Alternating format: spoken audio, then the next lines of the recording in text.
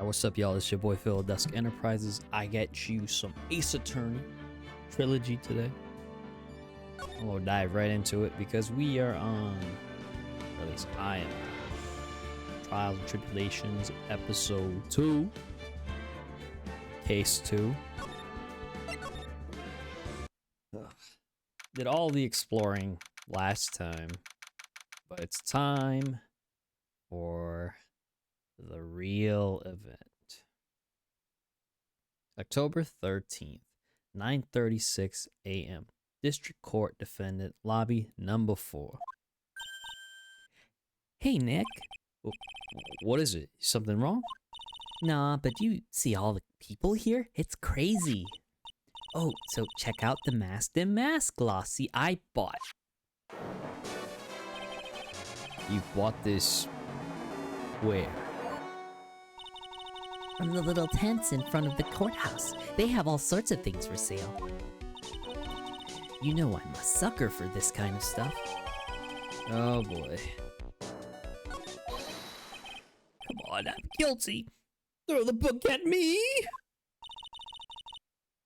Who's screaming like that? Oh, Mr. Wright, you made it. Yeah, I did, but it doesn't look like things are going to get any less ugly for you. Because I did it! I'm the criminal! Me! He's at it again. It's in the calling card to Lordly Taylor. I admit it! You don't have the sacred urn, right? Well, that's true, but that doesn't mean that I didn't commit the crime. Normally, when I say, of course you didn't, I'm being sarcastic. But you know, but you. Yikes. Anyway, I admit it, that I'm guilty. So make sure they give me the guilty verdict, please! Oh, there you are, Ronnie. Bonjour, sweetie. Oh, Tessie, honey. Bonjour.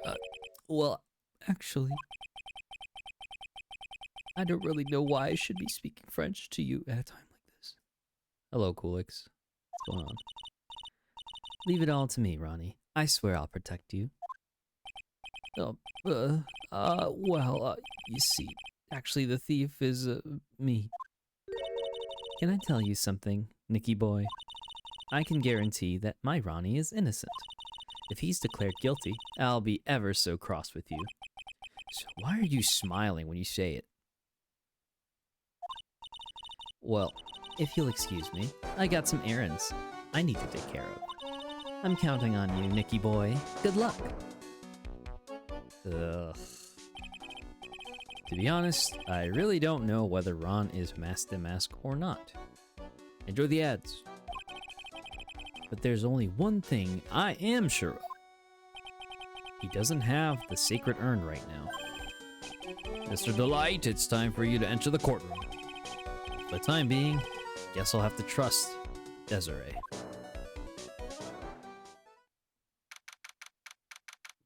Excuse me. October 13th, 10 a.m., District Court, courtroom number 6. Court is now in session for the trial of Mr. Ron Delight. The defense is ready, Your Honor. What about the prosecution? Are you prepared to? What a stupid question. What did you say? Fine, let me ask you then, Your Honor. Are you ready? Are you ready to pass judgment?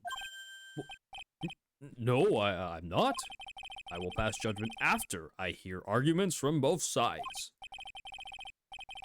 Well, if you're not ready yourself, you shouldn't expect others to be. That's a rule to live by. Who are you? I'm Godot, legendary prosecutor. I've never lost a case. Ah, he's the one that Detective Atney was talking about. Yes, your reputation precedes you.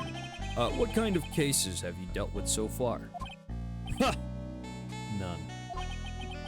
What did you say? I've never prosecuted a case before. Ever? But you said you've never lost before. Exactly. I've never lost. I've never won before either. Quite arrogant for a beginner, aren't you? Even the mightiest of redwoods begin their lives as mere saplings. Yes, but a mask in a court of law? Don't you know anything? No matter the man, we all wear masks, either on our faces or over our hearts. This guy is the real deal, all right, Nick. Why does it seem like all prosecutors are the real deal? So we finally meet Mr. Phoenix Wright.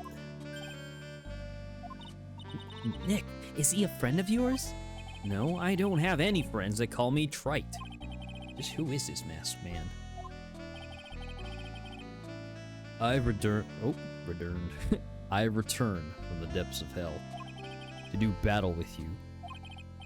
Oh, well then, Prosecutor Gobo? It's not Gobo, it's Godot, Your Honor. In any case, please give your opening statement. Opening statement? Those things are not fit for even dogs to consume. I have only one thing to say before we start. To you, Mr. Trite. Ooh. What is it? Are you familiar with the saying, a chain is only as strong as its weakest link? I wonder how much you can withstand before you and your case break in two. Well then, let's hear from the first witness. Final witness, imagine. My name, God, I can't even find the voice today. Oh, my name is... No one has asked for your name, witness. The important thing is what you know, that's all. Start talking. We're listening. Yes, sir. Alright, witness, first let's hear about what you know about the thief that stole the urn. Yes, sir.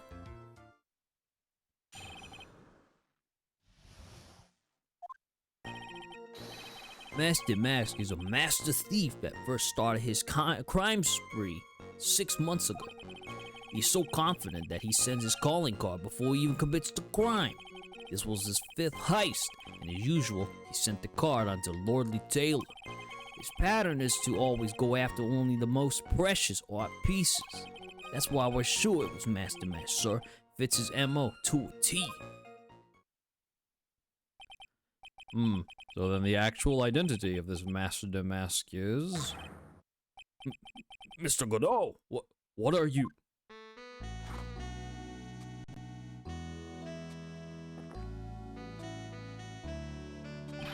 We're in the middle of a trial here, Mr. Godot. Blacker than a moonless night. Hotter and more bitter than hell itself. That is coffee. I'm sure you can grant me at least this much, Your Honor. Oh, please. Proceed. Very well. It's only coffee after all. What? You can't be letting him slide this early in the trial. Proceed with your cross-examination, Mr. Wright. Well, Nick, what are you going to do? As long as they haven't brought up Mr. Delight's identity, all we can do is show that it wasn't Master Mask who stole the urn. Oh boy.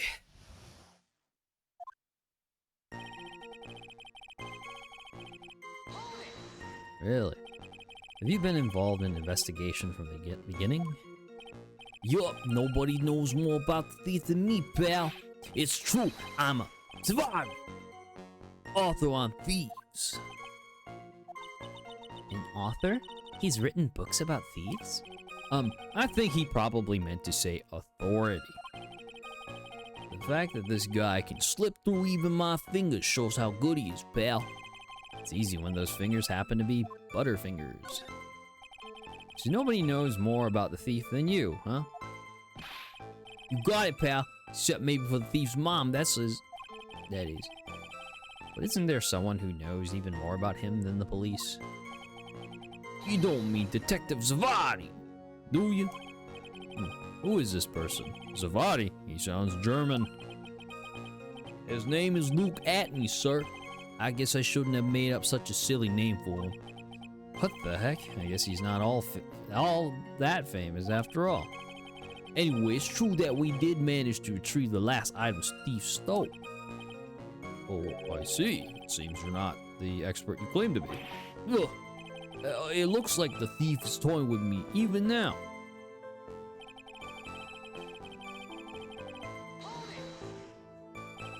Have you seen all of these so-called calling cards? Of course I have, except the person in charge of the treasure exhibit never brought their card to the police. So I didn't see this one until after the crime occurred. That's because Detective Atney stopped Miss Andrews from taking it to the police. Was the calling card that Lordly Taylor received authentic? Well, all the cards have one common identifying feature. But we're not releasing that information to the general public. And you're absolutely certain that this card is real? I'm sure you can't say it out loud, but I bet he's talking about Master Mass's emblem. This was his 5th heist, and blah blah blah blah blah. His 5th heist, and your 5th screw-up, huh? Objection, pal! That ain't fair. Maybe you could say I screwed up 4 times. But this last time wasn't my fault. I didn't know about the calling card this time. You of all people shouldn't be chuckling about this, Detective Gumshoe. I just want everyone here in the courtroom to know something. You ever get a calling call from this guy, don't call some stupid private eye. Call your local police right away, got me? Wow, it looks like he's really got it for Detective Atney.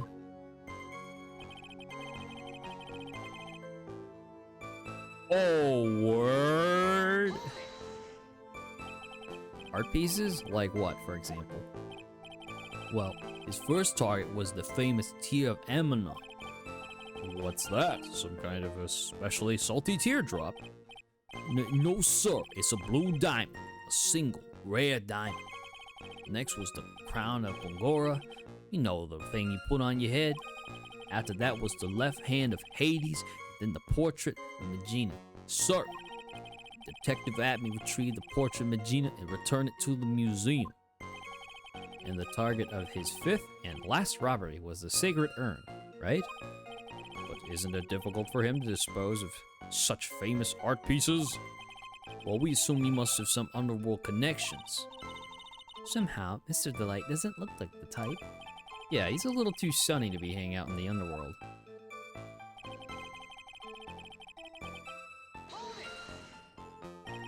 What do you mean when you say it fits his MO to a T? I was thinking of asking the same thing myself. Ugh, I wish you wouldn't listen a little more closely, pal. First of all, there's a calling card. We're 100% certain it's authentic.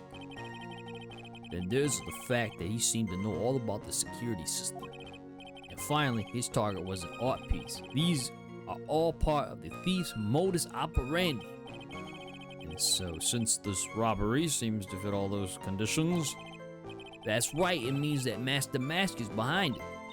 Nick, it definitely looks like it was Master Mask who stole the urn. But there's no real evidence either way as to whether Ron the Light is Master Mask. But also, the urn hasn't turned up yet, let alone in a connection to Mr. Delight himself.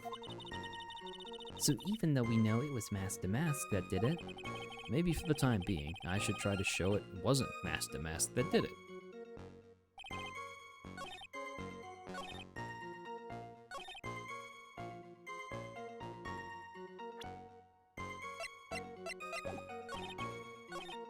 Patterns always go after only the most precious art pieces.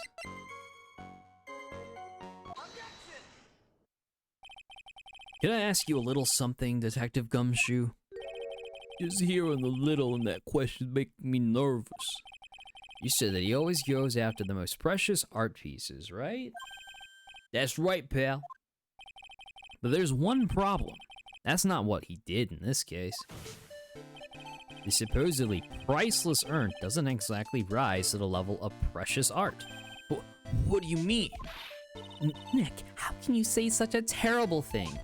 No, I meant from a financial point of view. I mean, it wouldn't fetch a good price. Well, Prosecutor Godot, what is the value of that urn? The appraisers I spoke to said they couldn't attach a price to it. And I mean that in the worst sense. So in other words, it was not the kind of item that Master Mask would normally go after. No. If I understand you correctly, Mr. Wright, you're saying that the theft of the sacred urn was not the work of Master Mask. Yes, that's what I'm saying. Actually, all I did was point out the contradiction. The argument made itself, but... Well, first of all, we need to get this issue cleared up. Was this last robbery the work of Master Mask or not? What do you have to say about this, Mr. Godot?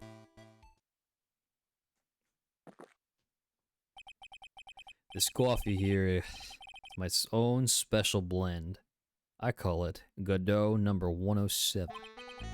I'm trying to decide whether to cut down on the acidity or the bitterness. That's the only thing I've got on my mind right now, Mr. Trite. What? If you're really a man, you should clean up your own mess. Sorry, but I don't get what you mean. If you're saying it wasn't Master Mask that stole the urn, then it must be someone imitating, sorry. I saw it as intimidating. Imitating Master Mask's methods. A fake. A fake the mask? Fake the mask? That sounds so ridiculous, but I like it. Now, before I decide on my coffee, I believe some proof is in order, Mr. Trite. Proof that the person who appeared at Lordly Taylor that night was actually a fake.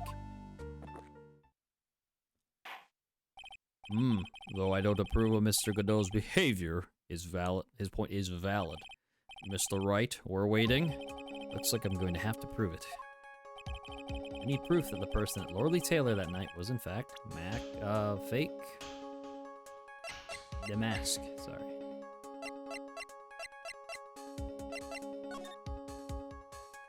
That's his publicity photo.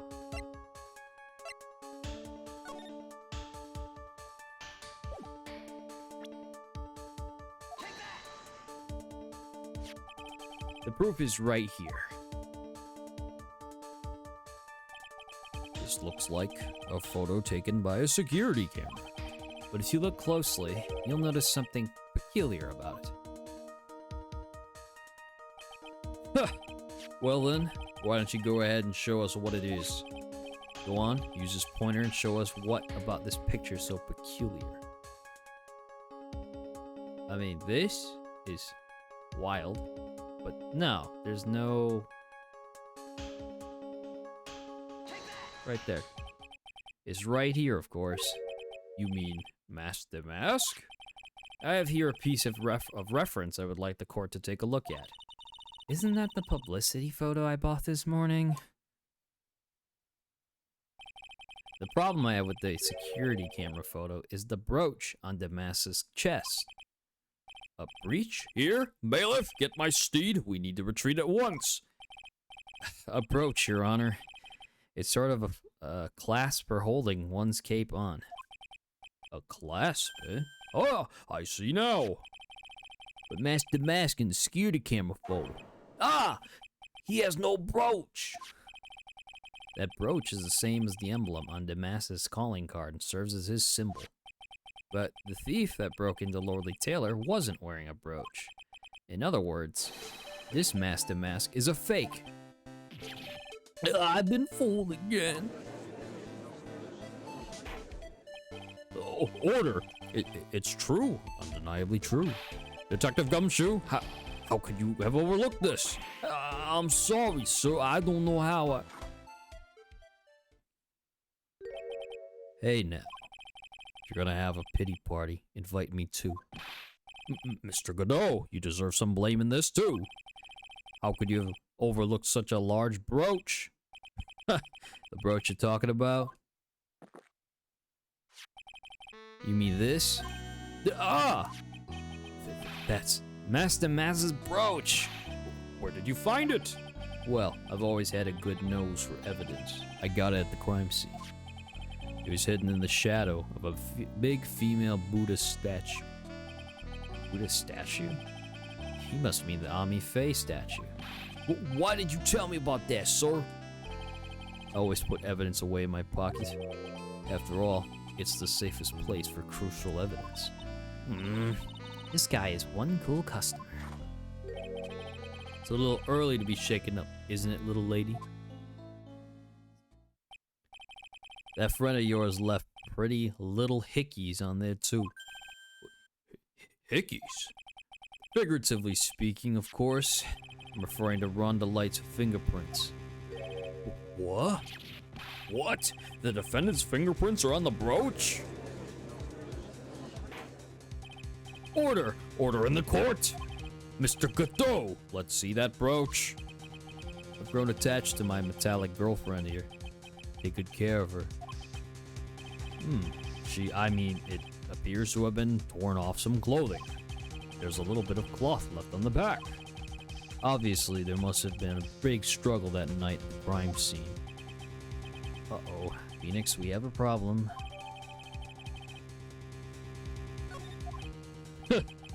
You mess with Godot, and you get burned. Ugh, he's been playing me like a violin. Well, Judge, I'm about ready to call my next witness. Huh? You're done with me? But I haven't proved anything yet. You've proven your own incompetence. That's good enough. That doesn't sound good at all. Bailiff, bring the next witness into the courtroom. Finally, time for the ace detective to make his appearance, huh?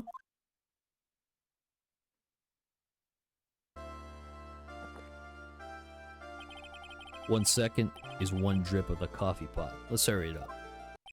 Shh, silence. Now I see. It's all becoming clear. Oh, what's clear? Savai. The truth has once again been elegantly revealed to me. What we have here is a judge and a prosecutor, a coffee maniac at that. Am I correct? Well, yes, that's right. Not bad. Not bad at all. You're the first person that's ever been able to penetrate my secret veil. Well, Sir Prosecutor, let me introduce myself. My name is Luke Atme, ace detective and rising star, illuminating the heavens. Boy, these two make a perfect pair. They'd either be best friends or they'd tear each other's heads off. I've heard that on the night of the crime you were all alone on security detail. You've heard correctly. My specially made monocle is worth more than 100 detective gumshoes. If Detective Gumshoe was worth anything, that is. Why was this guy all by himself anyway? There must be some reason. I'm sure of it. Well then, tell us what this special monocle of yours witnessed.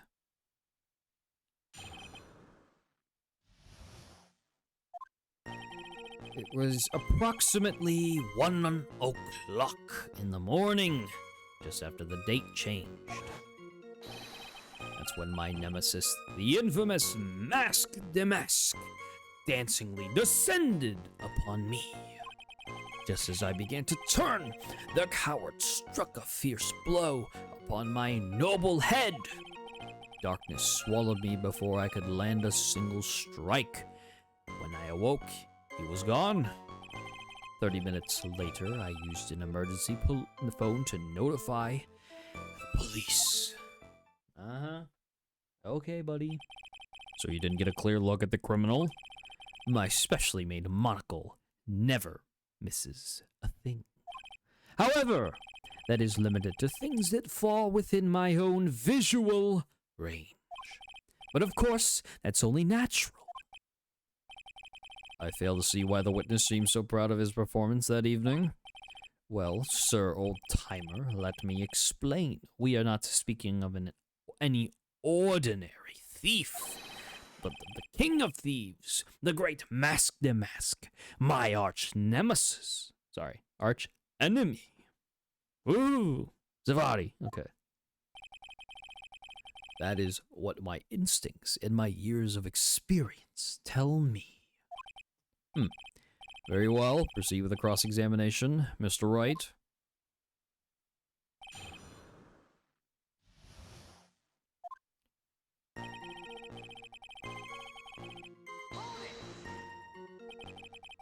So that would be 1 o'clock on the morning on the 12th.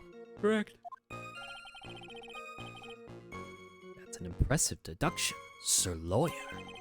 You were on security duty that night. Where exactly were you at the time? A penetrating question. I was in the basement warehouse, near the computer. Near the computer, huh? So then you weren't trying to remain hidden, I take it? Up to this point, I've tried to remain concealed while waiting for the thief. Yeah, you said the same thing yesterday, too. Gumshoe always said that they've never spotted the thief at the crime scenes before. Precisely. That is precisely why I chose not to hide last night.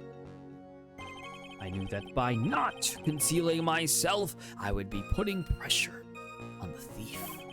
Looks like the thief was the one applying pressure. On your pigeony head, that is. In any case, dancingly descended? From where exactly? Well, from the entrance, I suppose. Where else? So in actuality, he neither danced nor descended. Someone please save me. So how is it that you didn't notice the thief? My eyes were looking for the thief's shadow, while my ears listened for his footfalls. But even so, the dastardly criminal managed to sneak up on me. It can only be due to his subtly camouflage cape and soft-soled shoes. I hereby dub you Ace Dunce.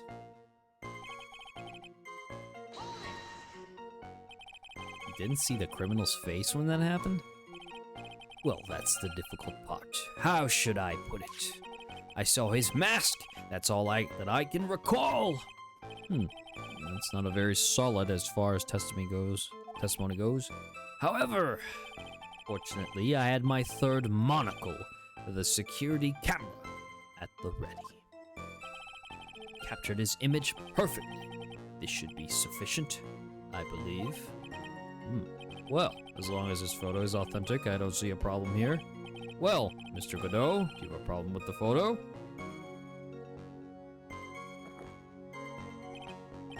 Good. Then let's continue with the testimony.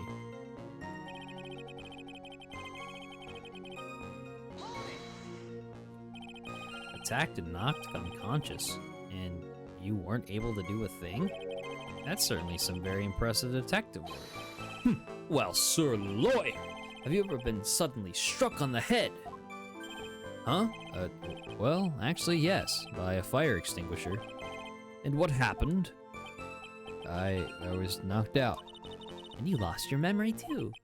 You see, you have no right to look down on me then, do you? The only reason I didn't lose my memory was because I have more brains to begin with. You may have brains, but the wiring to the self-reflection part seems to be severed. In any case, that was how I was knocked senseless. And then 30 minutes later, blah, blah, blah, blah, blah. About this 30 minutes, my silver cord was loosened and my soul fled to the golden halls of Elysium. As usual, I have no idea what this guy is saying. I think he's saying that he was out cold. So what happened during these 30 minutes? No one can say, Your Honor. That span of time has truly vanished into the ether. Just what is he going on about?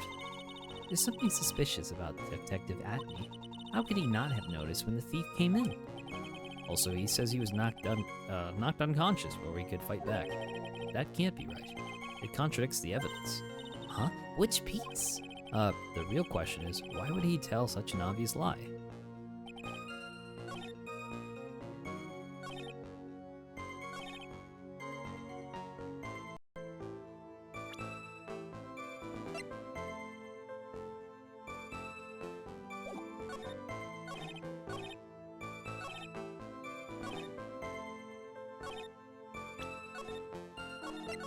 Sorry, I don't feel comfortable with this one. I guess it's this. Mr. Atme, could you take a look at this with that special monocle of yours? This belongs to the criminal mastermind, my arch nemesis, Masque de Masque. It is, in point of fact, Masque de Masque's brooch. It was found on the floor of the basement warehouse. I wonder how that happened. Ha! Elementary, my dear lawyer. Obviously, it wasn't glued on well enough. Not quite. It clearly shows signs of having been ripped off a piece of clothing. Ripped off? Aha! We can only deduce that this thief struggled with someone that night. That's the only thing I can think of. And there's only one person that was in a position to have a struggle with the thief. The only person that was on security duty that night, you, Detective Atme. Ugh. Fought him. Detective Atme, you must have fought with the thief that night. So, why did you lie in your testimony to the court? Witness, giving false testimony is a serious crime. No. Wait just a moment, sir, old timer. Don't talk to me like I'm living in a nursing home. I just remembered, Your Honor. I was just confused because I've been dealing with so many cases lately. The true measure of a man is the amount of work he does. That's why I always say. Nick, you can only handle one case at a time. Isn't that right? You talk too much. Witness, so are you now saying that you and the thief fought? Hold on. That's quite enough, Your Honor. Excuse me? Save the big questions for the testimony. That's one of my rules. Indeed, I understand. Look at me. Agree completely. Whatever, dog. Your big nose, Pinocchio. Indeed, it's true that I looked away from the door for a brief moment. However, Luke at me cannot be so easily discombobulated. Unfortunately, the thief grabbed a weapon from the side and rendered me senseless. A true gentleman fights only with his own fists, but they were not enough. His first blow struck true. Bam! And that's all she wrote. Whatever. God.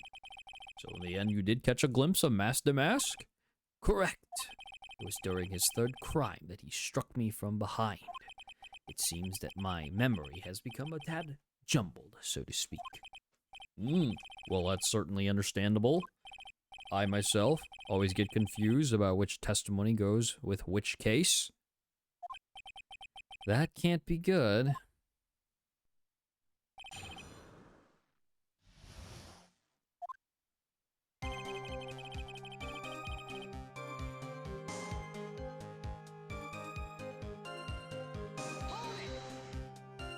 So why did you look away from the door anyway? In addition to the camera, I prepared a variety of other sensors as well. The alarm on one of those had gone off, so I checked the data. That's why I went to the computer. Elegantly, of course. So you were momentarily vulnerable when you were working on the computer? So what should I do? Should I ask some more questions? So did that computer belong to Lordly Taylor as well? Correct. Well, except for the program that manages the data. That was specially designed by me, Luke Atme. In that case, he could have easily manipulated the data. What's wrong, Sir Lawyer?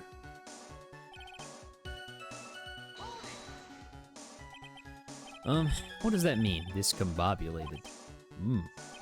Young people these days, they really irritate me. They allow perfectly good old words to die, but until everyone forgets what they mean. Sorry, but what exactly does it mean anyway? Now I've forgotten. What was I saying? Jeez, it's better than old people who forget what they were saying 5 seconds ago. Well, it looks like we've cleared that up. You can go on with your testimony.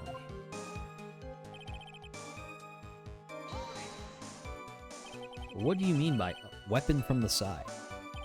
Naturally, that thief had no idea that I, Luke Atme, was hiding in the area. He grabbed the sword from the statue that was standing by the door to the warehouse. Sword? You mean the sword that was all twisted like a tree branch? Correct. Fortunately for me, the blade was not sharp. Okay, so he is talking about the Shichi Shido. So the thief armed himself with a sword. And what about yourself, witness?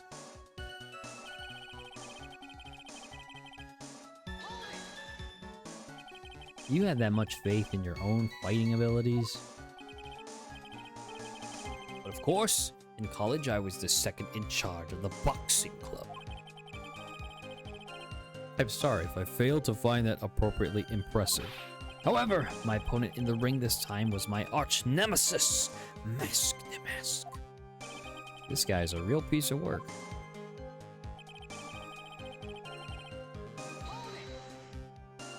Can you tell us a little more about what happened? My opponent was both powerful and vicious. You might say he was powericious. Powericious. I assumed the Acme fighting stance, but a sudden flash of light blinded me. That, of course, was checkmate. My opponent had bested me. What do I do now? Should I ask more about this? So, what was this flash of light that blinded you? I was bathed in a golden light that seemed to come from the statue of a woman. So, the statue of Amife, I'm guessing. Well, that wasn't very much help at all. Well, what do you think, Nick? Well, there's one thing that I'm absolutely sure of now. Yeah? What is it? This Luke Atme guy, he's definitely hiding something. Why? I think I'm starting to figure out what really happened that night, and about the true nature of this detective.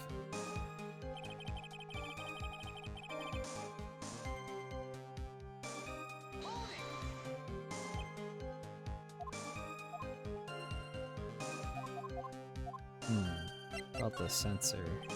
What kind of sensors are you talking about? There are other places in the basement that someone can enter and exit from. There are air conditioner ducts, sewer pipes, and a cat door as well. I hooked up heat detecting, infrared, and ultraviolet sensors to each of them. That's a lot of hardware. Was it all yours? The Lordly Taylor department store was kind enough to provide the monitoring hardware. Naturally, the security camera that took the photo belongs to them as well.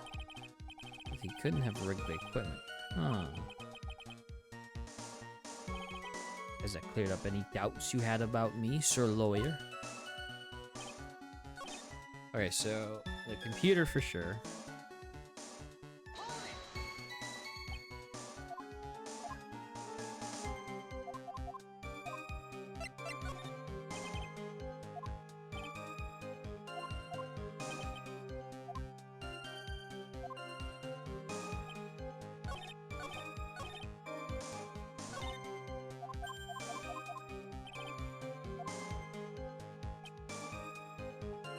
Away from the door for a brief moment.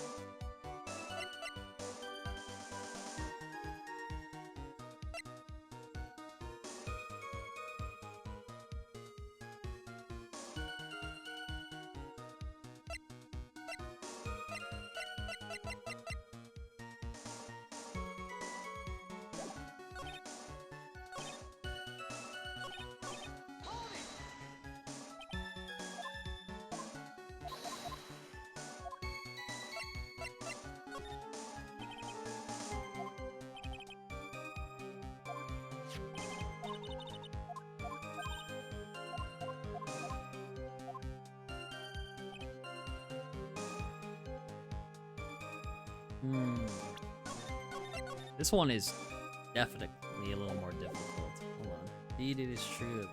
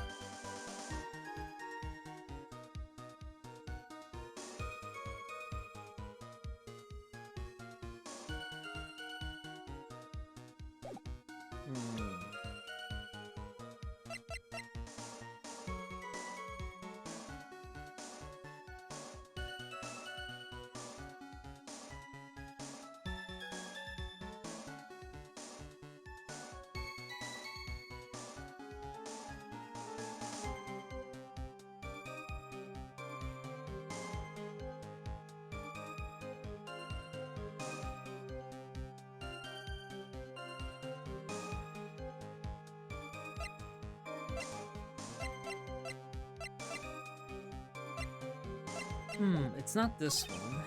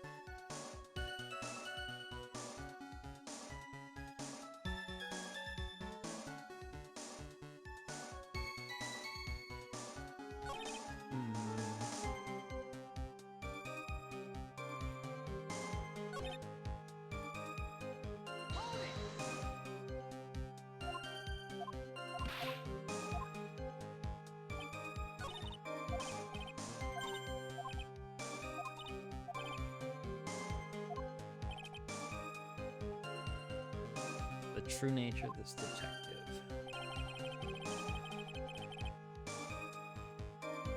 Wait till the brief door at the moment. Okay.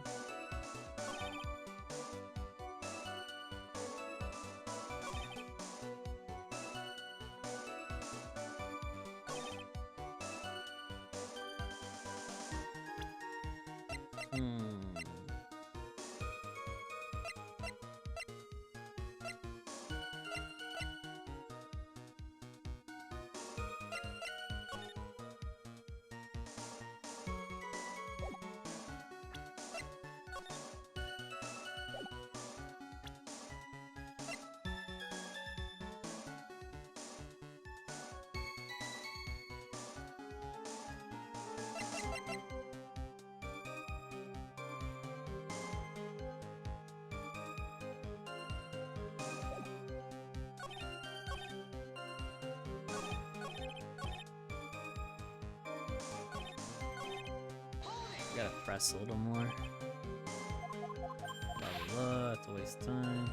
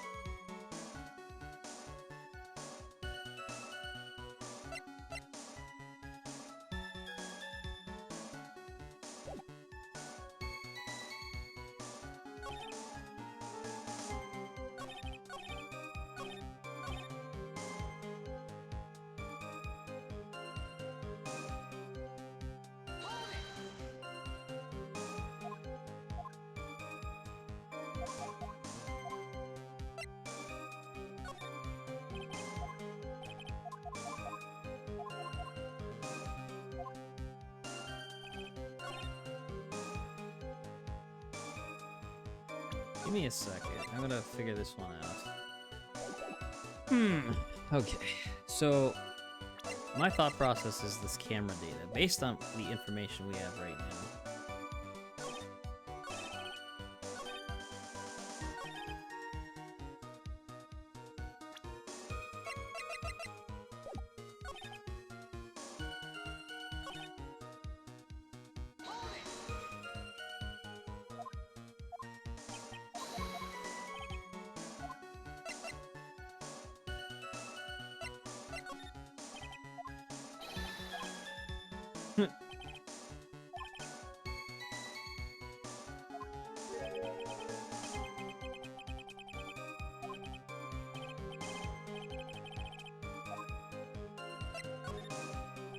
Of course it's important. We've learned a detective's secret technique after all.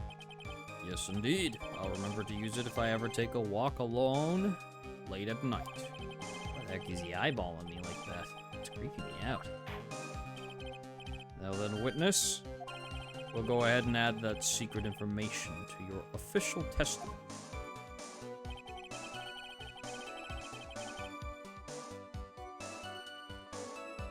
You're back to the wall.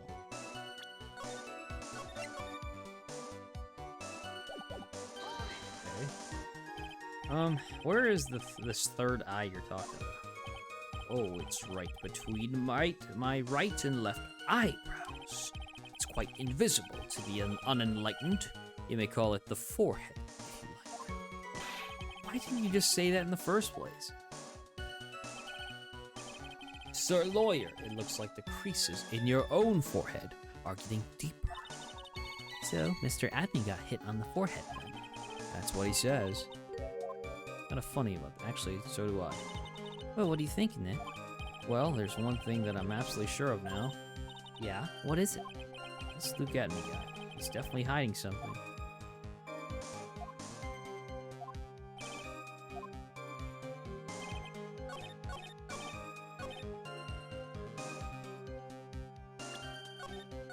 Okay, this is the one we want. Yo, this dude Sonic, this motherfucker Sonic. Man's working and getting points into the T-Rex Burger Challenge. Back to the wall to fight, but the thief's blow landed on him.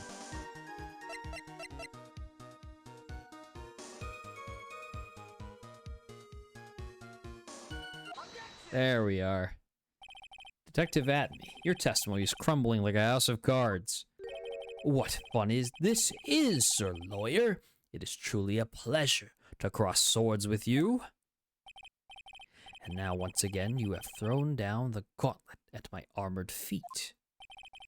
I believe this is what you said yesterday. No, the coward must have wormed his way in through somewhere besides the door. Then my arch nemesis struck me on the head from behind with this gruesome item here. From behind? Huh. Just how you testify that he struck you on the forehead. I hardly think you could forget where you were hit on the head. It seems I've made another mistake. Detective Atney, that's not the only strange part of your testimony. What do you mean by that? For example, the very fact that you hid the calling card from the police itself is strange. It's almost as if you were afraid they were going to help with security. Ugh. Geniuses such as myself have always been misunderstood. How sad. That's wrong. To err is human, to forgive divine. Humans aren't machines, they have souls, feelings. They live, they die, they love, they hate. And yes, they even make mistakes. Hey, hold on. It's not as pretty as that. Really? What is it like then? Always chase a riddle down to the end. That's one of my rules. This is it. This might just be my chance to turn things around. Mr. Wright, what exactly is that you're asserting? Very well, Your Honor. The defense asserts that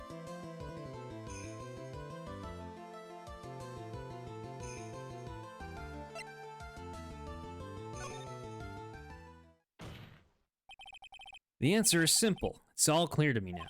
Detective Luke Atney's true identity is actually Mask the Mask. Yeah. Oh. Oh. Order in the court! Mr. Wright, what is the meaning of this? There are too many unnatural parts to Mr. Atney's story. He says he was hiding at the crime scenes, which is why no one ever saw him there. Then, in his last case, he manages to outperform Detective Gumshoe and the entire police force to miraculously retrieve the stolen treasure. It's because I analyzed the crime scene data and made an exquisitely elegant deduction. I picked up clues that the police overlooked in order to arrive at a...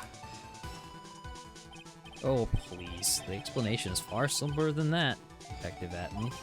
The truth is that you are, in fact, Mask the Mask. But Mr. Wright, this photo clearly shows Mask the Mask. The security camera belongs to Lordly Taylor Department Store. He shouldn't have been able to manipulate it. He didn't need to manipulate it. He gained access to the warehouse under the pretense of providing security. Then he simply dressed up as a thief and stole the urn. So the ace detective is actually an ace thief. Is this true, witness?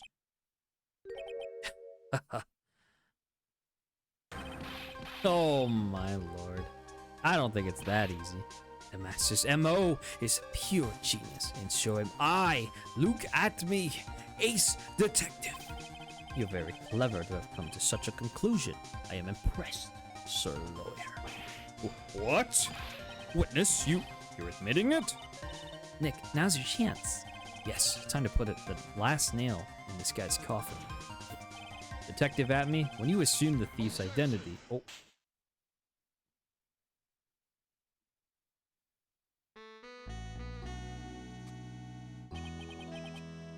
Godot Blend 102. My favorite. My personal favorite. Oops. Oh, Mr. Godot.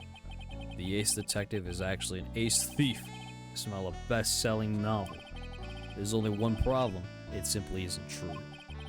But Mr. Godot, Mr. Wright has made some very strong points, and I will admit my opponent has woven a compelling narrative out of whole cloth. But it is, in fact, nothing more than a patchwork quilt. Mr. Trite. This detective really is the thief, then show us the proof of your claim.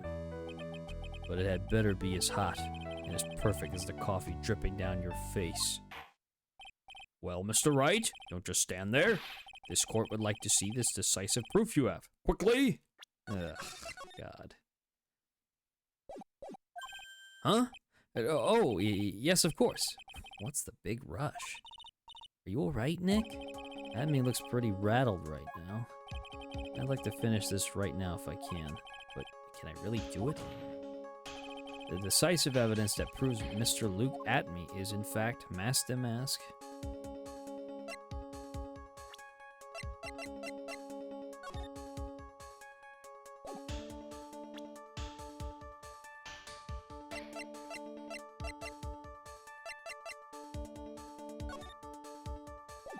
No.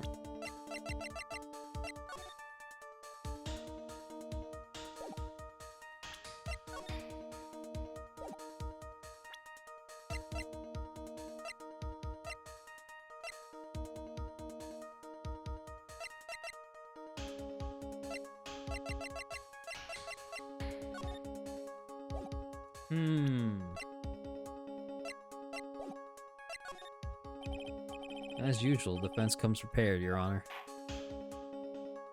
Very well then, let's see what you've got. Please present proof that Mask the Mask is actually Mr. Luke Atney.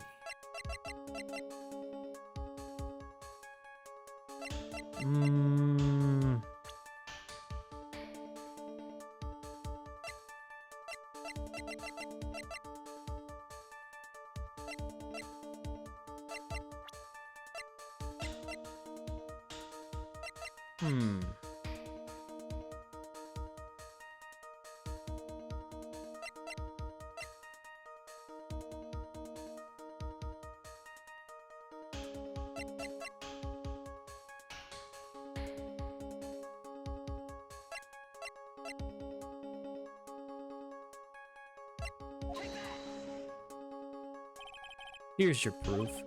What do you think, Mr. Godot? Looks like to me that Mr. Trite is still a mite sleepy. Perhaps he'd like a big mug of my special Godot blend. Well, no thanks, I'm fine, really.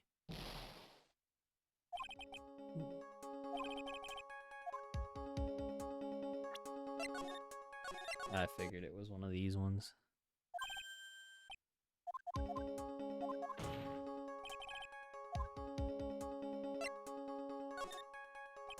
Proof? Of course I've got nothing. Just what I thought. Man has to hold his head up high no matter how bad things get, after all. Ugh. I see. I thought perhaps you had some evidence to back up your assertion. It's just no good. I've got to stand the attack. I'll never get another chance to prove this guy is a thief. Don't give up, Nick. Think harder and try again. It's no good. I'm just not ready yet. But are you going to just give up and let us lose this? So you've come to your senses, have you, sir lawyer? I can't think of a counterattack at all. Seems a cloud of suspicion surrounding this witness had lifted. Mr. Godot, do you have anything further to add then? Who? Who are you? That doesn't really matter right now, does it? Miss Delight, what are you doing here? Nicky boy, the thing you've been looking for. I think I found it. You mean that bag? No, not the bag. What's in the bag? Well, That's... the sacred urn! Nick, it's the urn!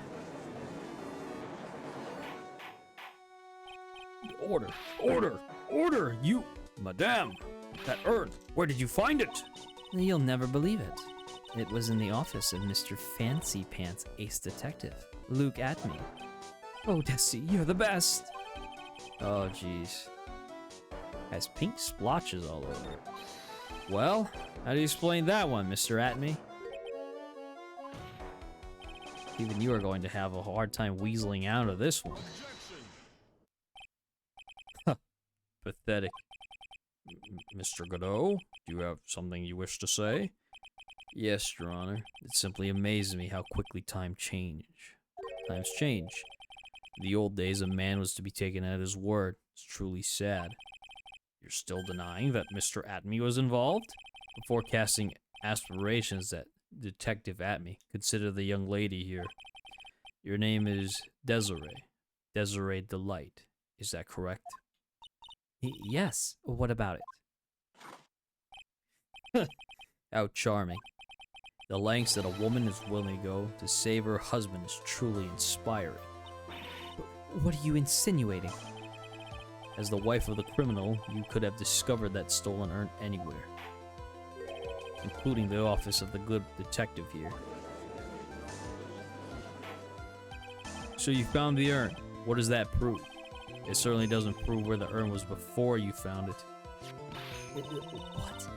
I just brought it here from the detective's office. Please, madam. This town is already filled to the brim with lies. Any more could only compound the tragedy we have been witness to. You're wrong. I would never do such a thing. Miss Delight. Please, Nicky boy, you've got to help me talk some sense into these people. There must be some way. I've got to prove that urn was actually in the Atme Detective Agency.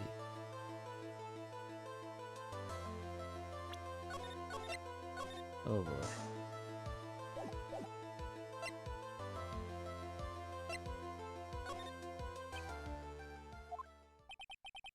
What's wrong? Isn't it your job to come up with something to say?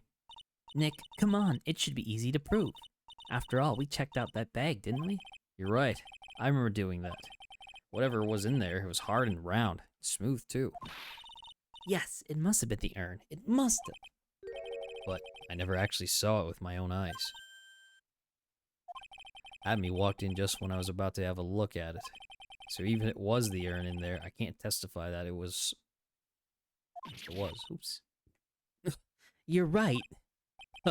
Looks like I was wrong about you, Mr. Trite. In this town overflowing with lies, there's still a single flickering candle of truth.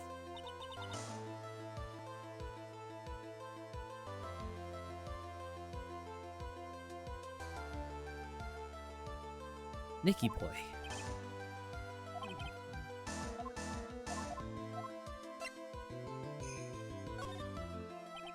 I can prove where the urn was by the fingerprints on it. Fingerprints, sir? Oh, come now. Now you're really making me laugh, sir lawyer. Fingerprints indeed.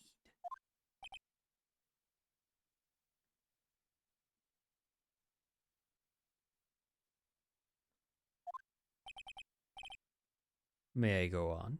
Good. Now, it would be perfectly understandable if my fingerprints were on the urn. After all, it was I who was guarding the urn in the first place. In any case, I am always in the habit of wearing gloves, as you can see. So, unfortunately, my fingerprints wouldn't be evidence of anything. What about it, Mr. Wright? This witness's fingerprints would mean nothing anyway. Nick, what are you going to do now? I'm too far to turn back now. Abby must have brought the urn back to his office yesterday. There, I'm sure someone must have left their fingerprints on it. The defense proposes that the fingerprints of this person should be on the urn. So what is all this fuss about fingerprints, anyway? Mr. Atme, do you recall the events of yesterday? Hey, Nick, come on, open it up. Hey, wait a minute. We can't just open his private property. Don't be such a fuddy-duddy. This is an important investigation. Well, what's in there? Hang on a sec. I'm taking it out now. Whatever it is, it feels kinda hard and smooth. Well, hello there. Oops. It's true that I didn't get a chance to look in the bag at that time, but I did touch what was inside. What? You touched it? And I remember it was very well. It was smooth and hard. Well, that was just... Your Honor, I'd like the court to examine the fingerprints on that urn. My fingerprints are on there, and it proves that the urn was in Detective Atme's office. Well, even if your fingerprints are on the urn, it still doesn't prove when they were put on there, does it? Of course it does. What did you say? It's not what I say, but what Adrian Andrews, the person in charge of the exhibition, said. I polished it until it was just about glowing. I thought maybe I could make it look more valuable. If she polished it that much, she must have removed any fingerprints and all fingerprints on it. And the only chance I had to get my fingerprints on it after that was yesterday at Latme Detective Agency. This blend, the Doe Blend 107. I've decided it's a little too bitter after all. Order! Order! Order! I accept the defense's request. Bailiff, take this urn and wait. Wait a moment, Your Honor. There's no need for that. No need, you say? Precisely. I already know Mr. Wright's fingerprints are on the urn. What are you saying? Yes, I've finally broken him down. Oh. Take a good look, everyone. Unable to find a rival worthy of my genius, I was forced to create one by myself. Here I am, the tragic clown. This guy is nuttier than a fruitcake. You see, it was me all along. I am the one and only Mask the Mask. I hope you all enjoyed my little performance. Ugh. I don't think it was that simple. Well, Mr. Godot, what's Mr. Atme's condition? He's still in a laffy, laughing insanely, Your Honor. I wish I could enjoy the joke as much as he seems to be.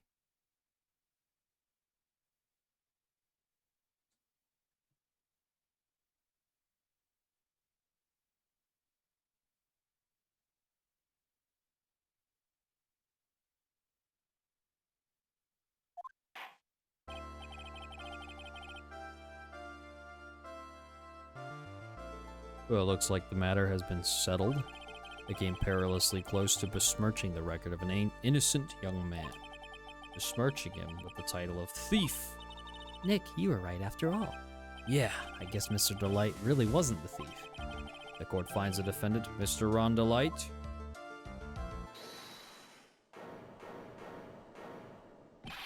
You're wrong! Wrong, I tell you!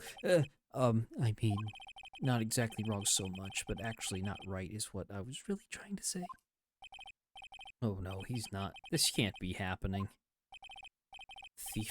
The sneaky, odious thief who's been stealing all the treasures. It's me. I'm him. I'm the one you want. I'm the thief, I tell you. So do it. Pronounce me guilty, please. I don't know what kind of kangaroo court you all think this is, but the true identity of the thief has already been proven. Please hurry and pass judgment. What are you talking about? I already confessed. I'm the thief, I tell you.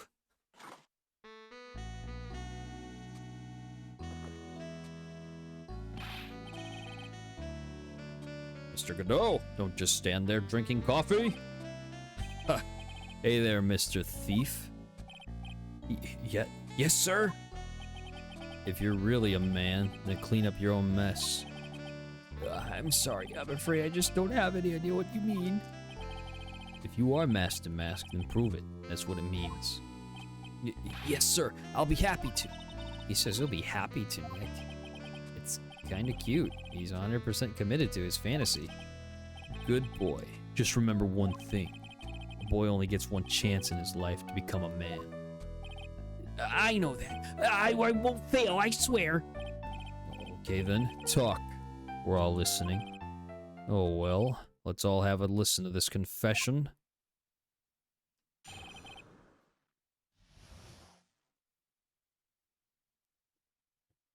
Ugh.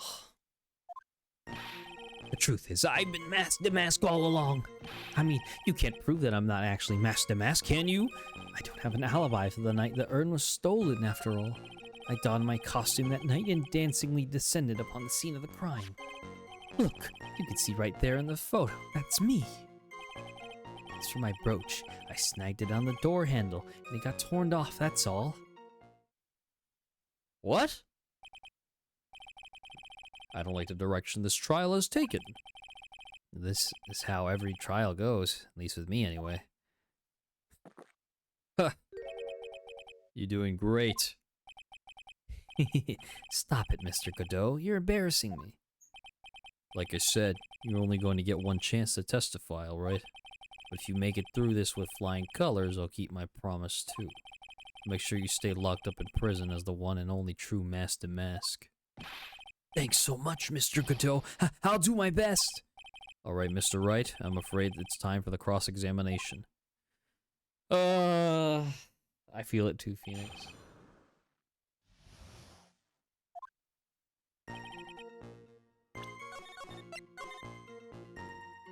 I don't trust his testimony.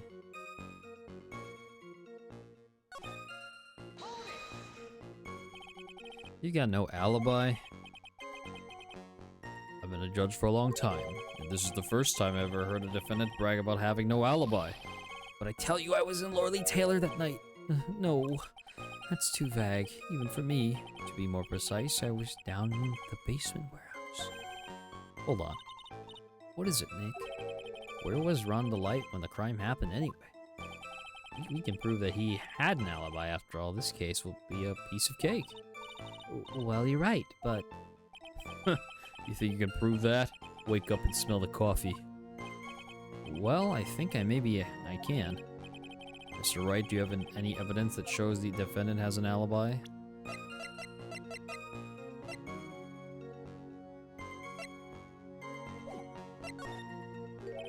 I have the evidence, or do you think I'm still some sort of third-rate rookie? Oh, I've never seen you this angry before. I'm not surprised. Anger is the last refuge of the pathetic. Thought I was more confident than angry. Well then, let's see this evidence already. Show this court evidence that proves where your client was on the night of the crime.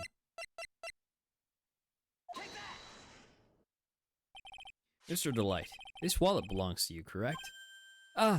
Yes, it does. Yeah, I had it lost somewhere. Mr. Wright, where did you find the wallet? When you find a wallet, you should report it to the police right away. No, you don't understand. This is an important piece of evidence. Evidence? Mr. Delight, when did you first notice that you lost your wallet? Let's see. I think it was on the night of the crime.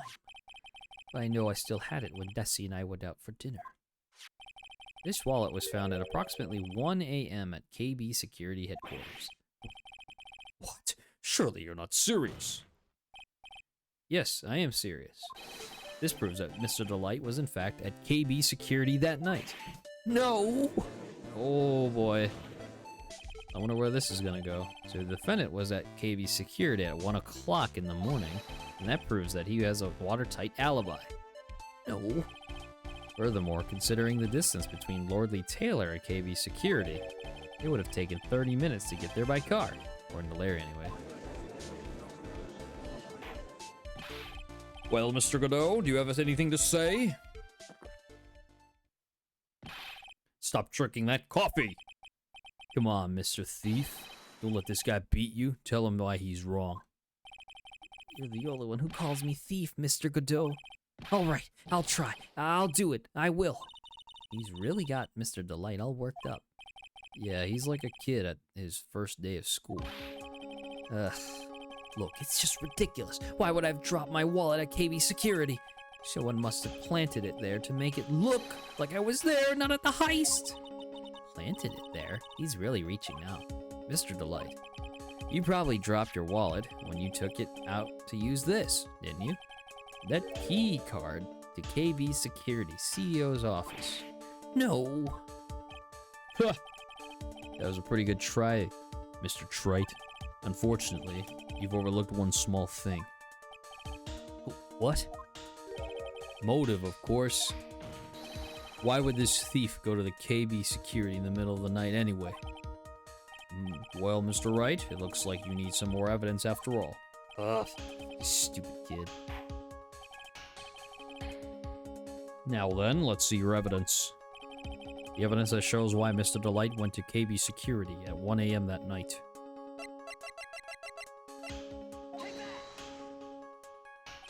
Mr. Delight, I believe you've seen this before, correct? That's... What is it? A blackmail letter. That's what it looks like from the contents. Blackmail? Yes. Basically, it says, bring $50,000. That certainly sounds like blackmail, all right. At the time of the theft, Mr. Delight was dealing with the blackmailer himself. KB Security CEO's office, full half an hour away from the scene of the crime. Ugh. Ugh. Oh my lord.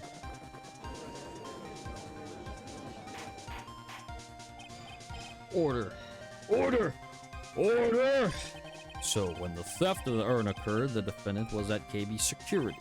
Looks like a perfect case for the defense. You may see it as a perfect case, Judge, but to me... Well, let's just say that my Godot Blend 107 impresses me a lot more. What are you trying to say? You say the thief was being blackmailed by the CEO of a security company. But did you actually investigate the CEO at all? Huh? Well, no, I guess not. Accusing a man of blackmail with no proof? I'm not sure what I think of that. I'm not sure what I think of that. At least I know what I think of you. Good point. I'm not sure what I think of it myself. You claim that the defendant entered the CEO's office, but you will need at least one witness to corroborate your claim, Mr. Wright. Nick, I think we're going to have to track down the CEO guy. No, we don't have to track down the CEO at all. What do you mean by that, Mr. Trite? There is someone else who can testify. Oh, yeah? This is the person who could testify that the key card was used at 1 a.m. that night.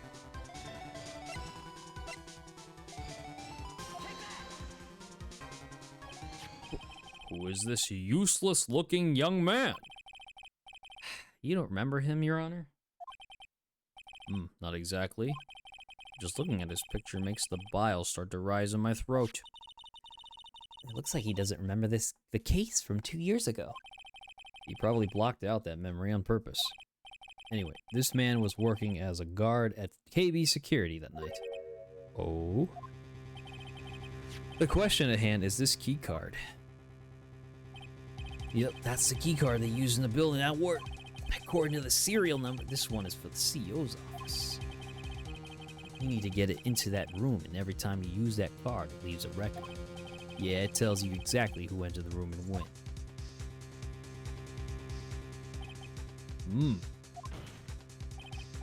As you can see, there's no need to investigate the CEO of KB Security. We should be able to discover the truth simply by analyzing this keycard's data.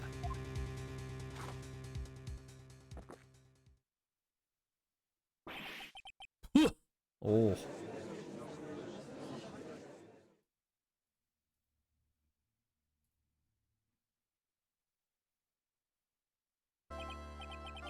Well, Mr. Godot, the name of the CEOs of KB Security's Kane Buller. I was unable to contact him directly, but I got the keycard data. Here. So what does it show? Each keycard has its own serial number. They leave detailed records of their use. According to this data, this card was used at 1 a.m. on the morning of the crime. But that means it can't be Mr. Delight dressed as Master Mask in this photo. Looks like you're right. 2 minutes isn't even enough time to brew a cup of Joe. So then... Ron Delight was clearly in the office of KB Security CEO at the time of the crime. The prosecutor's office is ready to admit that fact. Therefore, it's impossible for the defendant to be Master Mask. Good job, you did it, Nick. That's enough! I came perilously close to besmirching the record of an innocent young man, besmirching him with the title of thief!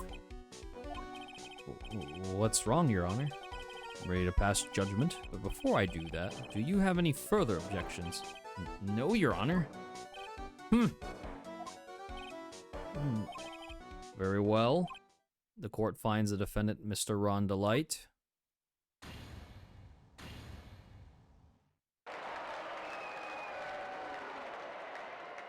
That seems a little too early.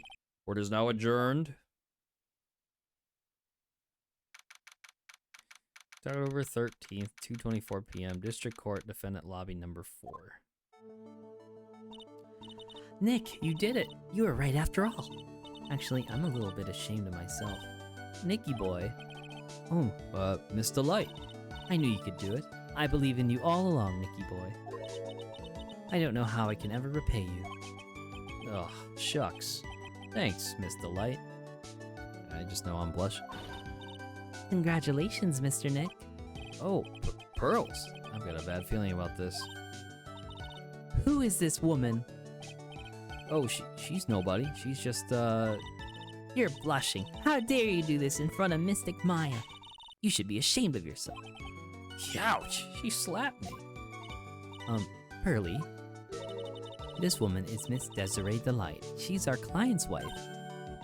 Mr. Nick. Yes? You're even worse than I thought. Going behind the back of your own client. No, you've got it all wrong. I'll never forgive you. Oh my god. Ow, a double slap. Well, anyway, all's well that ends well, right? We got the sacred urn back and the thief has been caught. You're so right, and it's all thanks to Nicky boy here. But actually, it was you, Miss Delight, that brought us our urn back. Thank you from the bottom of my heart. Oh, please, you're embarrassing me. We won the case. Why does this guy look so glum? But I am the thief. Actually, what's the point now? What is it, honey? I did my best for you, Ronnie. I know that, and I appreciate it, Desi. But the thing is... Come on, give the kid some time. He's just got a little touch of the blues. You know about that. Oh, you know about feeling blue, right, amigo? Mr. Godot, what are you doing here? Oh, come on. I just came here to say thanks to my newest buddy. You, Mr. Trite. Maybe you should learn my name before you call me buddy. Well, playtime is over. Huh? Early this morning, the body of Kane Buller was discovered. Kane Bullard. Oh, where have I heard that name before? Isn't that the name of the CEO of KB Security? Wait, but body? The estimated time of death was 1 a.m. on October 12th. 1 a.m. on October 12th. You don't mean... That's right, amigo. Same time that cheap little urn was being stolen, the CEO of KB Security was being murdered. So then, what are you doing here? Well, come on, you figured it out already, haven't you, amigo? Or have you forgotten about that piece of info I helped you out with today? Helped me out? What? On October 12th at 1 o'clock in the morning, Rhonda Light was in the CEO's office, the scene of the murder. After getting that blackmail letter, he must have been imbrued with utter rage. What are you saying? Imbrued with rage? Come on! Don't tell me you didn't know. Rhonda Light was once an employee of KB Security. He was a professional security guard. An employee of KB Security? Looks like the alibi that saved him from being convicted as a thief is going to be the noose that gets him hanged. Kind of an anti-alibi. No way. He can't be the thief because he was at the murder scene when the murder occurred. No, that's a lie. It can't be true. Oh, but I am the thief, I tell you. Rhonda Light, you're going back to prison again. This time the charge is much more serious. This time you'll be tried for murder. What? This isn't possible. I'm looking forward to another exciting showdown, Mr. Trite. You and I aren't through with each other yet. Surely you won't back down from the challenge. You've never been a coward. Mr. Nick, is there something personal between you two? I've returned from the depths of hell to do battle with you. At least, let me have some fun while I'm here. This guy, who the heck is he? He may be quiet, but he's the most dangerous enemy I've ever faced. Well then, time to say goodbye to Mr. Delight.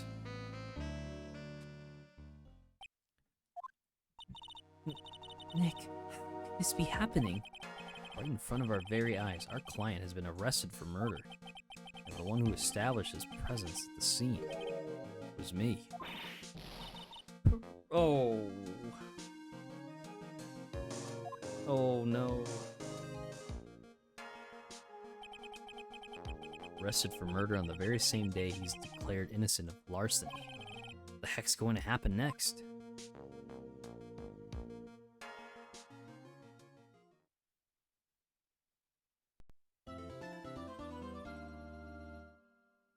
Oh my word.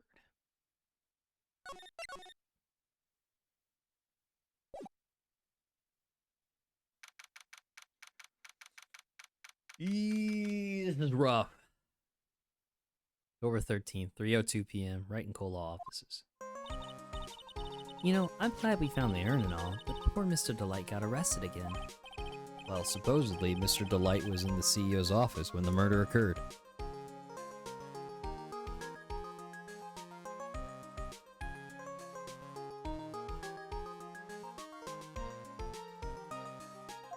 No way, Jose. I don't buy it. But the one who proved that Mr. Delight was there was Mr. Nick himself, at least from what I can understand. Looks like you did too good of a job this time, Nick. Well, how about we get started looking into the KB security murder? I think I'm going to head back to Crane Village for a little while. That's alright? Sure, but why? I'm going to bring the sacred urn back and have some people take a look at it. Oh, that's a good idea. I think I'll go with... No, Mystic Maya, you should stay here. I want you two to spend some special quality time together, full of love and happiness. Rose is so caught up in her fantasy, she forgot there's a murder to solve. Sacred urn given to Pearls. Now remember, no fighting, okay? Oh my gosh. Pearl, chill, Pearl, chill. Okay, Nick, time to get going on this murder investigation. So what do we do now? Isn't it obvious? We should get out there and investigate the murder. Well, first we need to find out exactly where KB Security is located. Hey, why don't we ask Miss Delight? She should know. Besides, I want to ask her some stuff about motorcycles. Motorcycles? You're not thinking of getting one, are you? Not the same little Maya who used to be happy with her dinky little bike, Nicky boy. Ugh. Speaking of asking around, I've got a few questions of my own for Mr. Delight. Okay, well, let's make sure to go to the detention center too. You must be relieved we got the sacred urn back, huh? You bet. But there's something a little different about it. I mean, at me, it's pretty obvious, isn't it? I mean, take a look at this. It clearly says I am on the urn in the poster. But the urn we got back says Ami, like it always used to. Oh yeah, you're right. Plus, the vase has pink splotches on it now. I'm sure they weren't there before. Maya doesn't know, but 1 year ago, when the urn was broken, the repairer accidentally turned Mystic Ami's name into I Am. That repairer was one mechanically unskilled little pearls. But still, I don't remember ever seeing pink splotches on it. Is it possible that urn is a fake? I'm sure Pearls will find out about that once she gets back to Crane Village. Yeah, I suppose. Now that I think about it, Maya hasn't been back to Crane Village in a long time. So, I guess people still go to Crane Village to do their training, right? Yep, if you want to become a spirit medium, you need to undergo severe training. So why haven't you been training lately, Maya?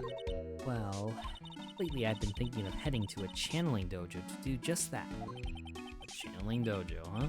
Sounds pretty serious, whatever that is. If you're going to train, you have to be serious. Otherwise, real tragedies can happen. Is that what happened last year still bothering you? Or is what happened last year still bothering you? That murder in her village happened because the power of channeling was misused. When the medium uses the Korean technique, she temporarily loses her own will. So when an especially strong spirit is summoned, the spirit medium can get taken over and even forced to commit terrible crimes. It's worse, in those cases, the spirit medium has no memory of what happened. That murder, it wasn't your fault, Maya. You know that, don't you? I suppose not, but I guess I'm still a bit shaken up, that's all. Sounds like being at the Master of Korean is going to be a heavy responsibility.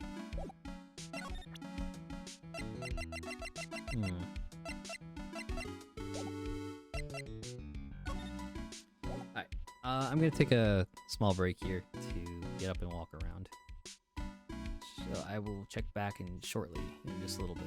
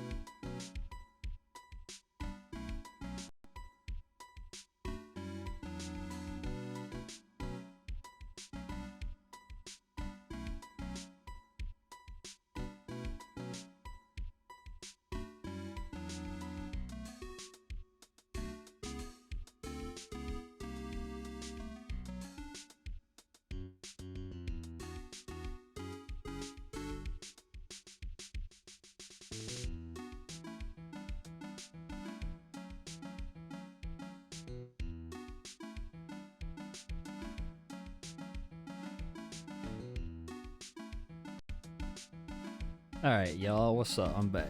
Hey, what up, Matt? How you doing, man? Let's look around. Where are we going first? Oh, detention center, for sure. October 13th, detention center visitors room. I already told you, it's not me! A sad, pitiful whine that tapers into silence. Sounds like they're interrogating Mr. Delight right now. Man, we don't have enough time as it is. Yeah, well, guess the police are going crazy just like we are. Yesterday they thought he was just a thief, but now they got a murder case on their hands.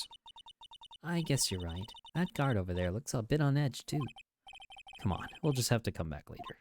Okay, let's go check out some other place, Nick.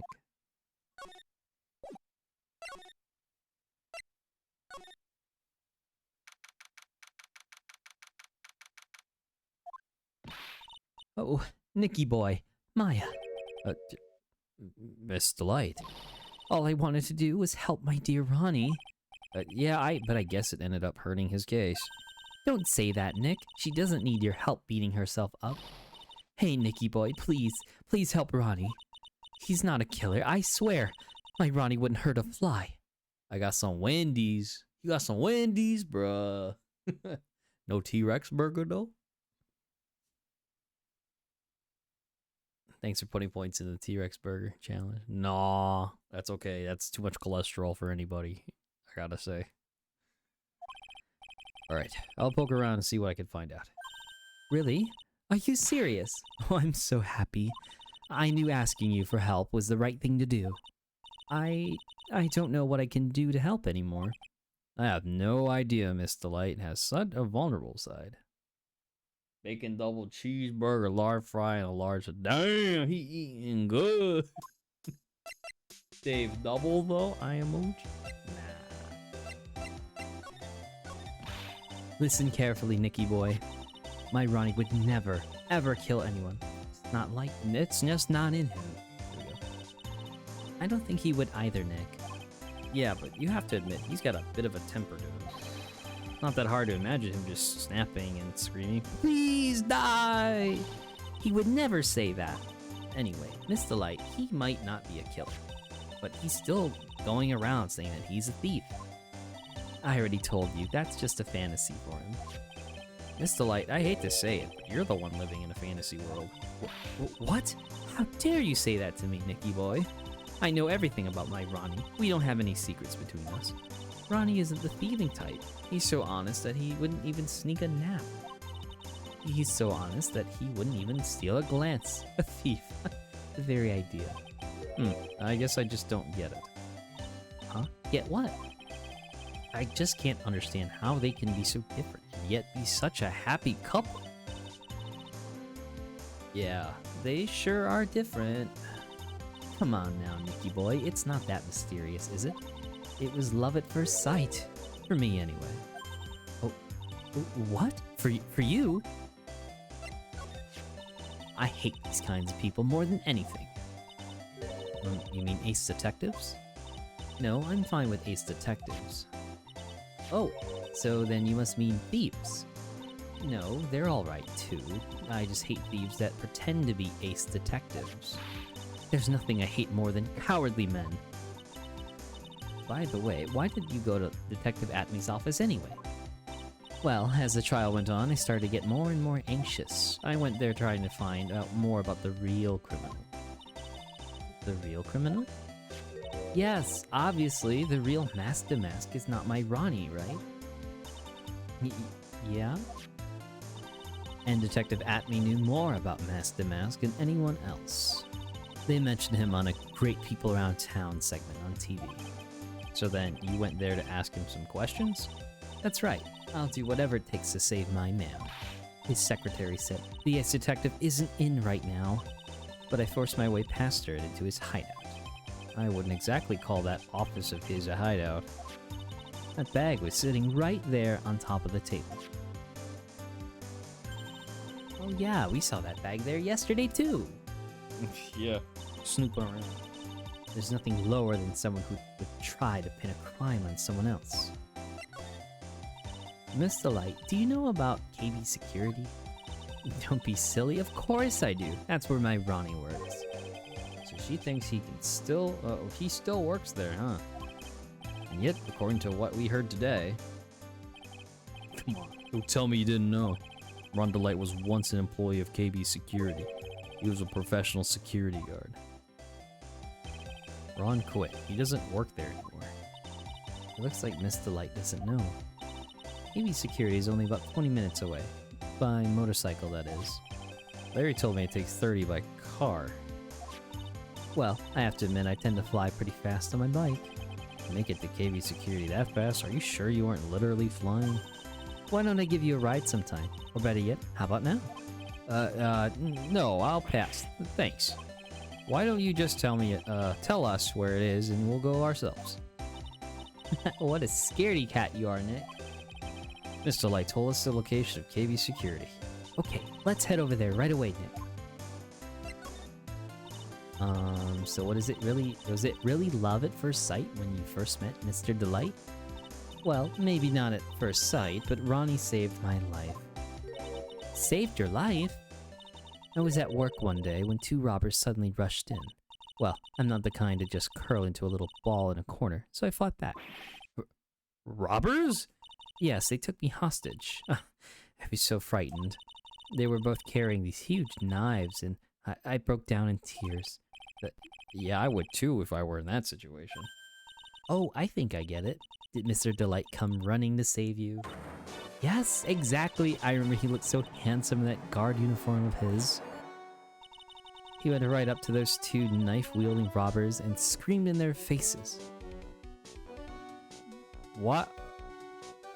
Why? What is that mask on the right, bro? What? Oh. Huh? Why are you wearing that, bro? Oh my God.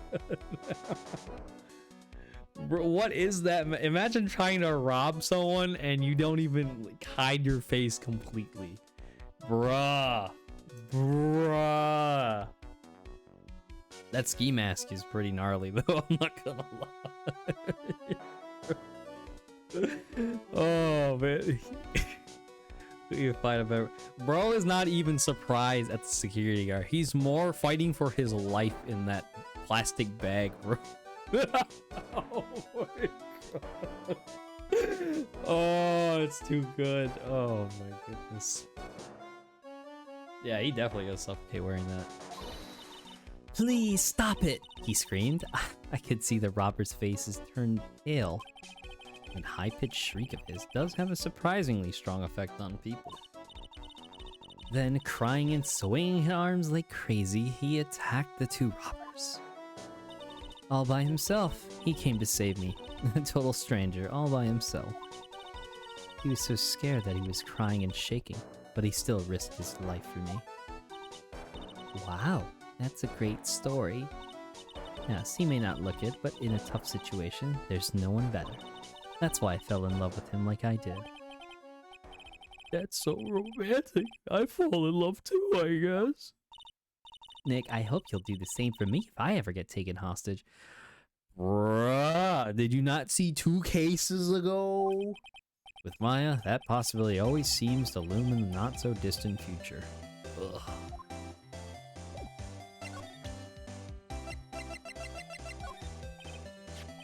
Do you know about this? Oh, is that a letter addressed to my Ronnie?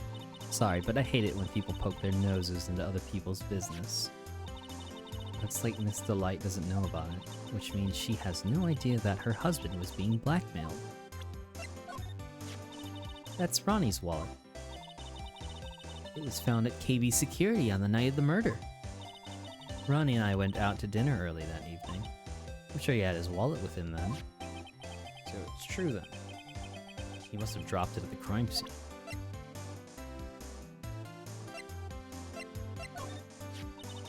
So this is Mask the Mask, huh? I wonder what kind of a house he lives in.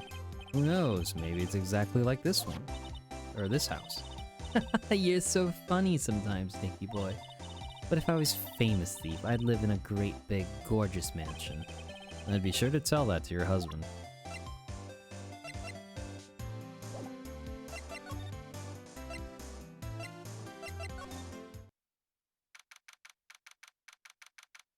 October 13th, Atme Detective Agency. Whoa, this place is literally crawling with cops. What did you expect? Now that they know he was actually mask to mask, this must be incredibly embarrassing for them, don't you think? Yeah, I guess they're trying to make up for it by tearing the place apart. Hey, I just noticed. Gumshoe is nowhere to be seen. Well, he is a homicide detective. He's probably working on the murder case. But wasn't he in charge of the mask to mask investigation all the way up to yesterday? Well, a murder case is a lot more exciting, isn't it? He'd say something like, "There's nothing like a good murder case, pal." Ugh. Points for the quality of the impression, but I'm not sure Gumshoe had bloodlust, Maya. I don't think there's really anything to examine. Oops. My stomach. Main exhibition hall. The treasure of the crane exhibit. It's all ruined now. Maya. I'm sorry, it's just so sad. It's for a big chance for everyone to learn about spirit channeling. Maybe I can cheer her up somehow. Well, now that we've got the sacred urn back, maybe they can reopen it? Really? Sure, maybe we can label it the Urn of Master Master's Desires. That would probably attract a lot of attention. Whoa. Oh, whoa! That's brilliant, Nick. We could clean up and be filthy rich. Woohoo! Wow, that was a surprisingly easy. The basement.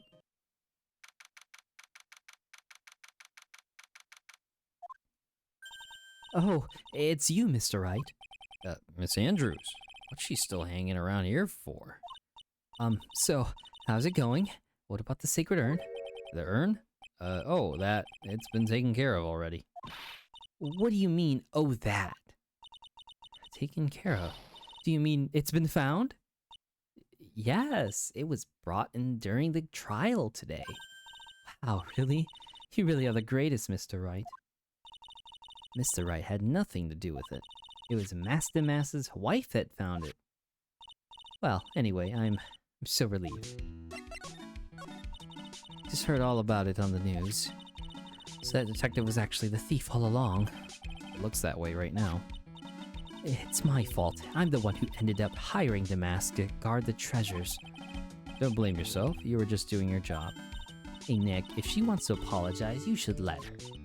So, when was it that you hired Detective Atme again?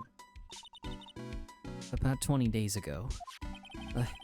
And when it was that Master Mass's calling card arrived? That was about 10 days ago. So he sent a calling card to the very place he was hired to guard. I guess that's it then. Detective Atme must have really wanted the sacred urn after all. I guess so. What? So Master Mass has murdered someone as well? Well, that's how things looked right now. Yes, but I thought that he was here stealing the urn at the time.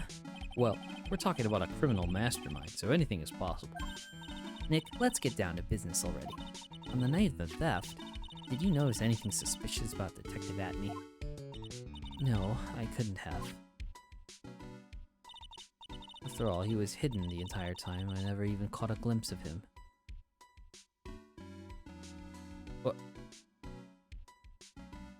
What do you mean you don't? You gonna see his nose sticking out from the box. He claims that's the way he always operates. That's just what he says, so he can have an alibi while he commits the thefts himself. Yeah, he was caught in the crime scene photo, dressed up as Master Mask pretty well. I'm so glad that you got your sacred urn back. Yes, but there's still something that bothers me about it. What is it? I'm not exactly sure. But somehow the urn that came back seems different. Really? You wouldn't know anything about that, would you, Miss Andrews? No, I don't know anything. Why would I? Okay, Cyclops. What do you think this means, Nick? It means the person that holds the secret to the mystery of the sacred urn is our very own Miss Andrews.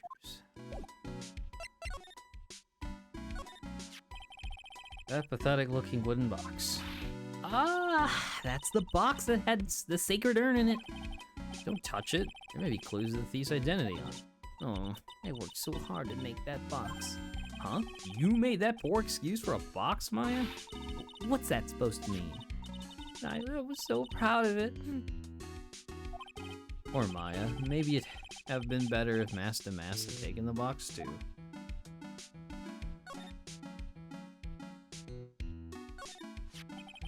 Looks to me like it's been dry for several days.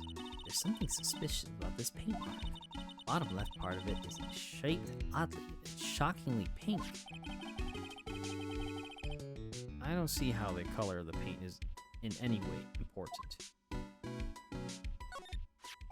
The statue wasn't where it is now when we first came here, right? Yeah, it was right next to the door, wasn't it? Well, if someone moved it. It was probably Master Mask. Maybe he didn't like being watched by Mystic Ami while he stole the urn. Hey, cut it out. You're giving me the creeps with that kind of a talk.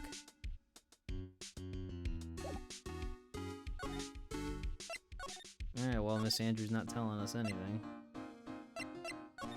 So, to the CEO's office.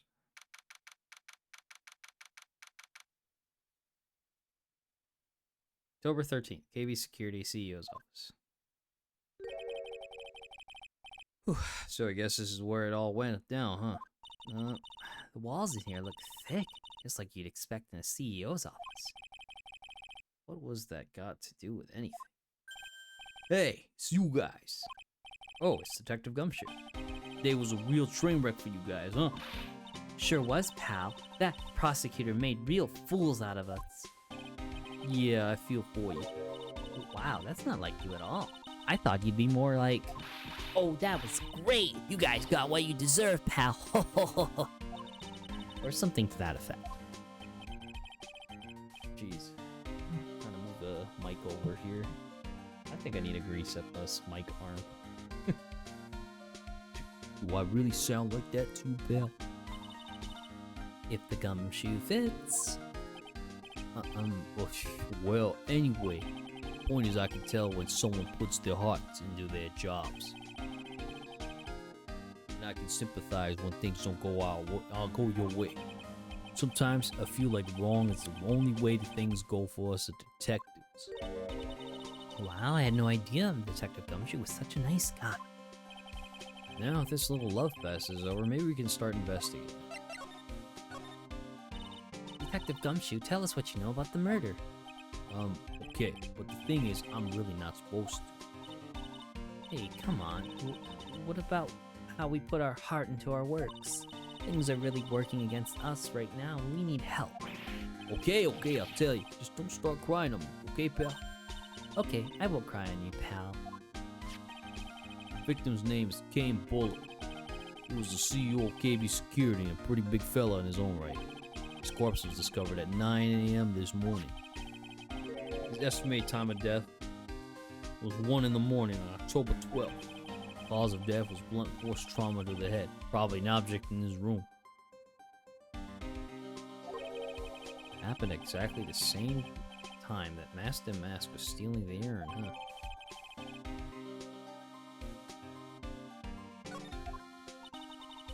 So I take almost an entire day to discover the body. There's a good explanation for that one. Bullock's body was stashed away inside that safe. Safe? It is pretty big. Nobody had heard from him, and when they opened the safe this morning, out he came. So the body fell out. Well, white string must be the shape of when he fell out. Oof. We still need some more information on Mr. Billiard. Oops. Maybe you could start by getting the man's name. So, what happened to Master Mask? He's at the detention center screaming like a madman. Investigate me again, he keeps yelling. No, I didn't mean him. He's not the real thief anyway, right? Oh, you mean that detective at me? Oh, that was great. That guy got what he deserved. Now that's a detective I know and love. Think about it, Atme was always around when a calling card showed up, and he always mysteriously disappeared when the heist took place. I was hiding at the crime scene. Yo, right. That's the lamest thing I ever heard. That's how you just knew he was the thief. I'll explain how he was able to retrieve. The stolen item he keeps bragging about. Yeah, he did just that to make himself look like a great detective, that's all. But there's just one thing I can't figure out about his first heist. His first heist? Yeah, the Tears of Eminem case. There was a witness on that one. A witness? Yeah, I saved the newspaper clipping. Since the thief is already under arrest, you guys can keep.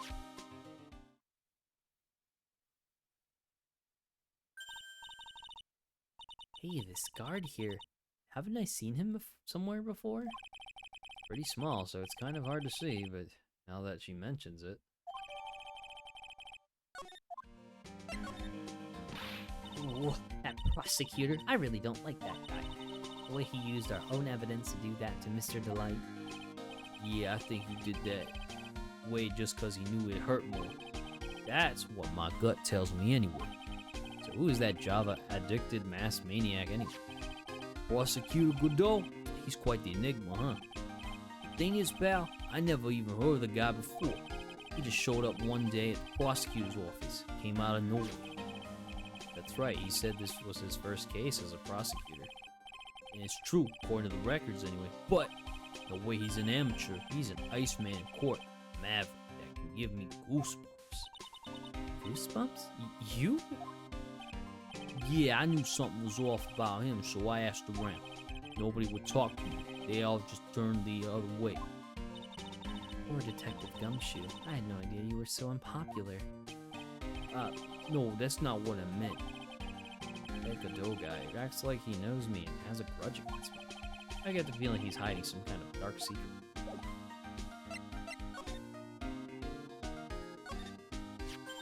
Oh, there's a button here. Let's see. Hey, cut it out! Don't press that! That was pretty funny. I never knew Detective Gumshoe could jump like that. What is that button anyway? It's an emergency buzzer. I say it right there on the. It's right there on that panel. Oops, you're right. It's written right there. Nick, how many times have I told you to read the instructions first? This alarm's connected to the basement guard room. It's used to summon security up here. Really? Then it's possible on the night of the crime. Oh, so when the CEO is attacked, do you think that maybe he pressed the buzzer? Yeah, I thought about that, so I asked around down there. But they said the buzzer never went off that night. Also, we couldn't find any fingerprints on the buzzer. Mr. Buller, the victim, wasn't wearing any gloves, by the way, just so you know. I think we better go and talk to that guard about this emergency buzzer. These look like some kind of bookshelf rolling cabinet hybrid. I can't get in between these two shelves. Don't strain yourself trying. It looks like the shelves are controlled by a special panel. So I guess it's one shelf at a time, huh? Looks like they're filled with bunches of files. Yeah, files filled with data about security jobs that you were hired to handle. It'd be a good night's reading if you got insomnia. I was hoping for something a little more exciting, like UFOs or something. Check out this big, thick binder here. Leave the heavy lifting to me, Nick. Reading a file isn't exactly back-breaking work, just a little hard on the eyes. Ah! What do you find out, Nick? This file, it's not about any sort of security operations or anything. This huge file is all about mask to mask. It's filled with info on him. What? What kind of info? It's filled with incredibly detailed information about his methods and the crime scenes. Hey Nick, look at the last page. The list. Let's see. Tier of Ammonon, 100K? This looks like a list of all the treasures that Master Mask stole. So then 100 million, or 100,000 is the... Can you imagine 100 million? You know how much chicken nuggets you can get with that? Sheet. So then 100,000 is the value of the stolen item? I don't know. That number sounds kind of low to me. I think I'd better secretly make a copy of this list.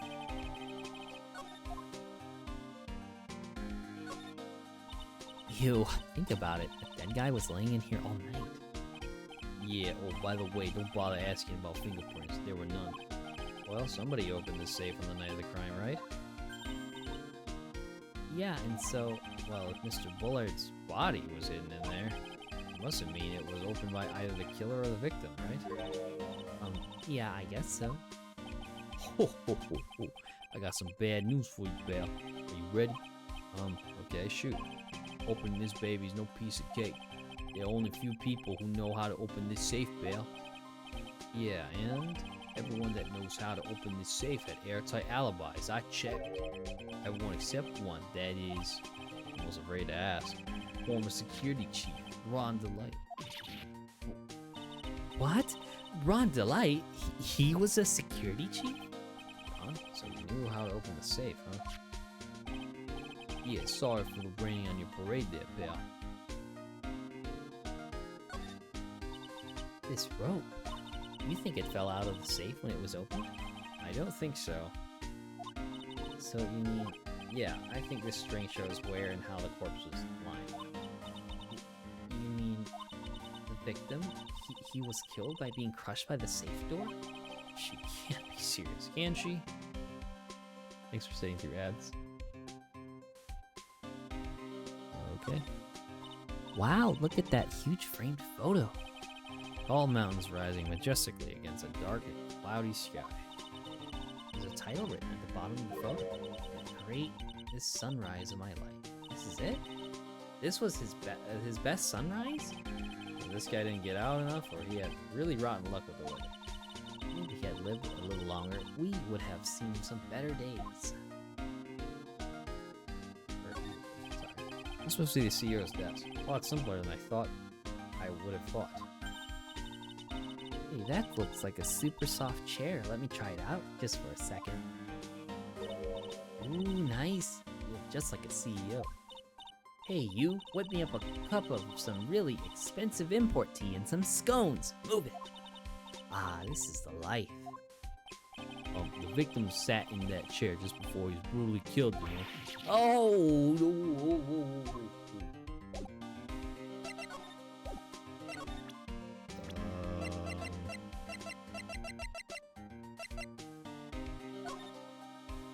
Detective Gumshoe, tell us more about Mr. Shane Bluebard. That's Kane Bullard. That's Kane Bullard, not Shane Bluebard, pal. Oh yeah, the victim in this case just doesn't make much of an impression on me. Well, you were the victim up until Mr. Bullard was found dead. Yeah, and his body wasn't discovered till this morning. Anyway, we don't have enough information yet. Can you help us out? Sorry, I'm actually a little confused myself. For some reason, I'm just blabbering like an idiot right now. Okay, Nick, and now's our chance to get more info about the victims. Hurry up and ask.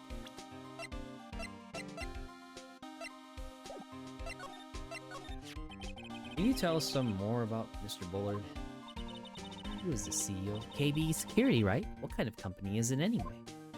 Well, the company basically sends security teams out to buildings and gardens. Mr. Bullard must have had the chance to learn a lot of secrets doing this kind of work.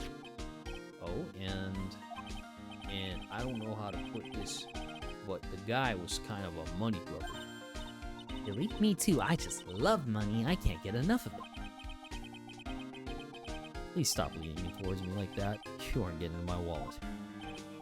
Anyway, it looks like you did some pretty shifty stuff to earn his millions. Oh, so that's my problem. I need to be shiftier. Let me go already.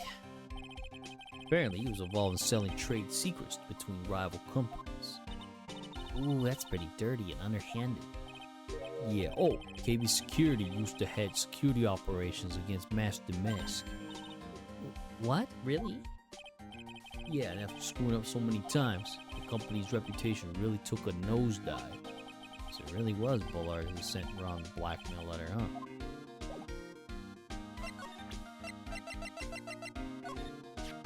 About this blackmail letter, yeah, I've been thinking a lot about it too, pal. Why would Kane Bullard have been blackmailing Ron Delight anyway? Well, Mr. Delight used to work at KB Security, right? But what was that made him quit? Nick, that's it. Maybe that's the same reason he's being blackmailed. Well, I'm in the middle of investigating that right now. Oh, alright. This is proof that Ron Delight was here at the crime scene when the murder happened. His wallet and this keycard, huh? I think we need to ask Mr. Delight some more about those two things.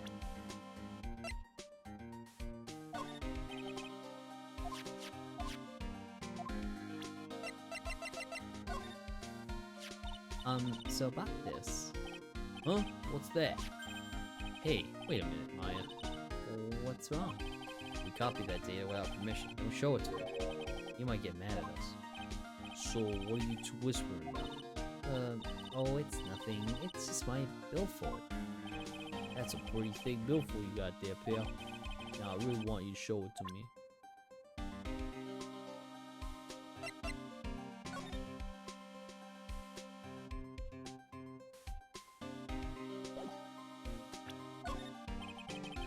This was his first heist, and I guess I underestimated him.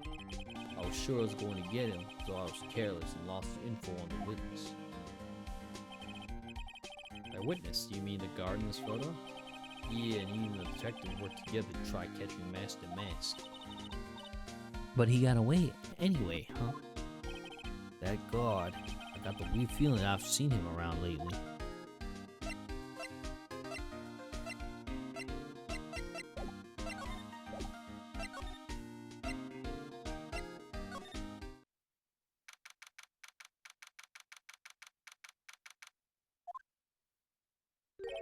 Wow, this is really something else. For a security guard office, it sure doesn't feel very secure. KB security guard. Oh, I just remembered. Larry might be. Hey, Nick, what's up? Hey. So he is here. Yo, how's it hanging, dude? You got my sweet little Maya with you, too. Hi, Larry. Yeah, I was working my fingerprints to the bone. Walks in an angel. Got no problems with daytime date. It's all good. No, that's not what we're here for. We're investigating the Bullard murder case. Huh? Oh, yeah, that's right. You're a lawyer, aren't you? He's so hopelessly clueless. Well, if it's about the murder case, boy, have I got some good info for you. Really? What is it? Well, I don't mind sharing with my sweet little Maya. But Nick here is a different story. But Larry, I thought you two were old school buddies. That was then, this is now. So what's this good info you're talking about, Larry? Hey, I'm a guard, a pro. I can't give away information for free. He wants a bribe? I thought professionals were more, I don't know, honest? Can you talk to him, Maya? Larry, tell us already. What's the good info? Hey, I like that. This kitten has got some claws. Okay, you really want to know? Yes, yes. So tell me. Okay, so the thing is, Ron Delight was an employee here. And naturally, since I am a pro, I looked into his background. Follow me? Yes, you're a pro. I follow you. Go on. Oh, 1 year ago, Ron Delight was fired. There was no warning at all. It just happened all of a sudden. I know this is a small company, but I think that was pretty awful. I guess we have done something bad to have gotten fired like that. Like maybe skipping out on work to go pick up hot chicks or something. No, that's just you. Hello, Primus. How are you doing today?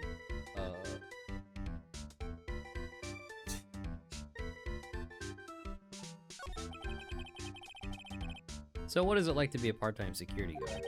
Let me tell you, it's tough. Well, you know me, I get by all right, I guess. First, I have to keep my eye on those monitors all the time.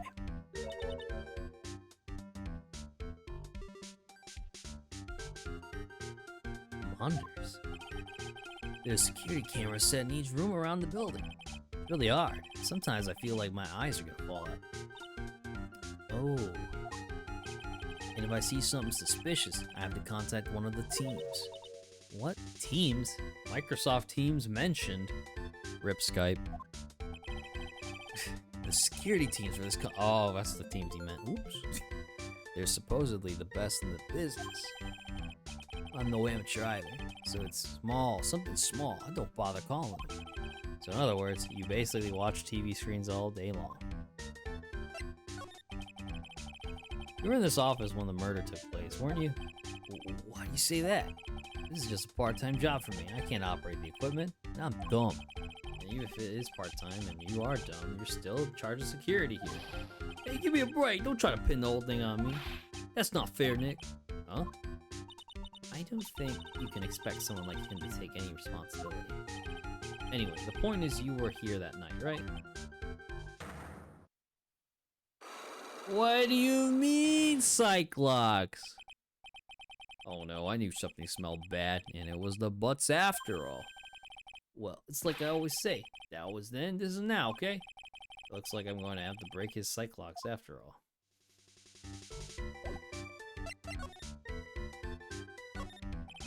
Hey, Larry, that's your jacket, isn't it? That's right. Did you know you hung it right on top of some kind of lever? Yeah, sure. I was told to never ever touch that lever. She scowled and huffed at me. Something terrible will happen if you do. Got it, Greenhorn? So why hang your jacket on such an important lever? Because it got me curious. Jacket's weight pulls the lever down. That's what they call an accident. Doesn't the suspense just kill you? Don't you want to know that'll happen, huh? It's true. It's killing me too. What about you, Nick? Yeah, but for a different reason. That's my partner's seat. Your partner? Well, that's what I call her. She's my superior, actually. Kind of a weird old lady. There's tea spilled all over that machine, you know. Oh, don't worry about it. Just the other day, I spilled some chocolate milk on mine. It still works fine, more or less. They really know how to build them, huh, I guess. Yeah. Something is written on this poster in fine print. Guards 5 commandments. Wow, this sounds serious. Let's see what it says. Number 1, obey thy superior. Number 2, respect thy superior. Number 3, smile at thy superior. Number 4, salute thy superior. Number 5, buy donuts for thy superior upon command. It's signed Wendy Oldbag, head supervisor. She's one tough old bird, let me tell you. Cross her and you come face to face with her for her real, genuine ray gun. Yeah, sounds scary, all right. Well, fortunately, she's on vacation. That's why I'm so relaxed right now. Those screens there show what's going on all over the building everywhere. It's my job to keep a steady eye on them, all of them. I wouldn't sound so smug if I were you. Can you watch regular TV on these too? If anyone would sit here and watch TV instead of working, it's Larry. Hey, Mai, I'm a pro, okay? Besides, you can't get regular TV on it. How do you know that, Larry? Because that was my first bit of investigation. You know what I mean? I know what you're thinking. It was a professional investigation, all right?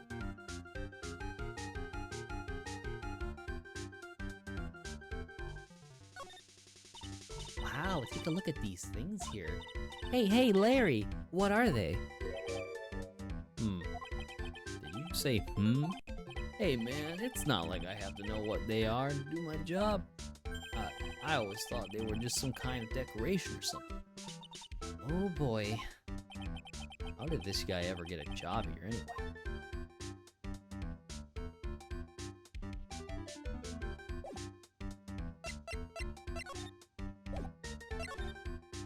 Okay, well, we're not gonna get anything out of him. Alright. Missed that out. Oh, they're not there.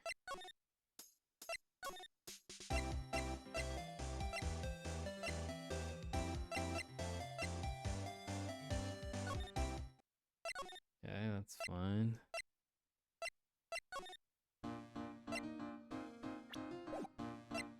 Then you go back to the offices.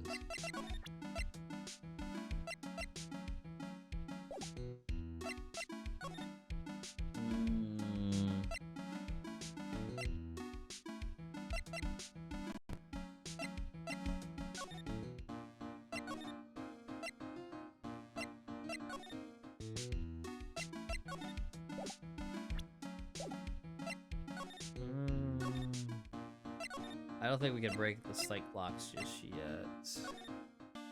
Maybe there's more stuff I'm missing.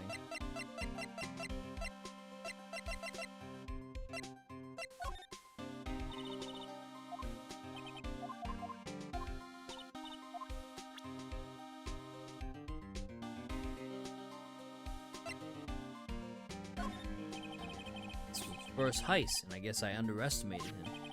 I was sure I was going to get him, so I was careless and lost the info on the witness. A witness, do you mean the guard in this photo? Yeah, he and the detective worked together to try catching Master Mask. But he got away anyway, huh? That guard. I got the weird feeling that I've seen him around lately. Okay.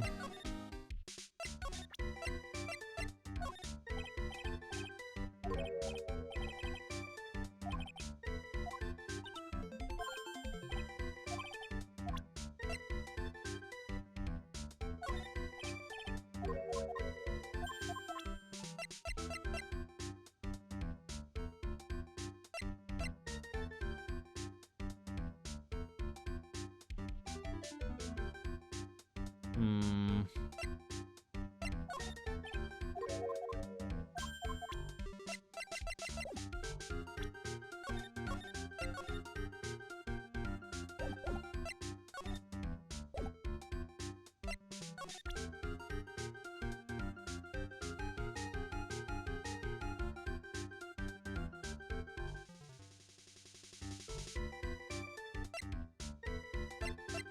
Trying to figure out what it could be.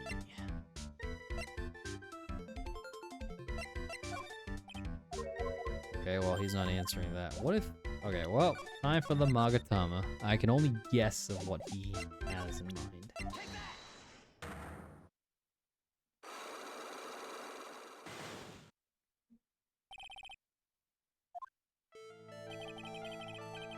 The night of crime, you were working hard like you were supposed to. What, huh? Of course I was. Why wouldn't I have been? But didn't you sneak out of work just yesterday to go see Miss Delight? Ah, but that was that, and this is this. Is there any chance that you snuck out of work last night, too? Never. I didn't sneak out. I tell you what, I'll even bet you $1. $1? Wow, now that's confidence. What's that drench in the rain puppy look on your face? You have any evidence that I left my position, or are you just pulling my chain? The evidence that Larry was not manning his station. The murder happened is...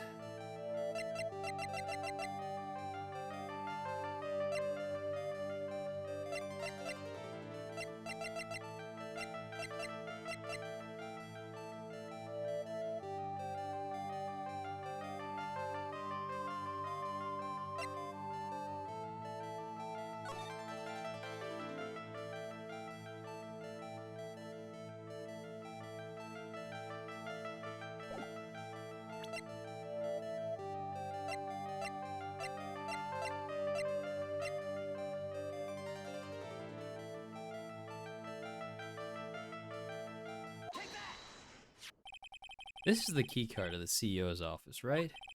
Yeah, that's right. This key was found inside a wallet. This wallet, you know about this, right? I've never seen it before.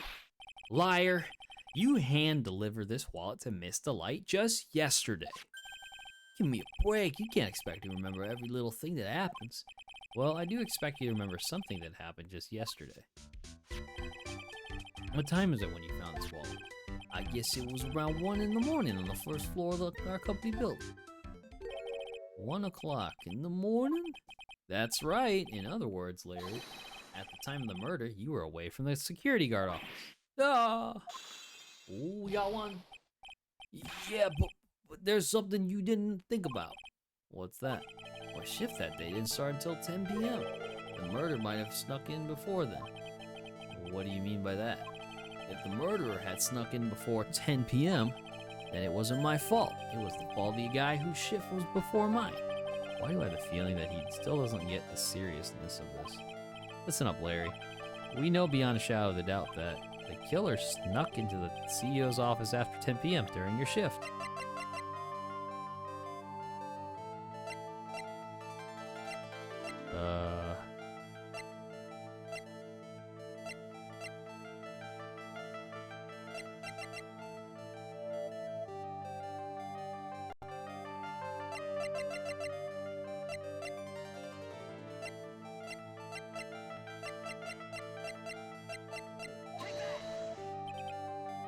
Oof, boy, you had me really scared.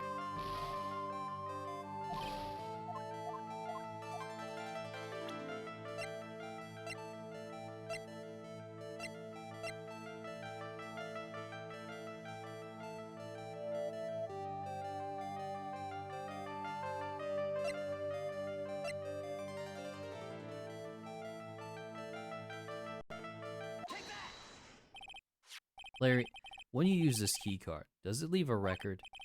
Yeah, it does, but I can't show the record to just anyone, you know. That key card data was already made public in the trial today. What? I didn't know that. Any kind of request for info like that is supposed to go through me. Boy, does that sound a bit arrogant coming from a part-time guard. Anyway, according to the data, the door to the CEO's office was open with this card. Furthermore, it was most definitely used at 1 a.m., the time of the murder. No way! Yes, someone used this to get into the CEO's office. That happened at 1 a.m. on the night of the crime, right in the middle of your shift. Ooh. Larry, you can't duck your responsibility this time. No, no.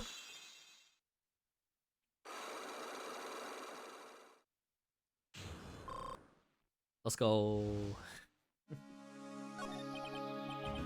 I knew it. It's all my fault. It's my fault that the boss was killed. My fault. Barry, there was nothing I could do. I have important issues to deal with too, man. What happened that night anyway? My Donna happened. Huh? Your Donna? I got a bad feeling about this. Yeah, my Donna called and said, I have to talk to you right away. So I went to see her and he was standing right there next to her. Who was? Her new boyfriend. It was some horrible joke. Before I knew what was going on, the guy socked me right in the kiss. Normally I'm the one that does the punching. Isn't that right, Maya? Yeah. So, is this why you left the security guard office? Oh, I'm sorry. It's all my fault. How could I ever make it up for it, Nick? What can I do? What? Ugh. Oh, did he? He's curled up on the floor crying like a baby. Oh boy. Nick, is there anything I can do? Anything, just name it. I'll do whatever I have to do to make up for it. I swear I will. Larry. Hey Nick, as long as he's offering, why don't you show him the evidence we've got? She's right. Maybe we'll get at least one bit of useful information from him. Nick. Alright, buddy. What you know about this? So, was this the car that was used by the culprit that night? Well, going off the serial number, then yeah. This car was used to open the CEO's office door at 1 in the morning. Your client had this card, right? Then it's no no-brainer. He's the killer, man.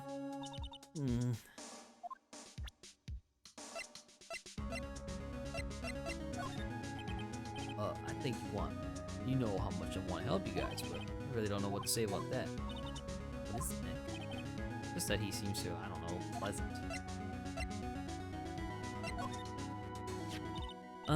The buzzer in the CEO's office is directly connected to this room, right? That's right, just like my heart is connected to yours, Maya. Huh? Go ahead, Maya, press the buzzer in your heart. I'll promise I'll come running to your rescue, like the professional guard I am. Wow, that was pretty good. Thanks, I tried. Do you think you could tell us about the buzzer now? Yes, please. Please tell us. Okay, I guess so. Prepare to be whacked. Okay, he doesn't know about this.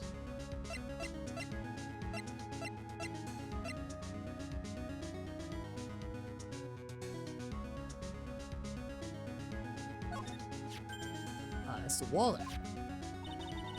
Donna, when you stepped out of the work to get socked in the kisser, right? Didn't sneak out of work to get socked in the kiss. Only I've been more responsible at work. I might have spotted the murderer on the monitor like I was supposed to. Larry, you really do feel bad, don't you? Yeah, well, maybe it's all for the best. I think it's brought Desi and I closer together. Just like they say, every cloud is a silver lining. Gotta see that old water glass is half full, am I right? Now he's starting to sound like the Larry I know. Don't forget, Nick, half full.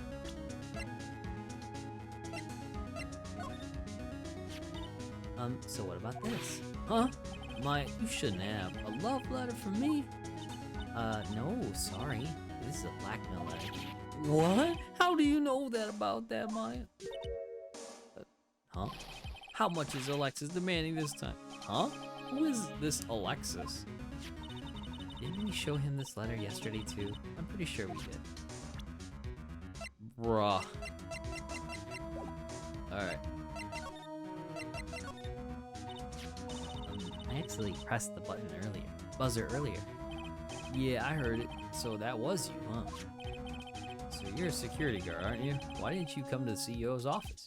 Well, this is the third floor of the basement. The CEO's office on the first floor. I thought it would be a good idea to adopt the wait and see approach. Plus, there's a police detective here, right? I just didn't think it was necessary. It's as if he's trying to win an award for the laziest person on the planet. Let's get back to talking about the night of the murder, okay? Is it true that the buzzer didn't go off that night? There must be a record, right? You must have had a look at it, right? Of course I did, and I couldn't possibly have made a mistake either. You think you could have just one more look for me, pretty please? Oh, okay. I just can't say no to you, Maya. What do you think, Nick? He's probably right. I don't think even Larry could What? What is it? What's wrong? I made a mistake. Huh? What? How? It can't be. It's impossible. Okay, enough already. What about the records? That night, it went off just once in the morning at around 1 a.m. 1 a.m.? That's when the murder happened. Really? Are you serious? That's terrible. It can't be. Went off once at 1:02 a.m. on October 12th in the CEO's office.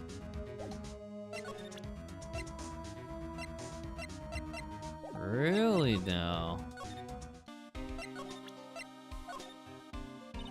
Detective Gumshoe about this right here. Sorry, it's hard to believe, but there's a limit how much my brain can hold. Got 2 ears and 2 eyes, but I don't got 1 brain. Your eyes and your ears, but the jury's still out on the brain thing.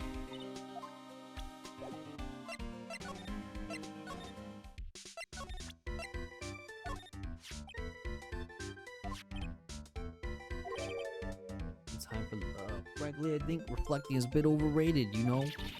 What are you going on about, Larry? Plus, do you honestly have any new info on the buzzer record? No, nothing at all. This guy reflects about as much as a piece of black carpeting. Hey. I guess that's really it.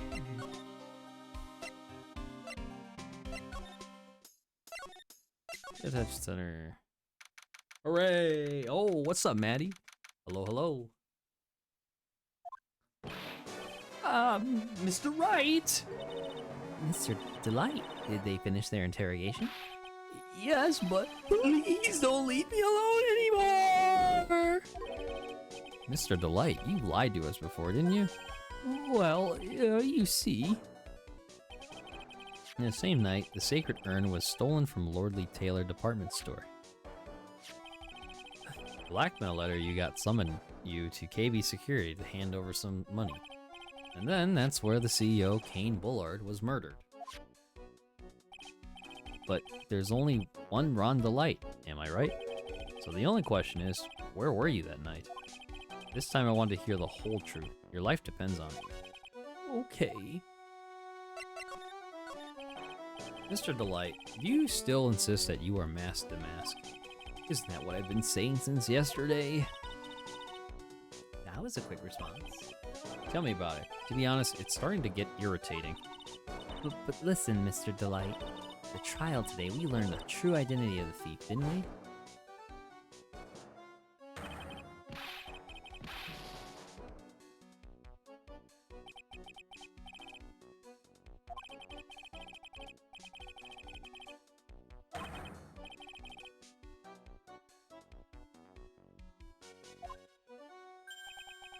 I guess it's true. I wasn't the one who stole that urn. Of course not. After all, you were at KB Security at the time. So then the person dressed up as Masked and Mask in this photo. It's gotta be Detective Abney. So that night, you didn't go to Lordly Taylor, you went to KB Security, right? Yes, I went to KB Security at the time the blackmail note said I should. Alright, what happened next? Well, I used to work there, so I knew where the CEO's office was. I knocked, there was no answer.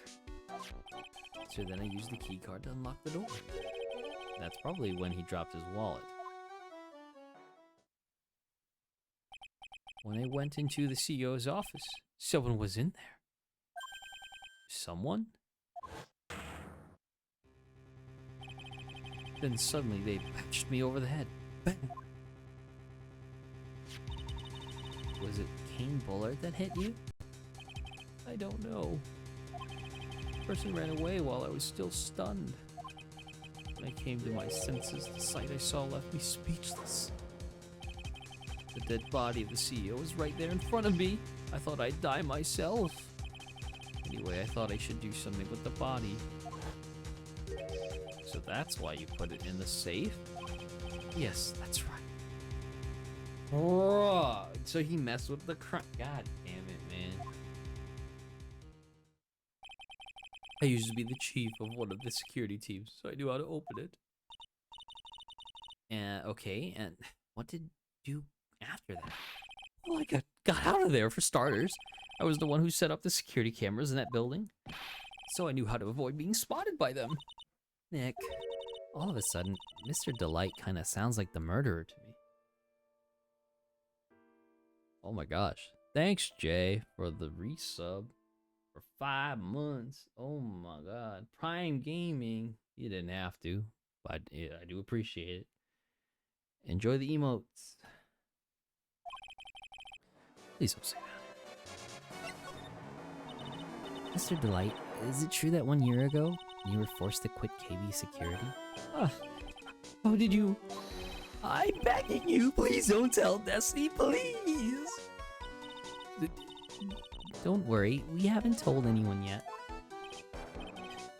Thank goodness. No, I am.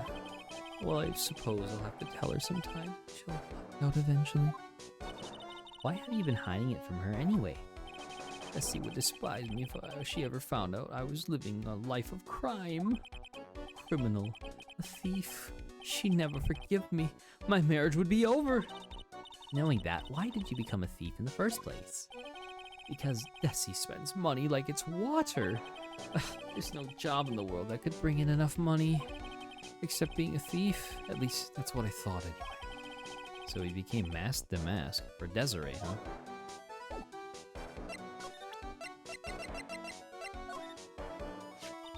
So was this blackmail letter written by KB Security CEO Kane Bullard? I think so. Probably.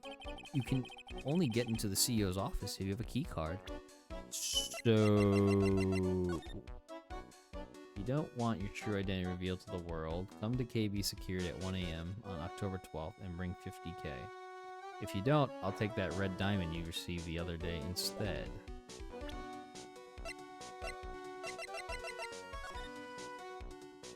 The left hand of Hades is a sculpture. Portrait of Megina, Crown of Mongora. Crown of Mongora, okay. Aim Fear of Emanon is a jewel. Man, these are pricey ass shiz, brother. Wait. Portrait of Megina, isn't that just like a... I swear that's just Portrait of Mona Lisa or something. Megina, Jesus.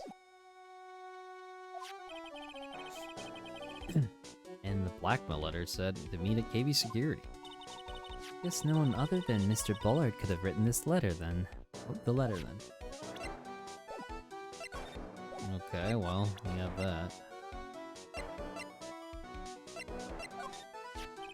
That's the emergency buzzer from the CEO's office.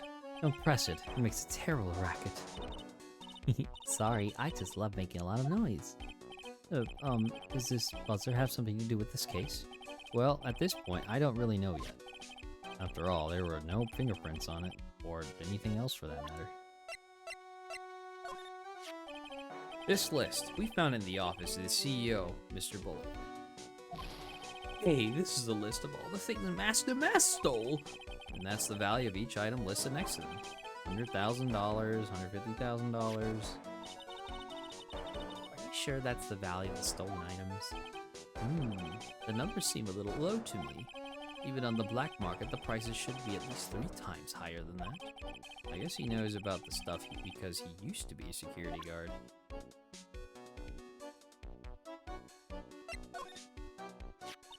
The buzzer went off just once around the time that Bullard was killed. Oh, that's scary. Do you know anything about that, Mr. Delight? Sorry, I'm afraid I don't. Why am I not surprised at how clueless he is anymore?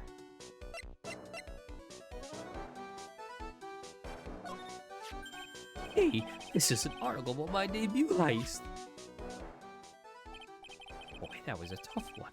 Before I knew it, they were on hot on my trail. the mask. He must have gotten away, right? It says in the article that he disappeared. That's right. I got a sudden burst of inspiration. I hid my mask costume in a nearby plastic bucket. Then I quickly changed into my security guard uniform. Pretty clever, huh? Wow, awesome. Hey, hold the phone. The guard in this photo? Is this you, Mr. Delight? That's right. Nice trick if I do say so myself. Nice and easy to figure out. Even pearls could see through that in a heartbeat. But as you might expect, Detective Atme found the disguise. And he truly deserved the title of Ace Detective. Detective Atme found the mask disguise?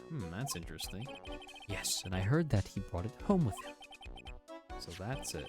That's when Atme got his hands on this. Thanks to that, I got the chance to remake my costume. It must have been really time-consuming, huh? Yes, it took quite a while to complete. Anyway, a few days after that, I received the first of the blackmail letters. Blackmail letters? Got them starting when? Tell me more, now! Hey, calm down. Don't get so worked up. Finally! This blackmail letter, is this the one you got? No, of course not. This is the first one that ever called me out to a specific location. So did you start receiving blackmail letters after this incident? Yes, just a few days after the Tear of Enema heist. That first letter, it said, I know you did it.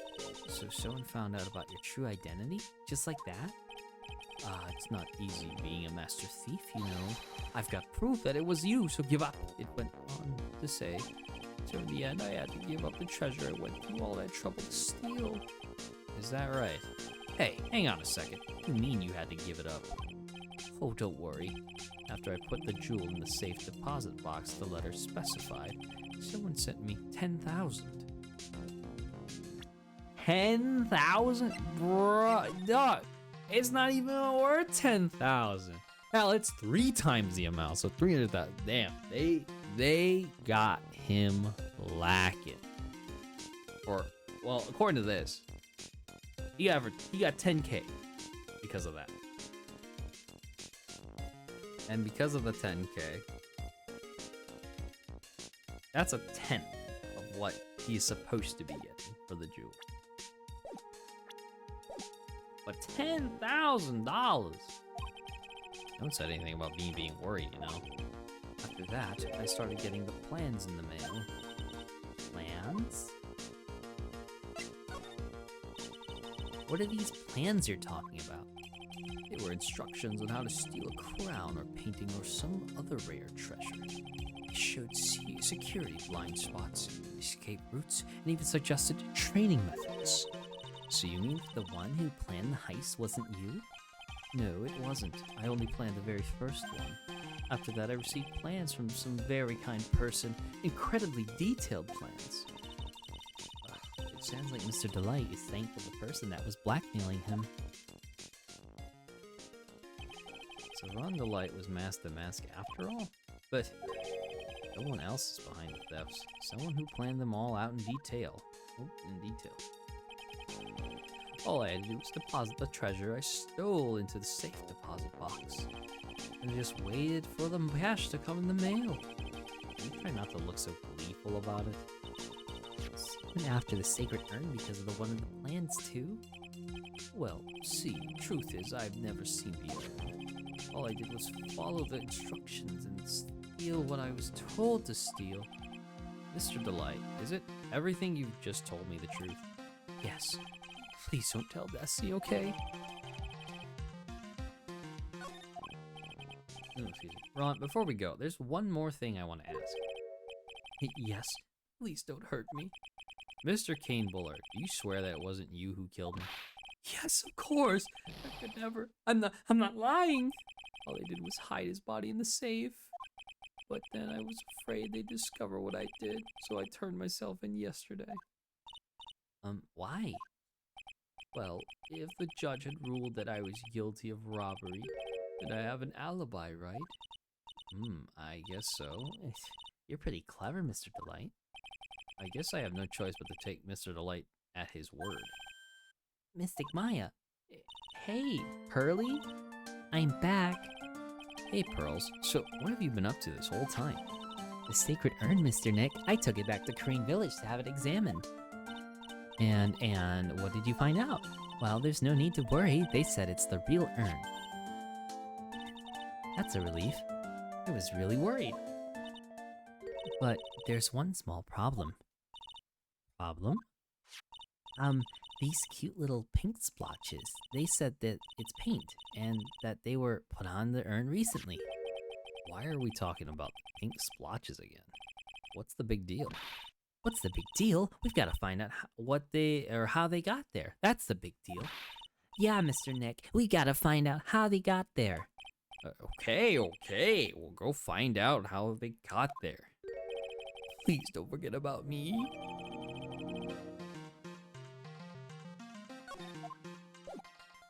Alright, so...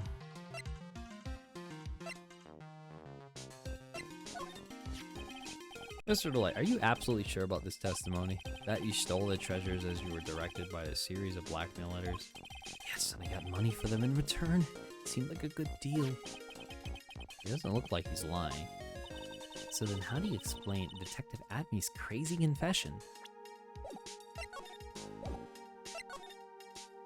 Alright.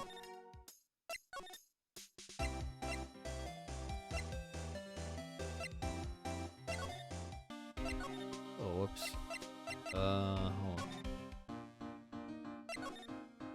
Milk and cereal, milk and cereal. That's what I hear when I hear this song.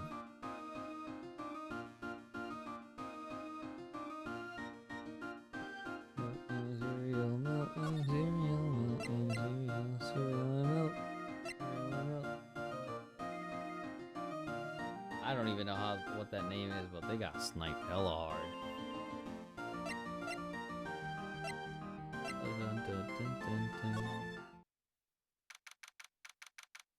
October 13th, Lordly Taylor, basement warehouse. Oh, Pearl. How nice to see you. Hello there. I haven't seen you around lately. What have you been up to? Well, actually, I was having this urn examined. Oh, I see. Maybe if we take another good look at this urn, we can figure out the mystery of what actually happened here. Nick, let's look around one more time. This box, there's something about it that's bothering me. That's the box that the sacred urn was in. There's some pink paint on it, too. It's definitely the same color as the stuff on the urn. I think I know how the paint got on it now. Alright, let's investigate again, Nick.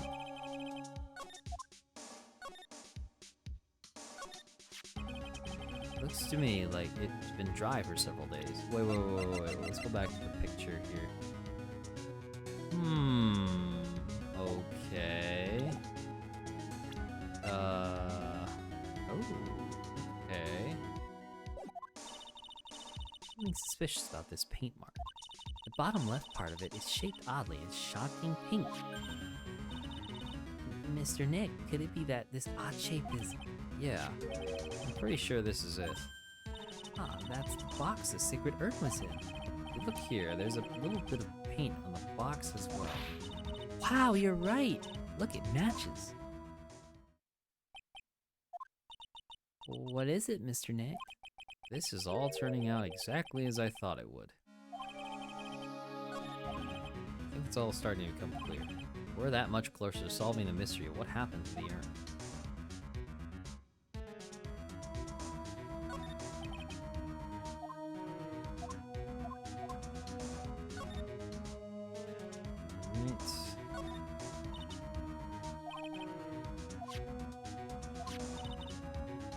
Smart as he pretends to be. The camera belonged to Lord Lee Taylor, so he knew he couldn't tamper with it.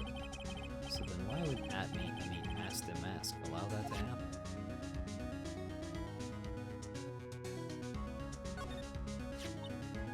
Detective Atney said he got hit in the back of the head with this by the thief.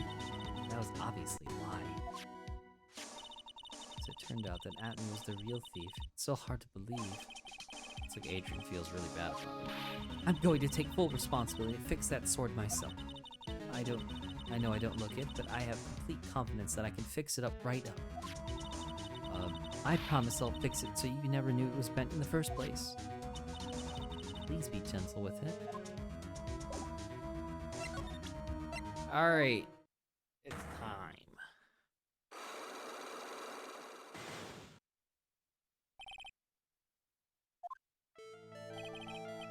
Miss Andrews, do you know anything about the Sacred Urn? Do I know anything? I'm in charge of the entire treasure exhibit. The urn that was submitted before the court today, it's obviously not the same urn as before. Well, that's true. Maybe it isn't the same. It could be a fake. A fake? You're the one who said it wasn't the same, so that's the most obvious explanation. Do you have any evidence that the urn was submitted at the trial was genuine? Sorry to break it to you, but the urn is the genuine article. Pearls went back to Karain Village and had it examined. Is that right? That's nice, but I don't see how... What she discovered was that the urn had been broken. Again. Did you say again? Oh boy. Yes. It was broken once a year ago. And now it looks like the same thing has happened. And quite recently, too. Recently? Are you saying that this urn was broken recently? Yes, that's exactly what I'm saying. How do you think it was broken recently? How do you know?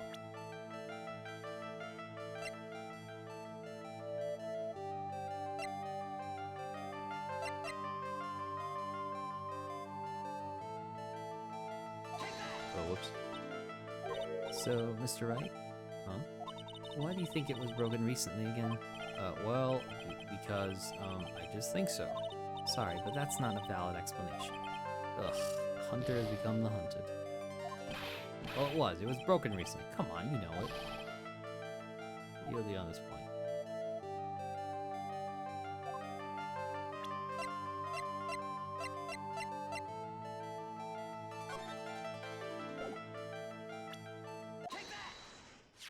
This poster, it was made recently, right? Poster? Ah, the poster for the exhibit. At the time when this photo was taken, the urn said, "I am," on it. But now, for some mysterious reason, it says, "Ami." When the urn was fixed, the letters were transposed. Ooh. I am? What does that even mean? I don't know anything about that. I wasn't even there when the photo for this poster was taken. That was a mistake. Now, tell the truth. Wait. Or, even if the urn was broken, I had nothing to do with it. huh? Yes, that's it. It must have been one of the people at the photo shoot. They probably dropped it. I'm sure that's what happened. Like she's not going to give up that last Cyclops so easily. Have any proof that the urn was broken here at Lord Lee Taylor?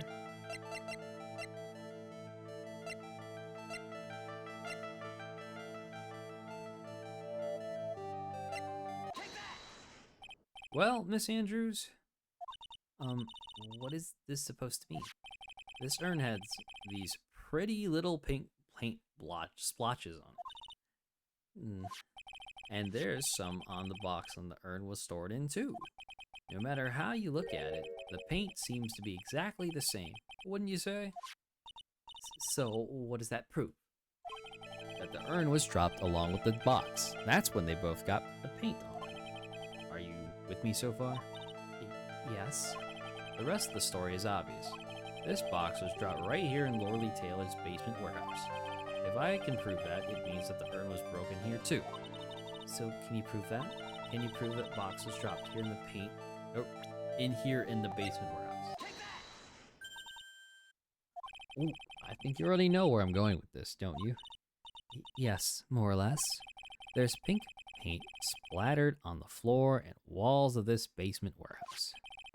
But there's an odd shape imprinted into a part of the paint stain, am I right? Yes. If you put this box into the impression in the paint, you can see it fits perfectly. Which means this box was dropped right over there. And that is when the urn was broken. Your name does you justice, Mr. Wright. Oh boy! Give me them points back, yeah!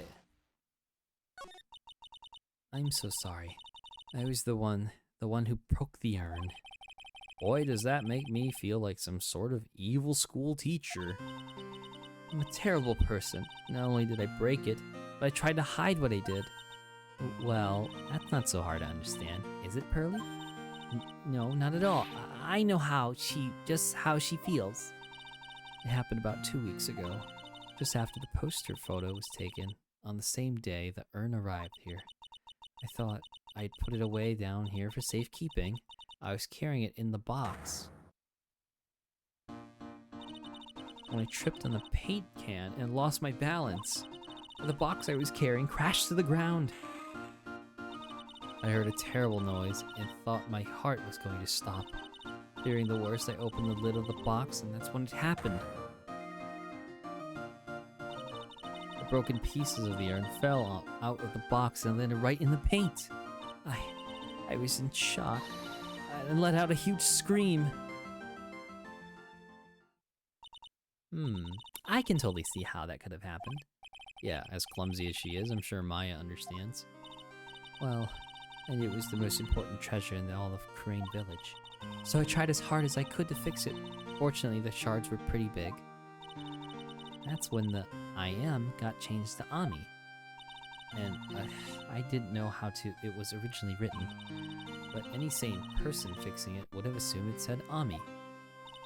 Any sane person? Really? Oh, Pearls. She said she wasn't very good at spelling. Anyway, I put the urn in the storeroom, and no one had seen it since then. Repaired by Adrian 2 weeks ago, then replaced in its box, kept out of sight. But there's something I don't get. When we first came here, I didn't see any paint stains. Well, that's because it was so ugly and embarrassing. I used a golden statue to cover it. So that you eat your hamburger? Wow. Thanks, Sir Jack. Yeesh, how was your second run of Fiesta? Thanks, Maddie, for putting points in. The Ami face statue. Aha! The first time that we came down here, it was on the night that the sacred urn was stolen. But Mr. Nick, there were no paint marks on the walls or floor of the warehouse when we were here. Well, there's a good reason for that. On the day of the crime around noon, that golden statue just happened to arrive from the mountain training hall. And I realized that the statue would be the perfect size for covering up the paint stains. That's why I put it where you first saw it. I see. Now it makes perfect sense. 3 shit jobs in chem is so pretty good, I guess. What were your job polls? But there's still one thing I find strange. What is it, Pearl?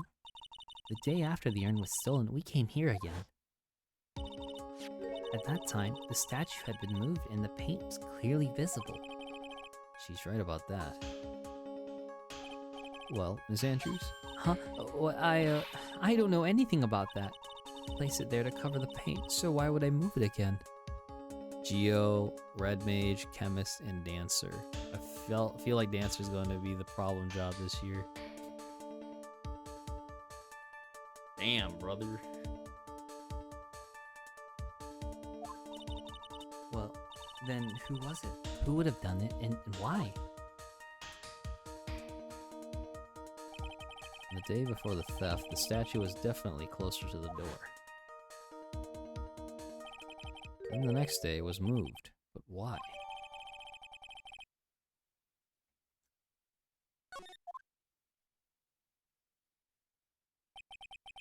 Looks like there's some connection between the sacred urn and the murder case. Why? Why do you think so, Nick? That's because that night, the real thief, Ron DeLight, was at KB Security. So then why did another masked mask show up here?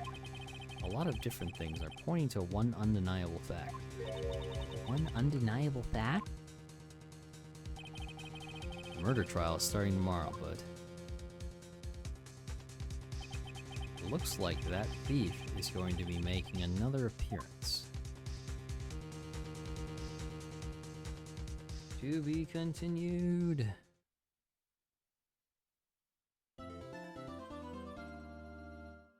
Yes, please. You're safe.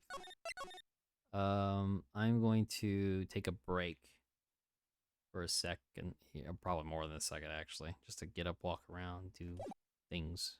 I'm gonna just leave it at this screen, though. October 14th, 9:41 a.m., District Court Defendant Lobby number 4. Alright, BRB, y'all.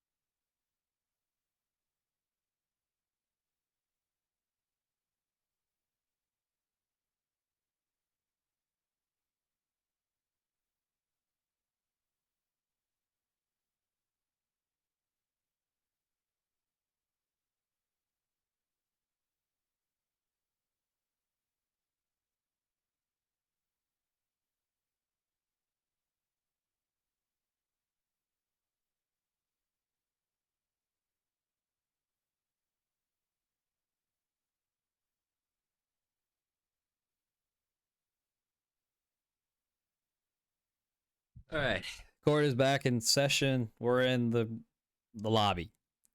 Oh my god, it's the mythical runner. The mythical runner.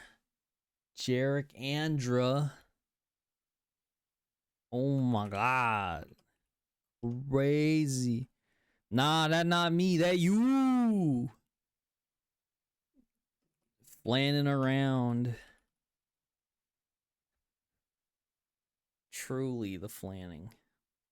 Alright, I'm gonna get back into this. Just recorded my new song for FF4. Hooray! Let's go!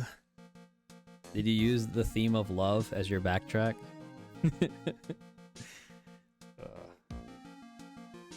LOL. Maybe eye emoji? Nah. Alright. Hey, Nick. What is it this time? You won't believe how many people are here for the trial. Well, it is a murder case. What are you talking about? They're here for the trial next door. Next door? Why don't you know this, Nick? You're having Detective Atme's trial today. Detective Atme? They say they're going to try him at Mask the Mask. What's going on today, though, Jericho, outside of the FF4 stuff? You having a good day? Already? That was fast. Boy, I'd love to see Mask the Mask's trial. I know. By the way, where's Pearls? Oh, she went back home. She said she can't neglect her training anymore. I know you don't like me. Pearls has really gotten in her training lately, huh? Yeah, ever since that incident last year. Please don't ignore me. Oh, Mr. Delight. Good morning. No one likes me. No one would notice me even if I killed someone. Come on, don't be silly. Well, wait a sec. You don't mean you're the murderer? No, I'm just a poor thief. No, wait, that's not right. A thief can't really be poor. Yeah, feeling good. Dance and then maybe a quick run or pracky. Okay, nice. Hopefully you get your runs in.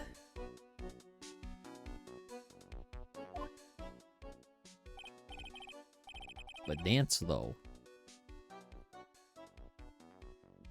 I had to exercise early today, so I ran at my not usual time. And oh my god, it felt weird. And I probably have to do the same thing. Well, actually, I don't think I have to do the same thing tomorrow. Thankfully. But it is a bit delayed. So my day will be kind of weirdish. I did arms today. Nice. This dude not doing for. That's tomorrow, Nightshade. But you, where your 4-job fiesta at? This dude not even doing 4-job fiesta right now. It's crazy, bro. And Sir Jack already on his second one, bro. And crazy. I know. What's up, man? That dude Nightshade, bro. Now let's see. According to Mr. Delight, from his second crime on, he was following a bunch of set plans. Plans that someone had been sending to him to help him commit the heist.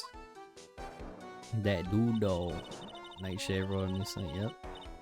Don't say oh no, they're great. Especially the lamb one. I'm so hungry. I will starve. Do you really think there's a connection between the thief and the murderer, Nick? And just know Cecil's butt is mentioned in there. Oh my gosh. Should have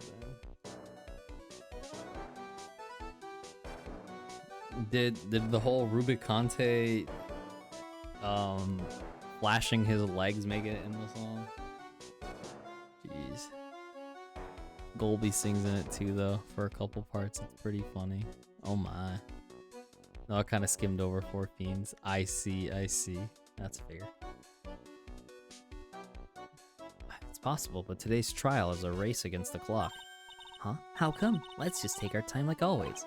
I'm afraid that's not an option. They get their own song. Pog. Okay, October 14th, 10 a.m. District Court, courtroom number 6. Court is now in session for the trial of Mr. Ron Delight. For the second time. The defense is ready, Your Honor. You ready? Your preparation is the last refuge of the weak. Okay, settle down, everyone. Let's begin with the opening statement, Mr. Godot. He's got the judge in the palm of his hand, yet again. Ron Delight is simply too young to be sent to war, that's all. I'm afraid I have no idea what this means, Mr. Godot. Then you need to get out. Then you need to get out more, Your Honor. Life is war, but that is exactly why you must be more precise in your wording. That's all my statement means. You understand now, right? Yes, well then, let me briefly summarize the details of this case. Wow, the judge is taking charge like he knows what's going on for a change. The victim is Kane Bullard, CEO of KB Security. His body was found in a safe at approximately 9 a.m. on the morning of the 13th. However, the time of death was estimated as 1 a.m. of the previous day. And that's when our little lost kitten dropped the ball. That little lost kitten is, of course, the defendant. Very well then, Mr. Godot. Please call your first witness. Never drink more than 17 cups of coffee during any given trial.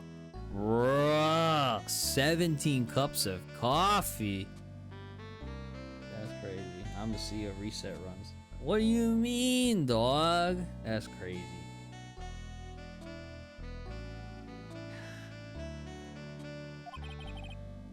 I knew Maddie would say something. The first one is always the best. Mr. Godot, your witness. The true CEO is here. Oh my gosh. Waiting for him to do a 4-job fiesta. Okay then, let's hear what the defendant, Mr. Ron Delight, has to say for himself.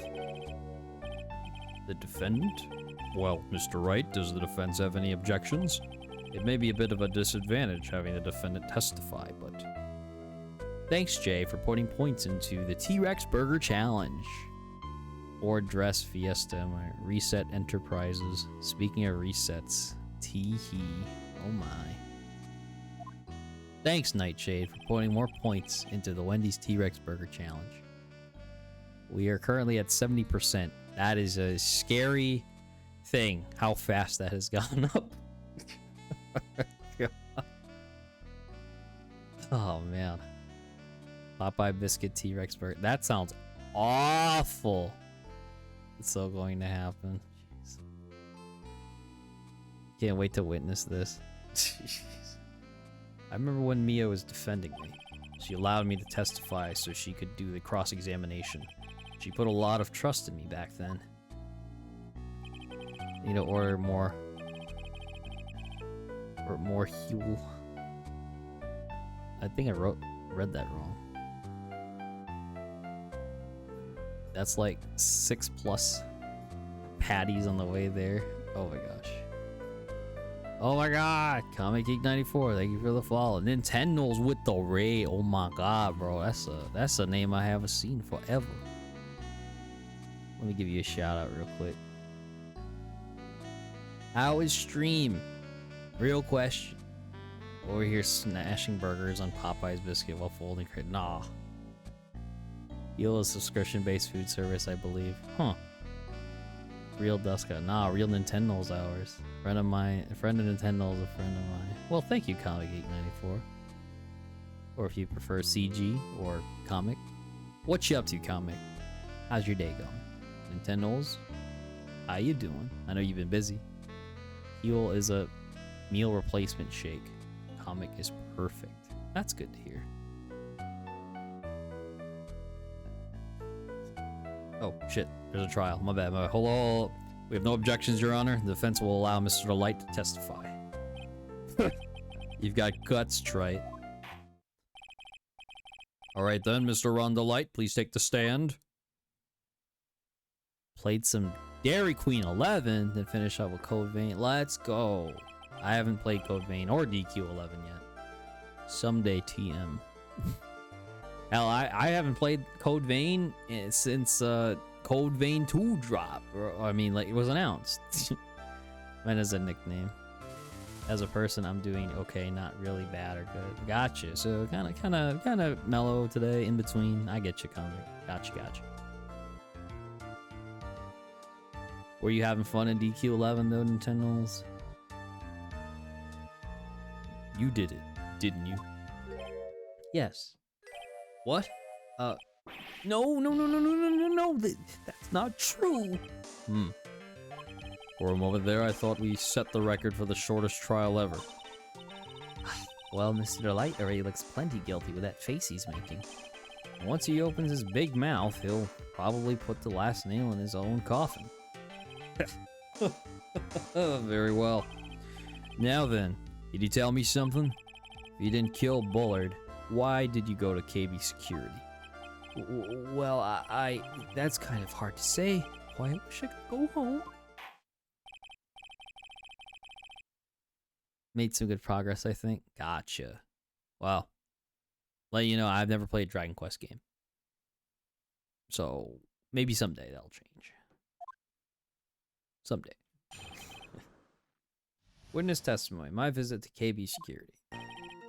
That evening, around 1 a.m., I went to see Mr. Bullard in his office at KB Security. The blackmail letter I got, it ordered me to go there. I'd been working for KB Security until a year ago, so I knew where his office was. 1 a.m., the exact time the murder took place. The weak get washed away by the tides of fate, the strong drink it up. The character in 11 that reminds me of Bob Clay. Shout out to OP fans. Bon Clay, sorry. I have not watched a bunch of One Piece. I think I stopped at like Skypiea. That was like way back in the day. It's bitter today too, just like my destiny. You never know that from the way he's chugging it down. Mr. Wright, your cross-examination, if you please.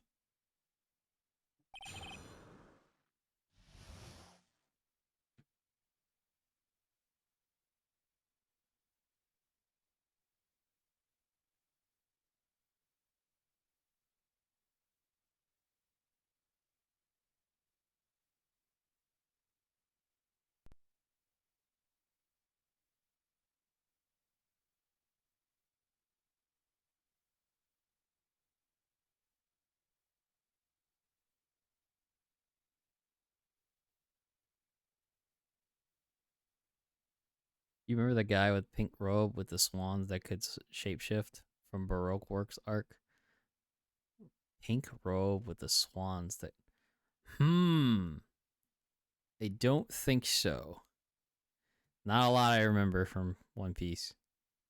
Except Sanji say, oh, I fight with my feet because I need to keep my hands clean. Like, bro, you literally put your hands on the floor when you're doing your spin around kick.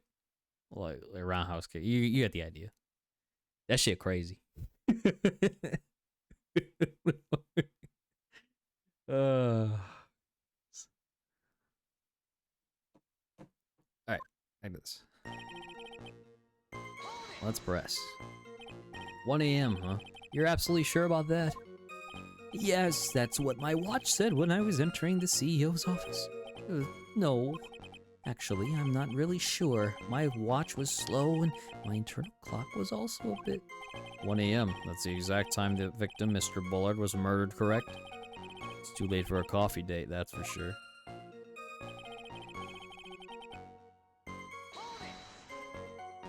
In summary, he's a fun character who is super flamboyant more than a little weird. Oh my god. There are a number of One Piece characters out there. Oh my gosh, there's so many. But I'm gonna have to give One Piece a shot at sometime in the future. I'll just, you know, like take the time to watch an arc in general.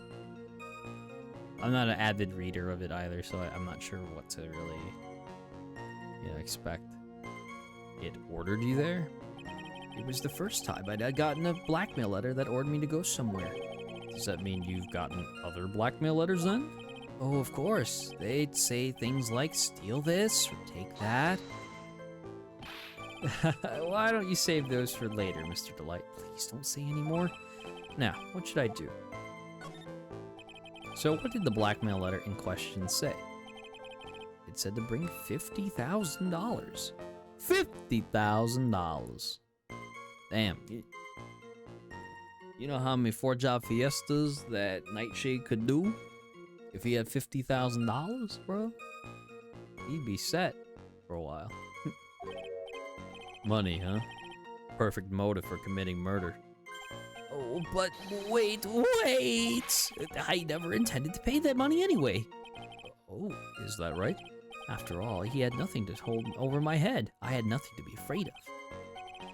Important point indeed. Witness, let's have that added to your testimony. Yes, sir. A muddied skipper in outer space has a better chance of surviving than I do.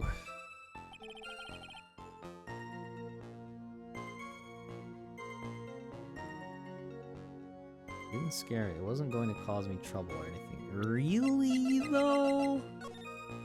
I'll take that red diamond you received the other day instead. Just what were you being blackmailed about anyway? The blackmail letter said if you don't want your identity revealed, correct? I'm sure it was referring to the whole mask to mask thing. But I wasn't worried. Mr. Bullard didn't have anything on me. He didn't? Anyway, I don't care what anyone says about me, just as long as Tessie believes in me. So that's why Miss Delight didn't believe he was mask to mask. That's why I knew they were just hollow threats.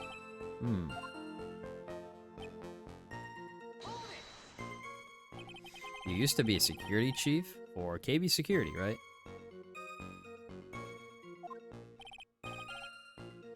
Yes, that's right. A security chief? You? And yet, a year ago, you were fired without notice. Revenge for an old grudge. Perfect motive for murder, wouldn't you say? This isn't good. Maybe I should change the subject? Mr. Delight, please tell us why you were fired from your job. Well... The world is filled with those who have said, I wish I had never asked that. Okay then, I take it back. Defendant, please answer the question. I needed money. You needed money? Well, you see, Tessie loves to spend it. It's kind of her hobby. Not exactly the best hobby in the world, huh, Nick? My salary wasn't nearly enough, so I stole data from the company. Come again? KB Security has a lot of security info on all sorts of companies. And since I was a security team chief, You stole some data and sold it. Mr. Bullard found out, and I was fired immediately. What? I wish I'd never asked that. I was somehow able to keep it secret and made it seem like I had quit on my own. What is it, Nick? You don't look so good. Someone who brings harm to their company is fired as punishment. You do well remember that. He sure told you. So you admit that you stole data from your company, is that correct? Damn, brother. You know how much trouble this dude's in? He claims he's mask to mask. He stole, I guess, 4 things, and he was blackmailed to do so.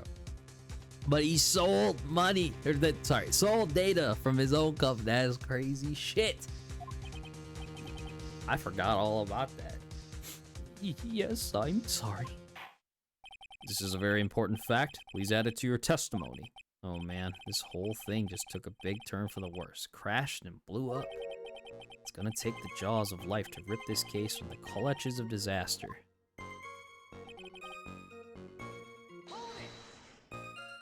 Why would you do something like that?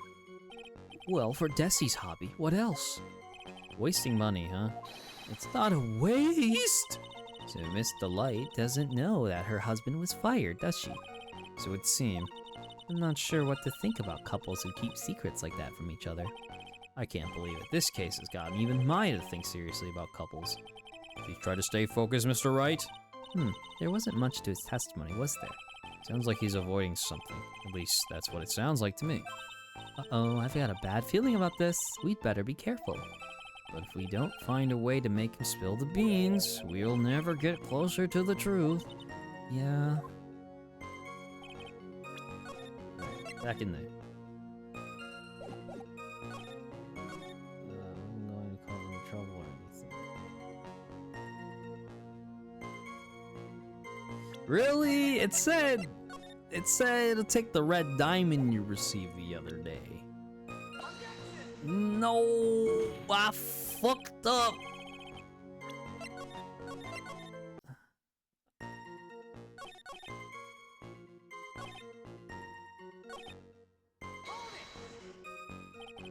Just what you're being blackmailed about anyway. Well, I'm afraid that reason isn't going to hold up anymore. What do you mean? The victim had no proof the defendant was Mask to Mask.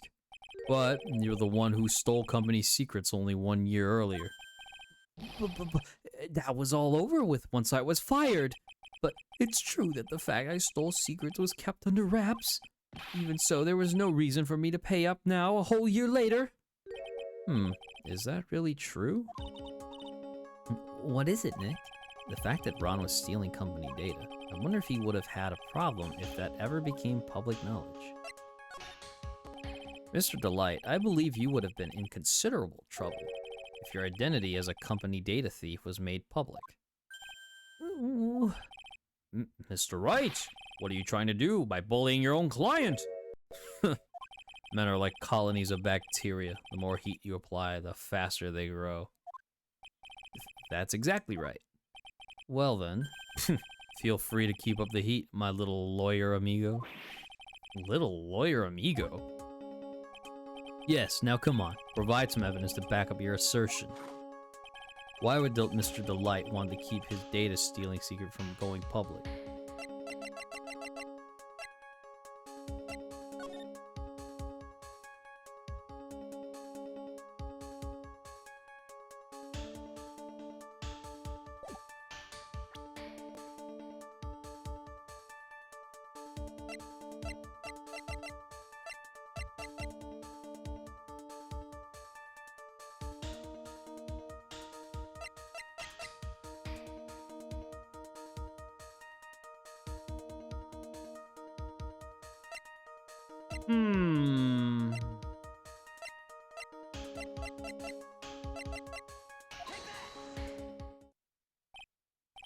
Well, Mr. Defendant, you heard the defendant. Just when I thought it was impossible, a whole new level of irritation rises before me. Looks like the defense was just playing with himself. Do you think you could rephrase that, Your Honor, for my sake? Well, let's get back to the testimony, shall we? Oh boy, I gotta offer something. Hold on.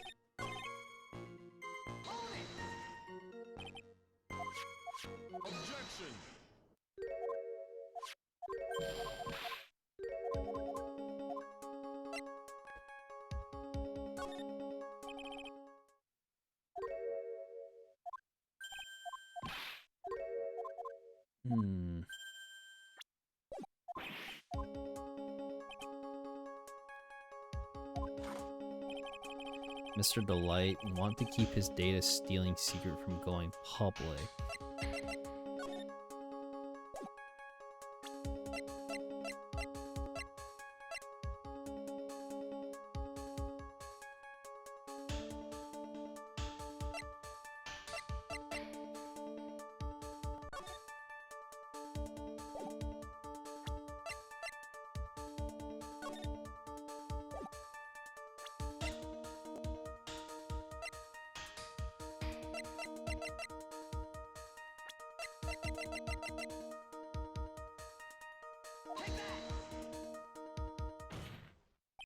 Mr. Delight, what you said just now doesn't match what you told me yesterday.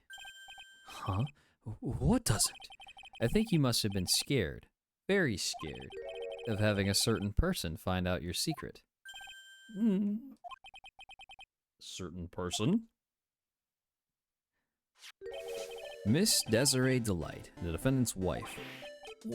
Hi. Listen to me, my Desi, she's... Looks like if I just sit back and relax, the fun will end before it truly begins. Ado. Yes, we know. It was all your wife's fault. What do you mean? Mr. Delight stole company data to pay for his wife's spending habit, for which he was fired. Unable to face his own wife, someone used his dirty little secret to blackmail him. And that is how this murder came about. No! Everything's falling neatly into place for him. Don't talk about my Desi like that, or you'll be sorry. Well, it seems that we've learned a great deal of things here so far. What do you think, Nick? I didn't think it was possible to get so thoroughly whipped in just 20 minutes. Clearly, there was sufficient motive for murder. He stole data for his wife, and he killed us to protect his secret. A family man who cared just a little too much. The motive is clear. Let's move on. Ugh. What happened at the crime scene at the 1 in the morning, Mr. Delight? Come on now. Tell us. We're all ears. He sure seems kind of poised, you know. When I entered the room office, there was a suspicious shadow there. Suddenly, I was hit on the forehead. After that, I remember being a bit dazed. If I hadn't been wearing that, I would have been killed. When it came to, Mr. Bullet was lying there, dead. I see. Suddenly hit on the forehead, huh? I believe the detective from yesterday provided similar testimony. He said that Master Mask struck him on the head from behind. Of course, since Atme turned out to be the culprit himself, that was all a lie. No one's going to believe a pathetic lie like that. What are you saying? I really was attacked. We'll find out if what you say is true or not during the cross-examination. Got that, Mr. Wright? Don't go easy just because he's your client. If I see any sign that you are, I'll treat you another cup of my special blend. You don't need to worry about that, Mr. Godot. I'm faith in Ron. I know he didn't do it.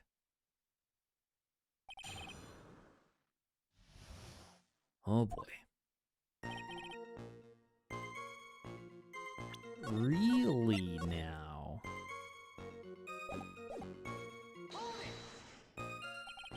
Who was this suspicious shadow? If there were 1,000 of me, and even if I knew, I'd tell you, trust me. Just dodging all of their questions is not helping us win this case. Okay, then how was the victim Mr. Bullard at that time? What do you mean by how he was? Was he already dead? Was he still alive? Maybe he was the one who hit you in the first place. That's a good question. What do you think, Mr. Wright? Forget it. Bruh, you can't even answer this question. Your forehead? Yes, I was hit on the forehead as soon as I entered the room. It was an amazingly fast and powerful attack. Do you remember anything about who hit you?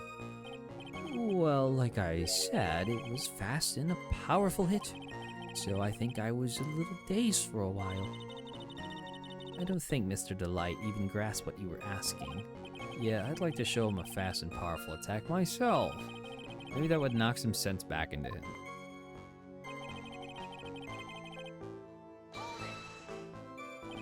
That? Could you please clarify what you were referring to? Why, my Mask the Mask costume, of course. Wait just a moment. Mask the Mask? Huh? Oh, did I forget to mention that before? Just to be on the safe side, I dressed as Mask the Mask. And then I descended upon the office of the CEO of KB Security. What? Nick, did he know about this? He never told me this. I don't recall him ever mentioning it to me either. Even I didn't know that. It seems our little friend really loves to keep secrets. I'm sorry, I just never had a chance to mention up till now. Wait, that's not right. You know how sometimes things just slip your mind? My 6th cup of coffee staring up at me coldly. At any rate, we can't ignore this new piece of information. Witness, please correct your testimony.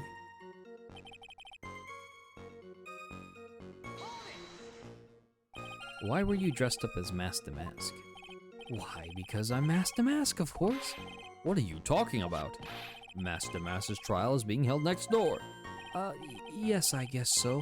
Anyway, at that time, I thought I was being blackmailed over the Master Mask issue. So I thought I should go as him, just to be safe. Oh boy. Let me tell you, it's a real pain to move around with that cape. That's why it took a lot longer than I expected. Took a lot longer? What is he talking about? What do you mean by took a lot longer? Oh, opening the safe, of course? My cape got caught on the safe door, you see. This all happened when I was hiding Mr. Bullard's body. What was that? Back up a second. Yes? You were the one that hid the body in the safe? Well, yeah. Inconceivable! Why? Just why? What reason could you have? What were you thinking? Question. When does someone toss their dirty shorts in the washing machine? What? The answer is simple. When they take them off. As usual, I have no idea what you're saying. Do you mean that Mr. Delight hid the body because he's the murderer? So you're not as stupid as you look. His metaphor this time was really obscure. Mr. Wright, you don't mean that you knew about this whole safe business, do you? Well, yes. Why am I the only one not in the loop here? Witness, make sure you add this to the testimony. Yes, sir. Uh-oh, looks like a storm front is moving in over the fair weather judge. Took about 10 minutes. Really? Why did you hide the body in the safe anyway? Well, because it wouldn't fit in a drawer. That's not exactly what I meant. When I saw that corpse, I kind of lost it. I thought, if they find his corpse, they'll think I did it. I think you had a simpler reason than that. It's because you killed him. That's why you spent 10 minutes hiding the body. That certainly makes more sense. Hold on. 10 minutes? What is it, Nick? I just had a thought. Under those circumstances, would you normally try to hide the body and spend 10 whole minutes to do it? Under those circumstances? What circumstances? Oh! Hey, Nick, if you think his behavior was so strange, why don't you present some evidence that would show just what those circumstances were? That's it. I'll take a look at the court record and present some evidence. We heard this from Mr. Delight yesterday, didn't we? There's not much in this testimony either. I bet you he's still hiding something. I wouldn't be surprised. We'll just have to draw it out of him. I just hope he doesn't make things any more complicated. Oh boy.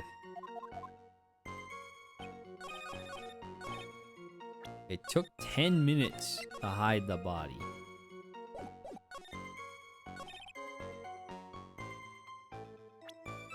About 10 minutes.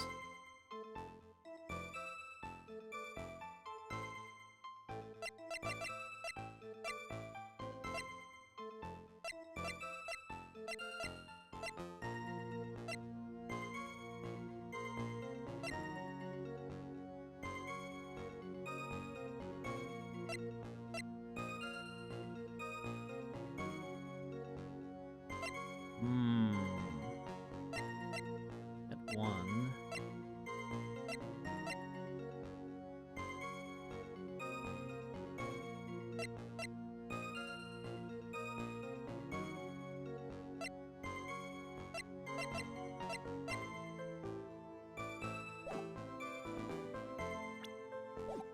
Let me press it one more time. Zelcard. Hello, Sir Jack. Welcome back.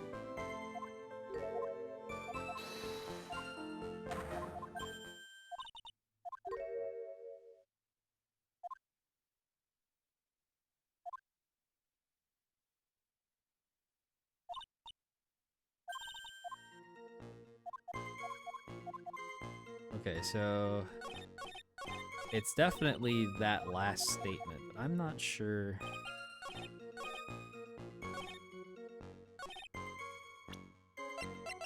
It took 10 minutes.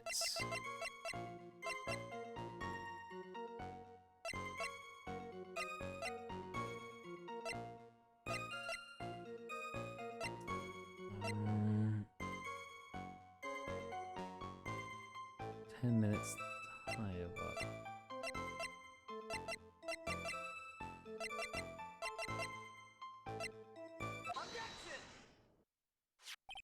Your Honor, could you please take a look at this record? And what might this be? A record for the emergency buzzer that connects the CEO's office to security. If the button in the office is pressed, the security team is supposed to come running. And according to this record, the buzzer was pushed once at 1:02 a.m. What? If Mr. Ron Delight truly was the murderer, he would have ran as soon as that buzzer sounded. After all, the security guard would have been heading his way. Let's remember who we're dealing with here. He probably had no idea there were security personnel in the building. Up until 1 year ago, my client was working as a chief of security. There's no way he wouldn't have known about them. But, as it turns out, the guard never came. That was nothing more than a coincidence. The fact that the guard was a pathetic loser who had just gotten punched in the face by his ex-new boyfriend and wasn't anywhere in the vicinity was not something Mr. Delight could have known. Again, remember who we're dealing with here. It's a sure bet that Mr. Delight didn't even notice the buzzer going off. This buzzer extremely loud. There's no way he could have ignored something like that. If he had been conscious, that is. Conscious? What do you mean by that?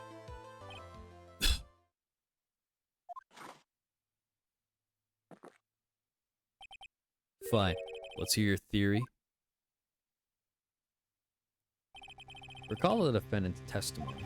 The moment he entered the victim's office, someone attacked him. Mr. Delight said he felt dazed. I'm willing to wager that he was knocked unconscious for at least a few minutes. Unconscious? So he fainted? That's why Mr. Delight didn't know that the buzzer had sounded. And that's why he thought he had time to hide the body. So what are you trying to say? Mr. Delight was knocked out. Buzzer went off soon afterwards. Now, unless my client was able to hit the buzzer while he was unconscious, it only means there was another person in that room. That's right. Whoever it was, they knocked out Ron Delight and then pressed the buzzer. Order in the court, Mr. Wright. This is preposterous. It was this kid. Ron Delight is the one who killed Gain Bullard. Then who pressed the buzzer? It was the victim, of course. He pressed the buzzer when the defendant attacked him. He didn't die right away. He must have held on long enough to push that button. So Gain Bullard sounded the buzzer himself. What is your opinion on this, Mr. Wright? I need to prove that the real criminal was there at the scene, but how?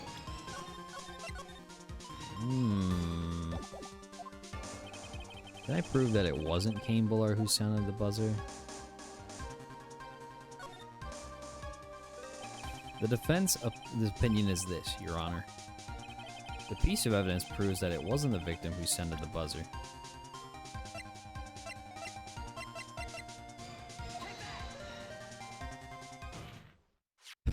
I believe this is the piece of incontrovertible evidence you were looking for. The emergency buzzer? Is there some kind of clue on it? Absolutely not. Hey, come on now. At least give some thought to what you say before opening your mouth. The fact that there are absolutely no clues is itself the clue.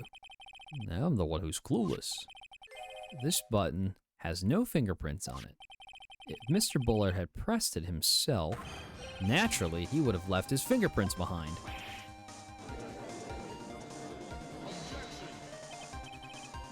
Ron Delight obviously wiped them off. Why would he? A guard could have come in at any moment. He touched that button, I know he did. The defendant, Mr. Delight, was dressed as Mask the Mask. And the Mask the Mask always wear gloves. Oh, always wears gloves. What reason could he possibly have had to wipe the button free of fingerprints?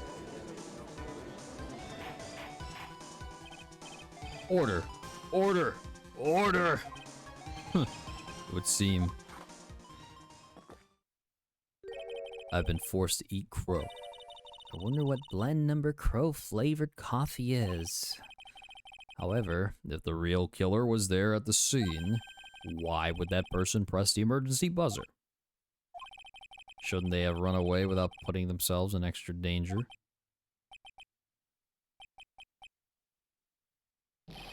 What's this awkward silence all of a sudden?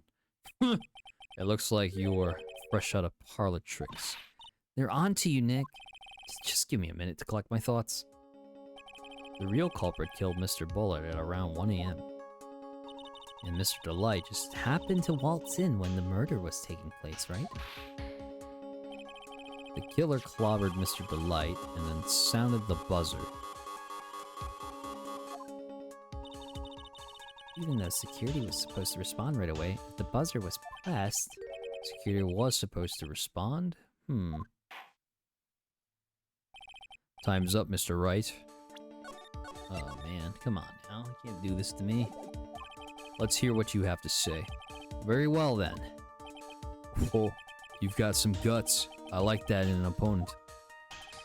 Why did the real killer sound the emergency buzzer?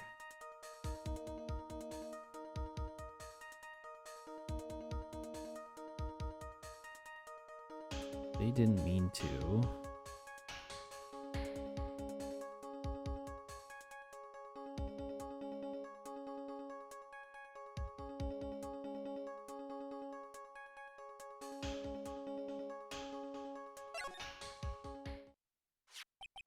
The killer knew that if they pressed that button, a guard would come running.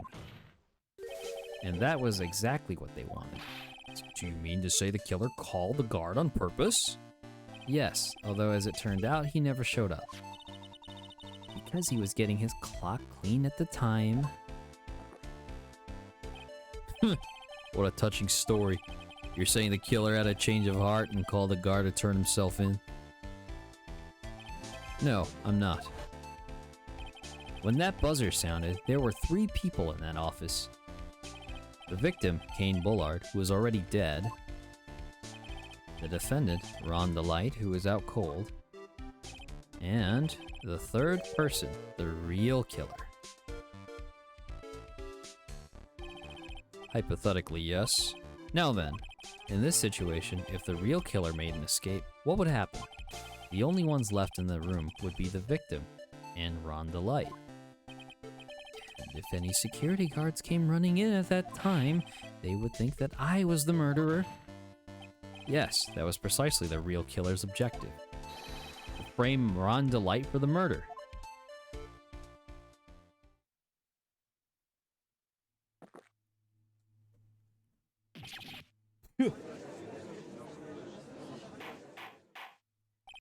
Order, order, order. It would seem I've been made to eat my words once again. Actually, you've been made to do a spit take with a cup of coffee. Mr. Wright, who was it? Who was it that tried to frame me? Or wait a second. I'm the one and only Mask the Mask, so... Nick, you mean the real killer is... We're going to drag that person here right now. But who is it? I don't have any solid proof yet, but think about it. The killer knew Mr. Delight's identity, and they also knew that he had been called to KB security that night. So the killer used him to execute a well-crafted plan to murder Kane Bullard. Now then, let's hear your accusation, Mr. Wright. Who was it that framed Mr. Ron Delight for the murder of Kane Bullard?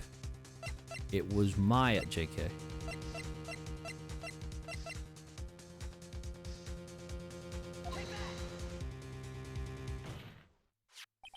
Detective Luke Atney. He's the only one who could have done it. Ace Detective, look at. You mean Master Mask did it? Your Honor, the person being tried in the court next to us is not Master Mask at all. He is, in actuality, the true murderer of Kane Bullard. Edward did it. Totally, Nintendo's, totally. It was him. It was all about logic and whatever nonsense. Order. Order! Mr. Wright, explain yourself. Theft and murder. Which is the more serious crime? They're not even close. Murder is the more serious crime, of course. It's a capital crime subject to a capital punishment. Please remember the trial from yesterday, if you would. When Luke Atme confessed, there was a huge commotion in the courtroom. Of course, a famous detective was unmasked as well as Master Mask. Instead of being convicted of murder, he was found guilty of grand larceny.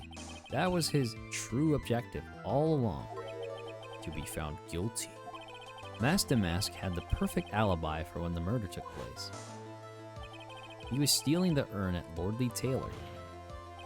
In other words, being found guilty as Master Mask was Luke Atme's airtight, watertight, and unassailable alibi. A guilty verdict as an alibi?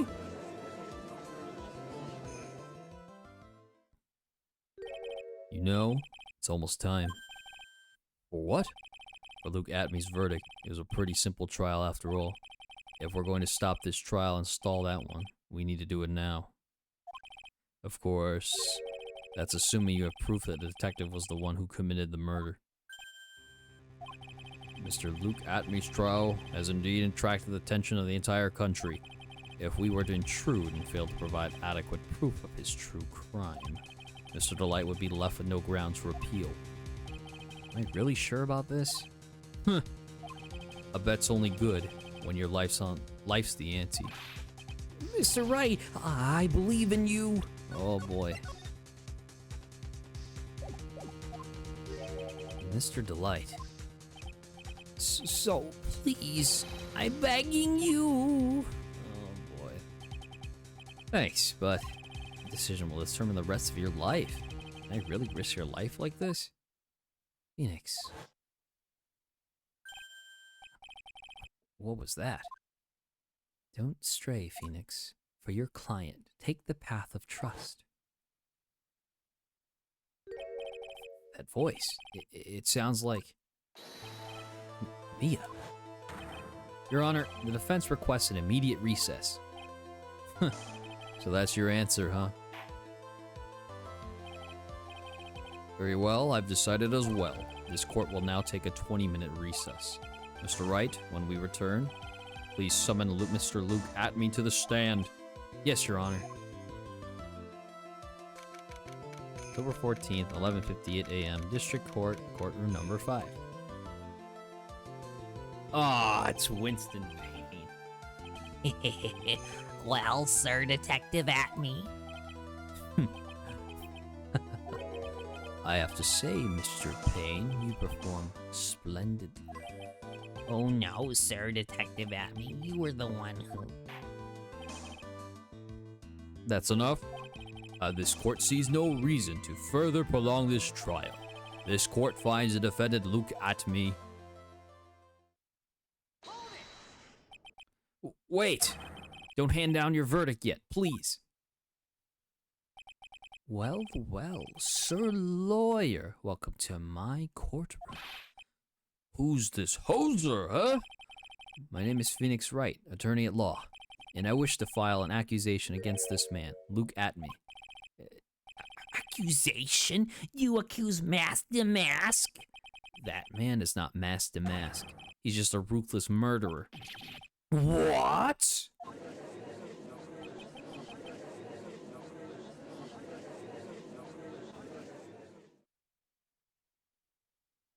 Ooh.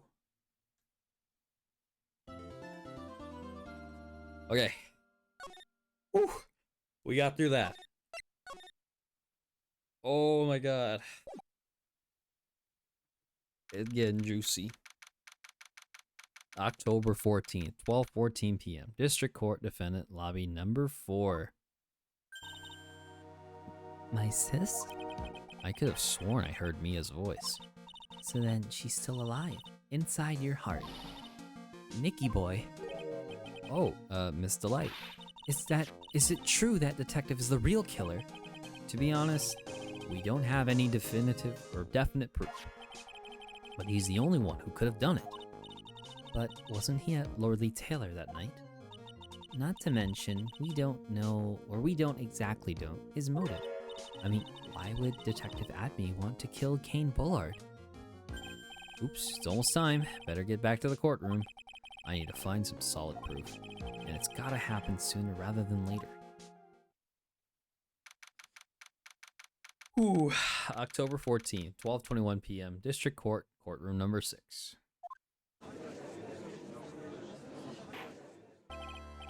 Now then, this court is back in session. Mr. Luke Atme, please take the stand. Well, well, how do you do, Sir Lawyer? I never would have thought to see you acting so recklessly. I couldn't have let them hand down your verdict just yet. Not when it would have given you your perfect alibi. An alibi by the name of Mask to Mask. I'm sorry. I'm afraid even the great Luke Atme has no idea what you mean. Of course, I have been in the next courtroom ever since 10 o'clock this morning. I'm afraid there's no way I could know what's been going on in here. You've been in the defendant's seat all day long, correct? 1 second.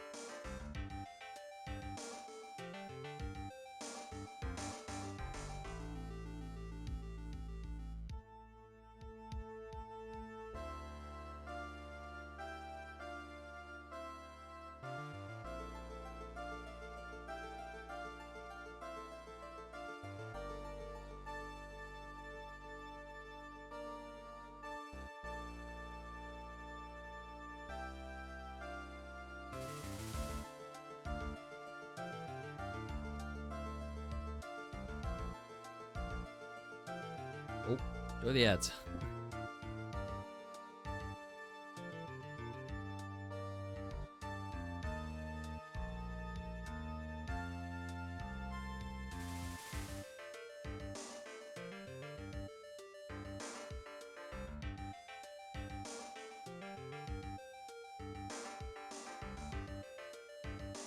Ooh, oh boy.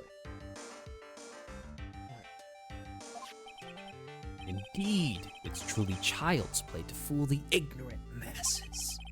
Not only did the poor fools ask me to protect their valuables, they even gave me a generous reward upon returning their own property to them. Take this red diamond ring that sparkles upon my divine finger, for example. Really now? It seems like this red diamond is taken.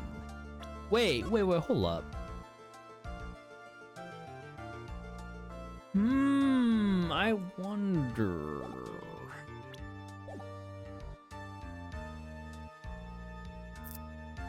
Okay, I have something cooking in my head. Got something cooking in my head. So you continue to insist that you are, in fact, Ask the Mask.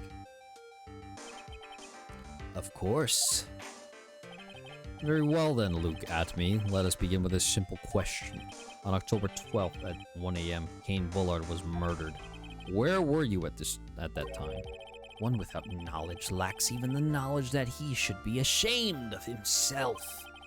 But don't worry, I will not hold it against you, Sir Judge.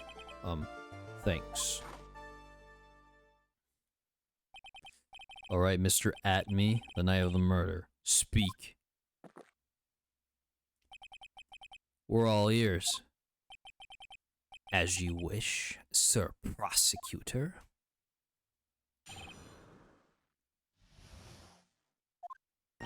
I was stealing the urn as Mask to Mask, just as I announced I would. I had more than enough time to prepare. It was a pathetically easy job. A photograph contains no words, but in this case, one turned out to be my witness.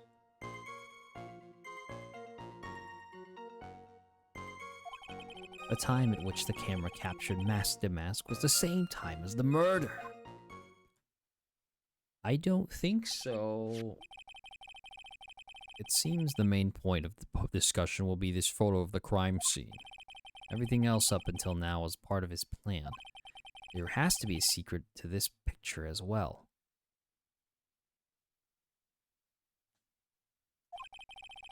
Even the great Master Mask cannot be in two places at once. Now then, if you'll excuse me, I have a verdict to receive. Unfortunately, Mr. Atme, we still have to do your cross-examination. A fool is too foolish to know that he is a fool. Who you is, Franziska? I think he's trying to say that you're full of it, Nick. The only thing that's full of it is his alibi.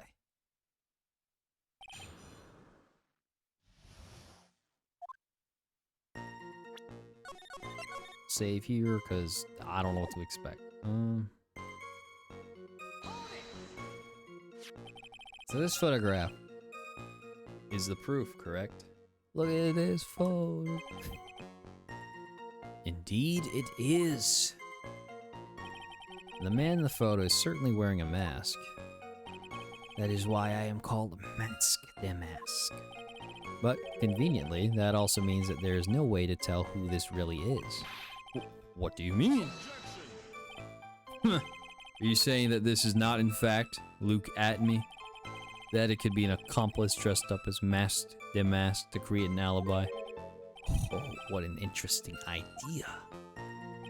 Are you saying that I, Lone Wolf Luke, had an accomplice?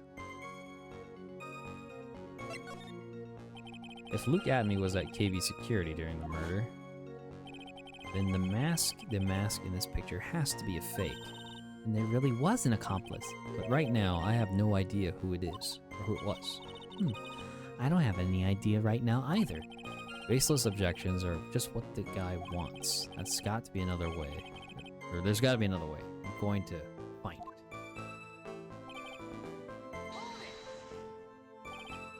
I believe Adrian Andrews hired you at one point.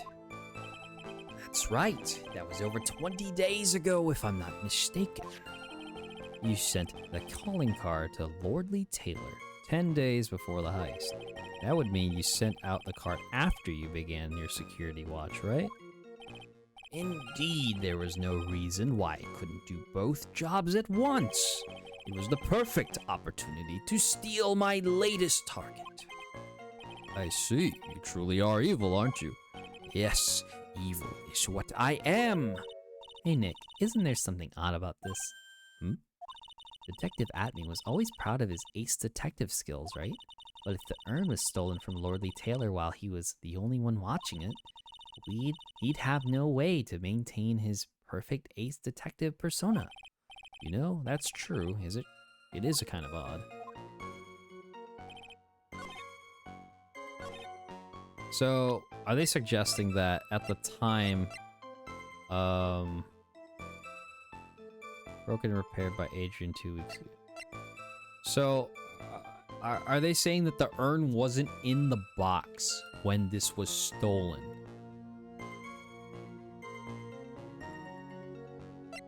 Two weeks ago.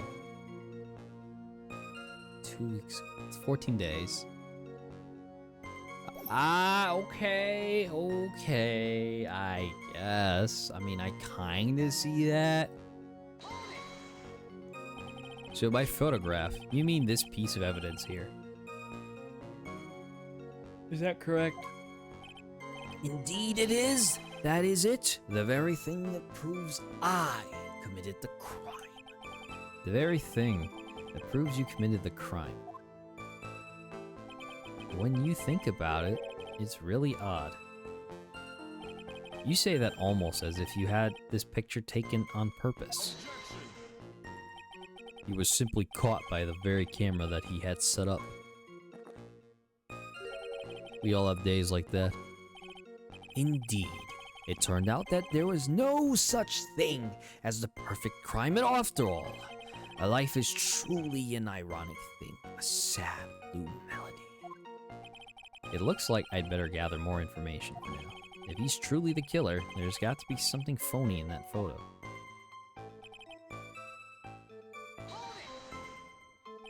About the camera that took this photograph. Oh, come now, it's all too clear what you're thinking. Huh? You think I altered the timestamp on the photograph, don't you? I'm afraid that's impossible. The camera was set up by Lordly Taylor, and on top of that, it was Lordly Taylor's staff that printed that picture's data. Unfortunately, for the defense, there's no way that picture could have been altered. I see. Looks like I'd better find something else that could be suspicious. So this alibi is false? It has to be, or he couldn't have killed Mr. Bullard at KB Security. But I'm not really spotting anything unusual. There are two possibilities. Either the mask demask in the photo is a fake, or the photo itself is. Oh boy.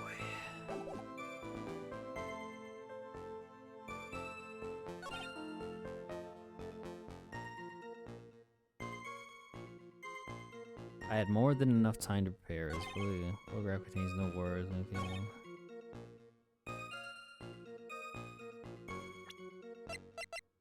I mean...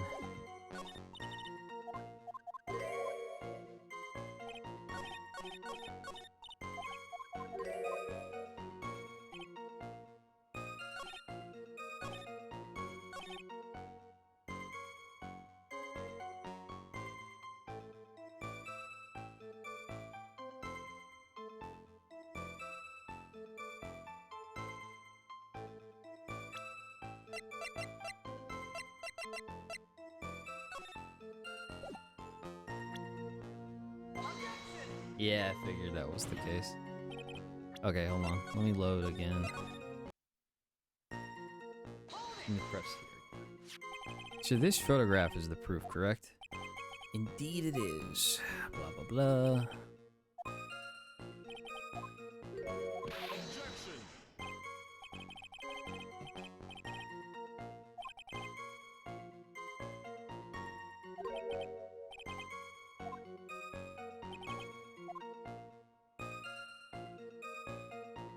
I don't even think he had an accomplice.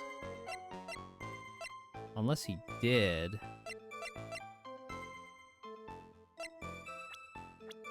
Or no.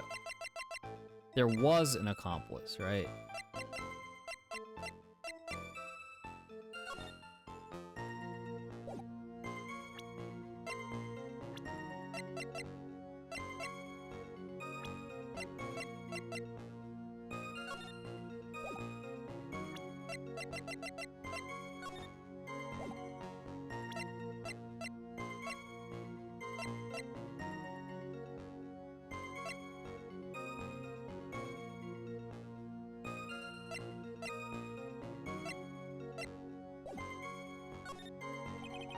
Luke at me was at KB Security during the murder. Then the mask to mask in this picture has to be a fake. Exactly. You had an accomplice. Now remember, you said that, Mr. Trite, because there's no going back. You're making baseless claim. I'll treat you to a penalty myself. Penalty's probably boiling hot too. So who is it, Mr. Trite? Who is the accomplice?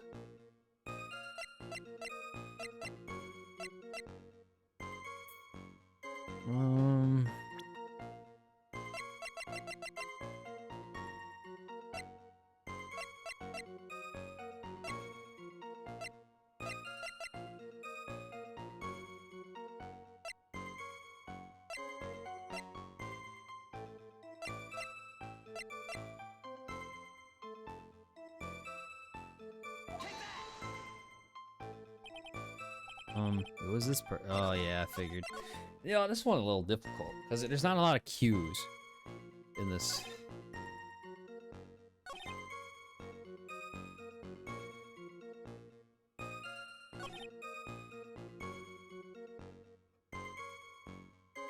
Same as the murder.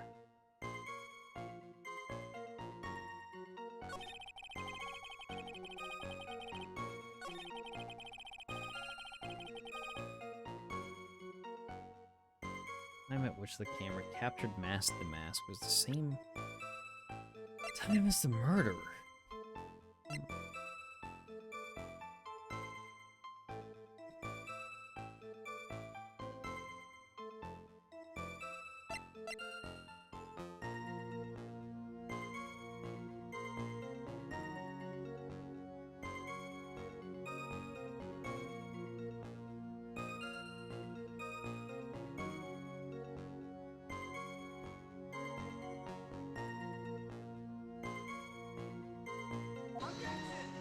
Ugh. Dude, this one is whack. I'm trying to, like, piece it together, but the logic is not flowing. Stealing the urn as Master Mask, just as I announced I would.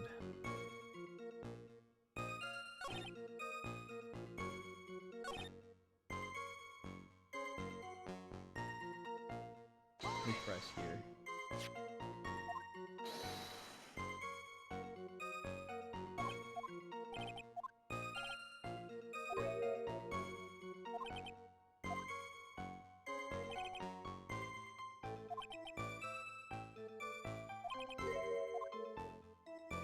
Oh, I got something. Are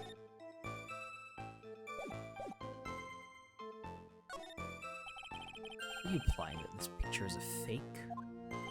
You bet I am. There's definitely something strange about this picture. We took a look around the basement warehouse that night before the theft took place. There's something in this photo that doesn't match my memory of that night. Very well, then let's hear what you have to say. What about this photograph do you find funny?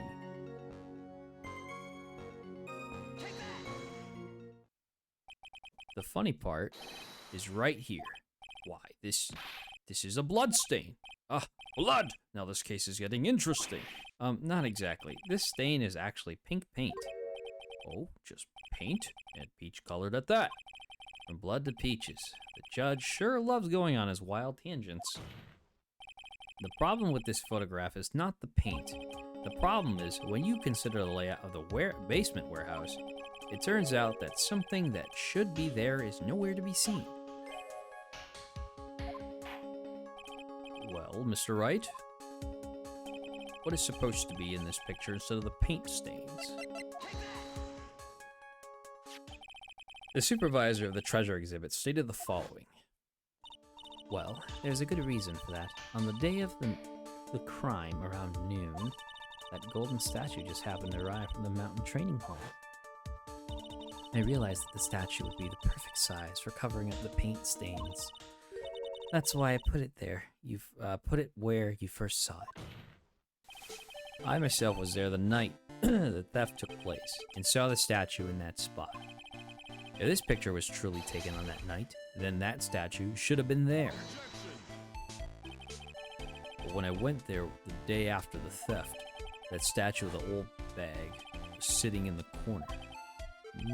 Perhaps it was somehow pushed there accidentally. Your Honor, this statue is slightly larger than yourself and quite heavy. It would take more than an accidental push to move it that distance. In that case, can you prove it? Can you give us the rhyme and reason as to why the statue was moved that night?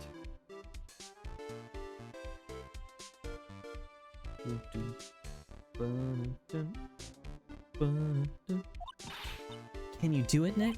Never mind who moved it. The real question is, why did they move it? Well, Mr. Wright, I hope you were prepared with your answer. Now then, who was the one that moved the golden statue on the night of the crime? Excuse me.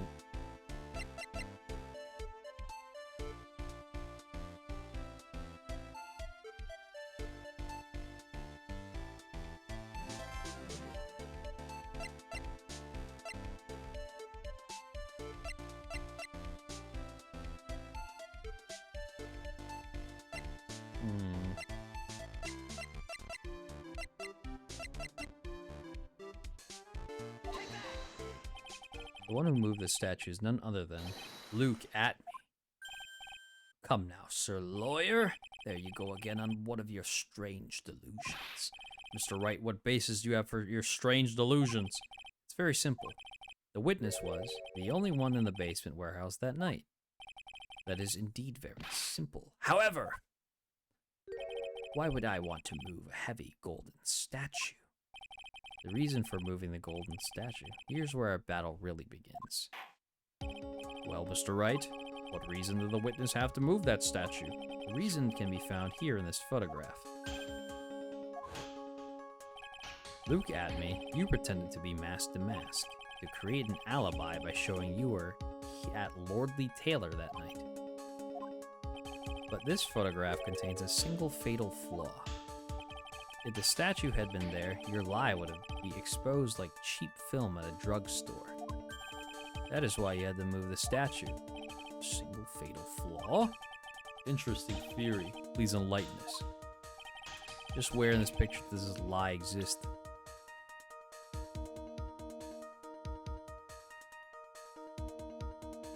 The time? Naturally, the lie in this photo is the timestamp. What do you mean?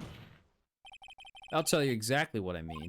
On the night in question, Luke Atney went to KB Security and murdered Kane Bullard. Therefore, it's obvious it would have been impossible for him to have been at Lordly Taylor at this time. But what does that have to do with the statue being moved? Remember, if you will, Your Honor, when was this statue placed besides the warehouse door? Well, the statue was taken down to the warehouse on the day of the crime, and it was placed there in order to cover up the paint. Exactly. Luke Atney had already decided on the time when he was going to kill the victim. And so, in order to create an alibi for that time, he took this picture days before the murder took place. What? Of course, the statue hadn't yet been brought down to the basement warehouse yet. Oh. So, on the day of the crime, Mr. Atney must have been quite nervous. As nervous as a long-tailed cat in a rocking chair factory, so to speak. Why? Because something that wasn't supposed to be there had been brought down and placed where it wasn't supposed to be. And that is why Luke Atney had to move the statue on the night of the murder. He did it to make the room match with the way it had been in this photo. Oh. Order! Order! Mr. Atney, is this true? 1 moment, Your Honor. Have you forgotten this? What's that? The data from the basement warehouse computer. According to this, the camera did indeed go off on the night of the crime. It's true that the camera had been set up by the Lordly Taylor staff. However, the program used to manage that data was yours. That alone would have allowed you to tamper with the data. Ah, got him. We got him. But, order. Order, Mr. Godot. What is the meaning of this?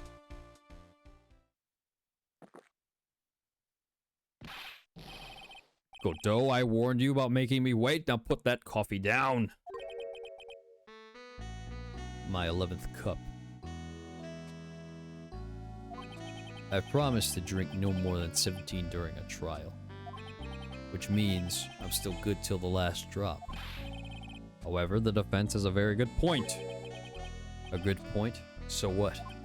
We are all but travelers on a road of infinite points. I think he's got his points mixed up with his other points. So you say this photograph was taken ahead of time, and that the statue was moved in order to make it match. That's a very interesting idea. However, there's one point that can't be denied, which is that it's only a possibility. Men that are trapped by the chains of maybe can never reach their dreams. That's very true. No way. Don't fall for that, Your Honor. Hey, Mr. Damask. Yes? If there's no funny business in your actions as Mask the Mask, there should be no problem with you telling us your strategy. So let's hear it. Yes, please provide this court with your testimony about your plan to steal the sacred urn.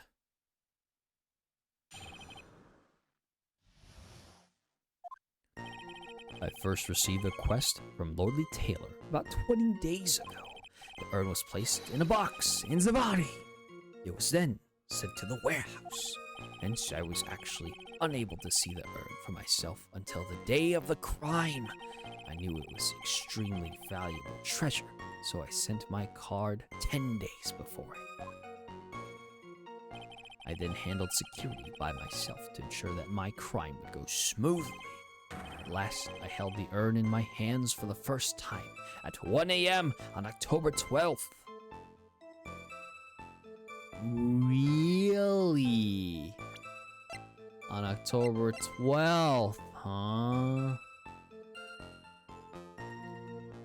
Broken and repaired by Adrian 2 weeks ago, then replaced in its box.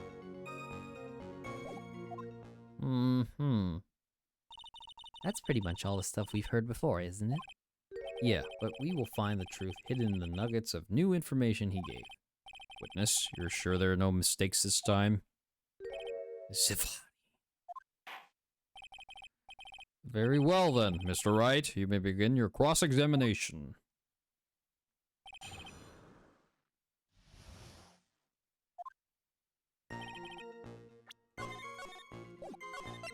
Alright, another one. I'm gonna have to look through, digging through every statement. You mean this box? Yes, that pathetic box. Lady Andrews was especially taken with that herb, and she wouldn't let anyone enter the storeroom, not even me. Interesting new tidbit.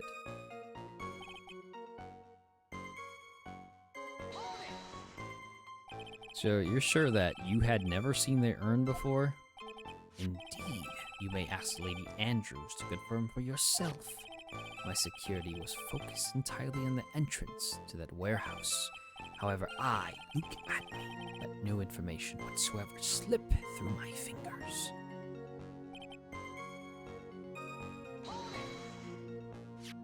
You mean this calling card?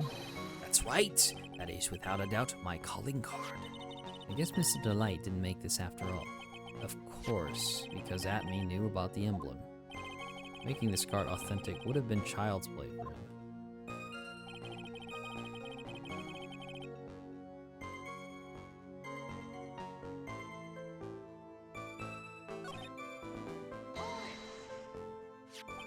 And this is the photo that proves that, huh?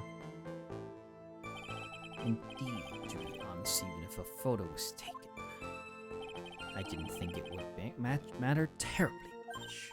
Hey Nick, if this photo is a fake, Detective Atney might have stolen the urn whenever this was taken. That's true. You know, he's been saying that he never saw the urn until that night. If we can prove that he's lying there, we can wrap this up and put a bow on it. We need to take a good hard look at the court record. Not a lot to go on, is there? The detective's been covering his tracks. There's only one thing we need to prove in this cross-examination. That he took this photo well before the actual night of the crime. Alright then, how do we do that? There's one thing that Atney stated very clearly, that he had never seen the urn before he stole it. We need to prove that he's lying.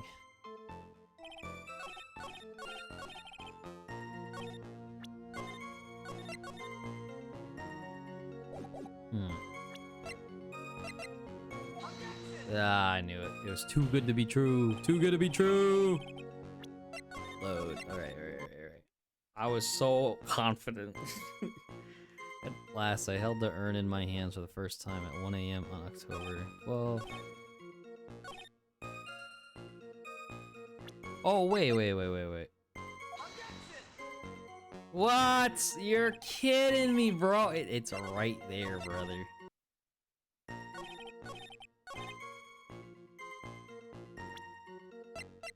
Really?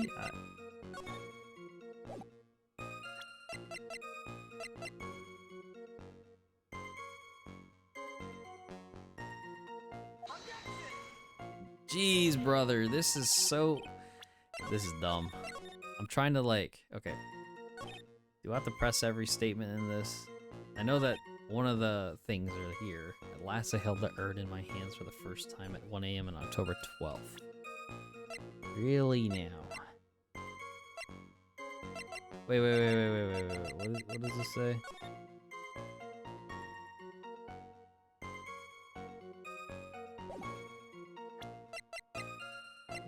Calling card.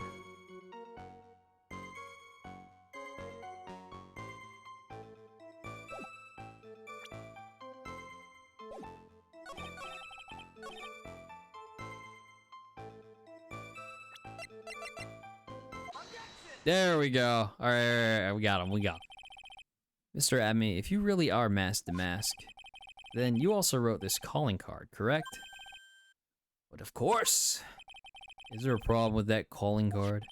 Allow me to read a passage from the calling card that Mask to Mask had written.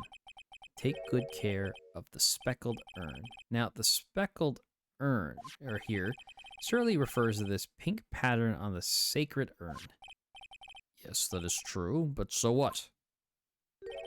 Truth be told, there is no way that Mask to Mask could have known about this pattern. What do you mean? This pink, spotted pattern on the urn is actually nothing more than paint stains. Paint stains? And these stains did not appear until after the urn had been taken to Lordly Taylor. I'm not finding this joke to be very funny, Mr. Trite. The day that the sacred urn was taken to the warehouse, the urn was broken due to human error, or should I say, an error-prone human. And that's when the pink paint got on the urn. You can't be serious. And yet this calling card clearly mentions the paint pattern. Which means Detective Atney had seen this urn long before the crime ever took place. In fact, he saw it when this fake photo was taken. And because this photo is a fake, your alibi for the night of the murder no longer holds water.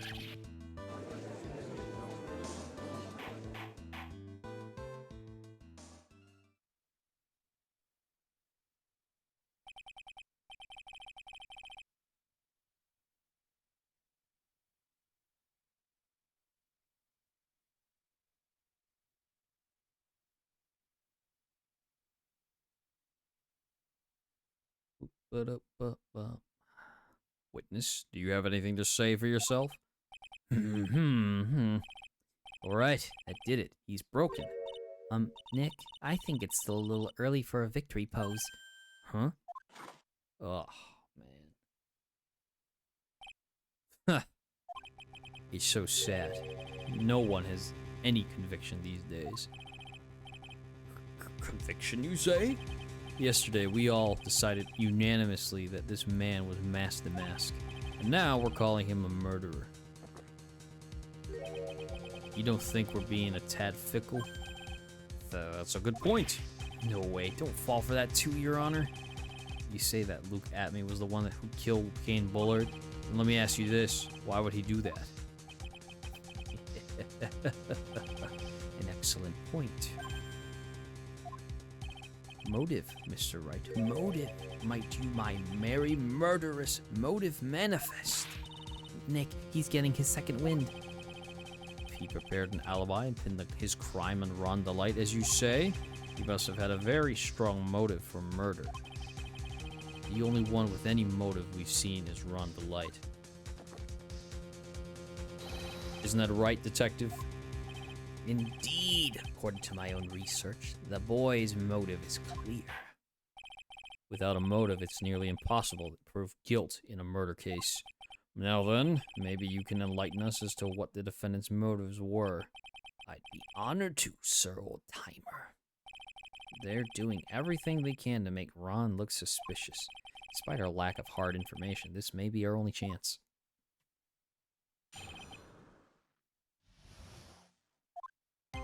I, Luke Atney, had no points of contact with the victim whatsoever. Kane Bullard decided to investigate Mask to Mask and simply mistook who he was. It was Mr. Bullard who wrote the blackmail letter and sent it to Ron DeLight. And it was again Mr. Bullard who harbored a grudge against Mr. DeLight for his betrayal. Mr. Bullard's mistake is quite excusable. The defendant truly believes he is Mask to Mask. That is why Mr. Delight saw it fit to kill King Bullard. Truly a tragedy. Uh-huh. Sure it is. So the victim, Kane Bullard, blackmailed the defendant? This is the blackmail letter found in the defendant's apartment. A handwriting test confirms that Mr. Bullard was indeed the one who wrote the letter. What? Very well, Mr. Wright. Begin your cross-examination.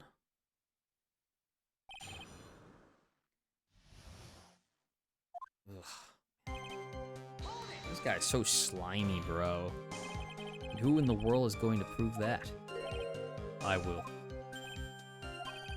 After doing a thorough background check of Detective Atme and Kane Bullard, we were unable to find any links between them. It's all in the report. Perhaps they were connected through their work? They were both involved in security. Nope. That was blunt. In any case, the only one with a motive was Mr. Delight.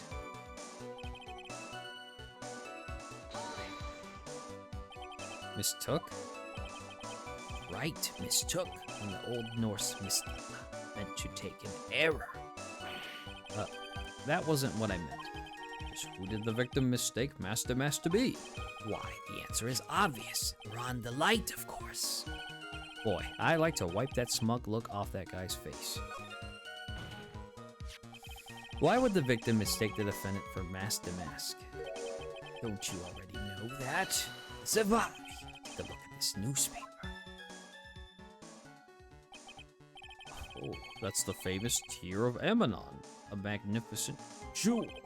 That photo shows a magnificent detective as well, does it not? Furthermore, it also shows an ugly guard, namely the defendant. The defendant? The victim clearly misread this article in Zavari. You got the wrong impression. The impression that this ugly security guard was in fact Mask the Mask. I see. That was an unusually reasonable deduction.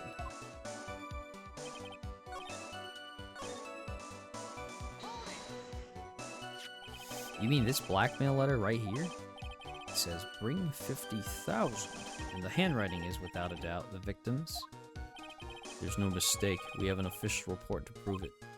But I don't see an addressee on this letter anywhere. An addressee? This letter was discovered in Ron Delight's apartment. Mr. Delight did show up at the designated place and time. The fact that there is no addressee is irrelevant. I wonder... What's up, Nick? I just had a thought. What if the blackmail letter wasn't meant for Mr. Delight? Whoa, do you have any evidence of that? For some reason, I just can't shake the feeling that there's something not quite right about this blackmail letter. Well, everyone, are you quite satisfied?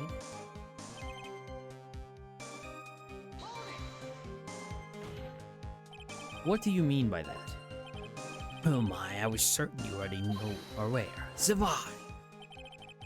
KB Security has a lot of security info in all sorts of companies. And since I was a security team chief, I stole data from the company.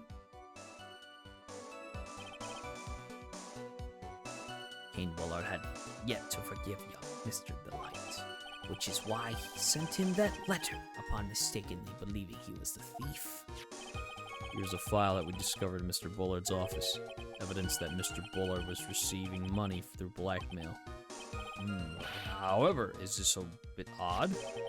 Why did the defendant pay Mr. Bullard the money, even though he wasn't actually Master Mask? At that point, there was an unfortunate bit of chance.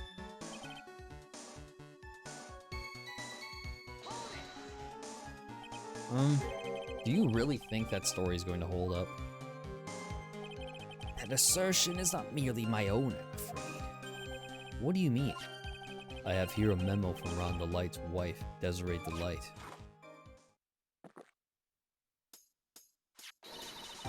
Ronnie thinks he's Master Mask. Don't you feel sorry for him? Please don't think too badly of him. Well, Mr. Trite. Ugh. Was he trying to act like Miss Delight just now? I thought he was actually pretty convincing.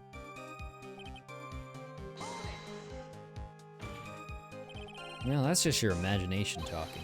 Now, Sir Lawyer, I'm afraid imagination isn't the right word for it. This is a deduction, the result of carefully applied reasoning. Can we hear that careful reasoning for ourselves? It's a long story, and better saved for another time. Very well, another time. These so-called long stories aren't usually all that long. At least, not in my experience. So you're going to try to connect Detective Atney to Mr. Buller, right? Yeah, that's right. Hopefully it won't require surgery either. In that case, you'll have to talk about the blackmail. That's true. Was that blackmail letter really intended for Ron? Since we don't have enough information, you should press him for more testimony. You'll be able to shake some contradictions loose that way.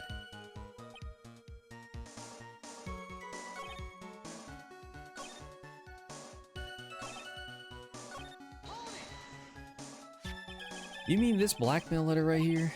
Let's bring 50,000, no doubt.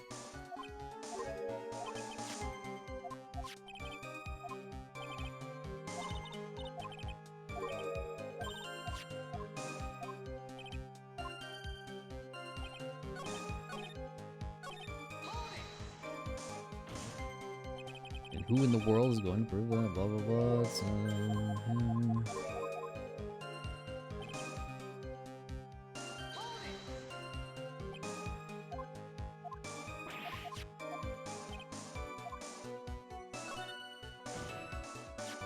Why would the victim mistake the defendant for mask to mask?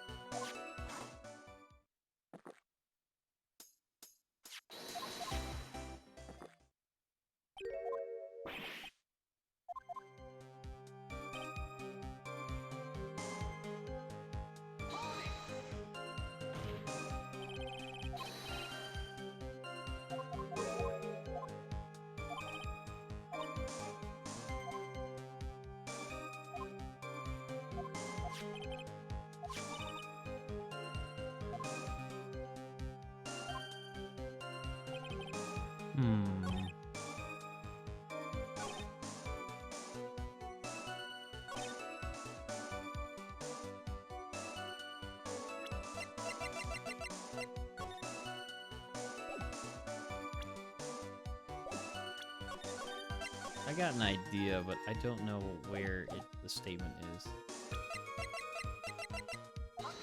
Yeah, it's not the statement. Load. It was Mr. Buller who wrote the blackmail letter and sent it to Ron the Light.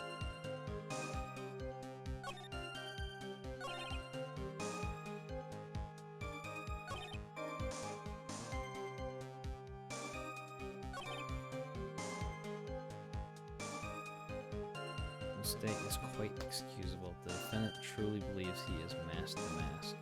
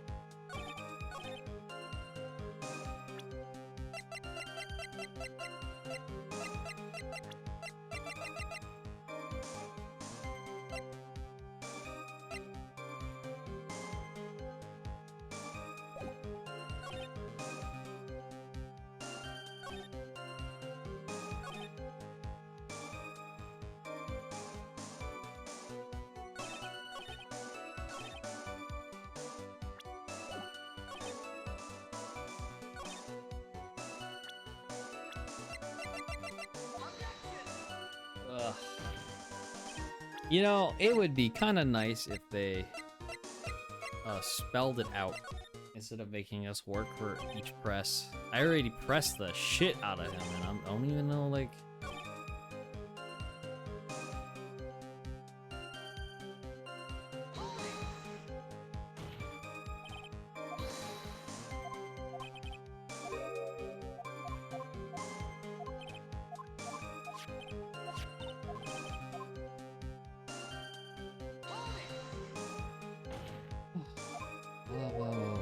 He will.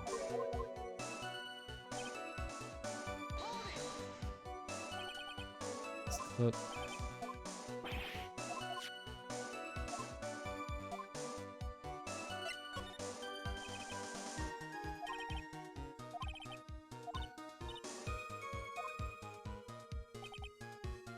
Okay, let me press again. So this is the only statement that I see us being able to press anymore for.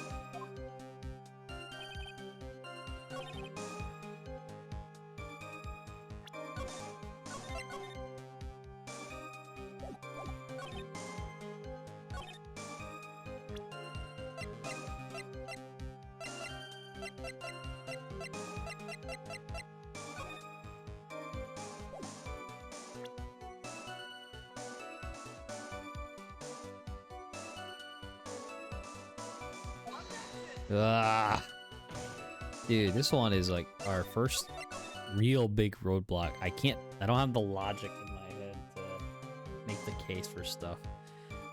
The calling card was kind of a fluke, I'm not gonna lie. I was just like, wait a minute, they put the 2 and 2 together right there. I don't even know which statement to check to. Let me think about it. So it's undeniable that Mr. Bullard did write the letter.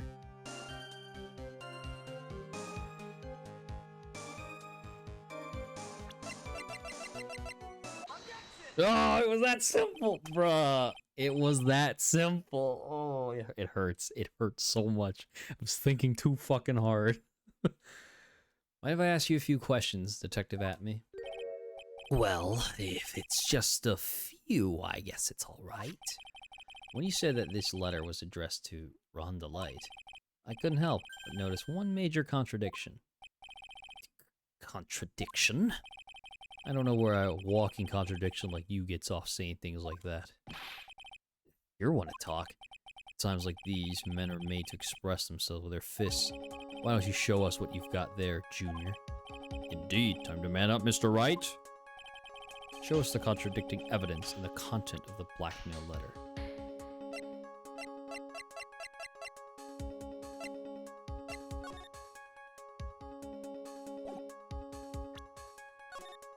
If you don't, I'll take that red diamond you received the other day instead.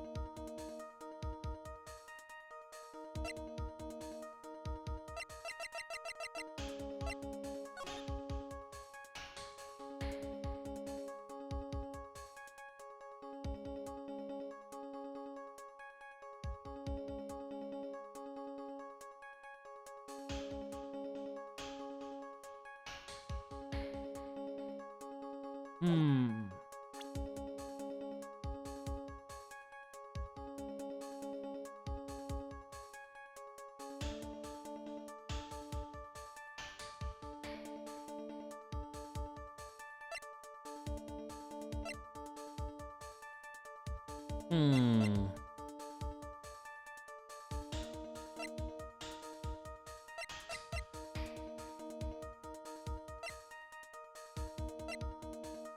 Found on a table of the crime scene.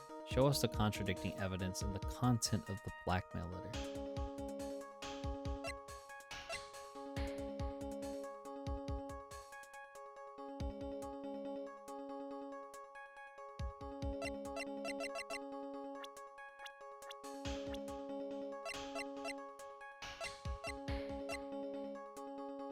Okay, so let's put this together. If you don't, I'll take that red diamond you received the other day instead. Show us the contradicting evidence and the content of the blackmail letter. So I feel like I'm jumping the gun by this. Show us the content.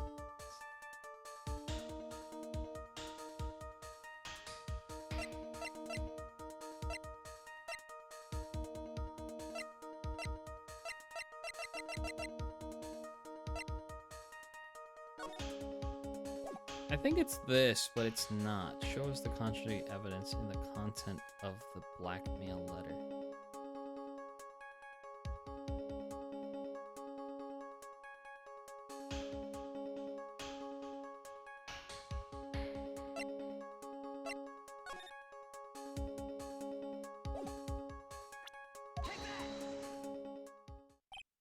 A little 2-1 punch like that wouldn't even faze me. I think you mean 1-2 punch. Mr. Wright, try thinking things through a little more before finding fault with others. Ouch, I sure felt that punch, Your Honor. Anyway, let's try reading the blackmail letter one more time. Gotta be something off about it somewhere.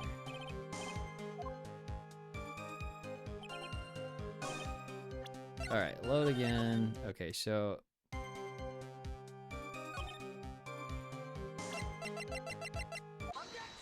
this is what we're looking for.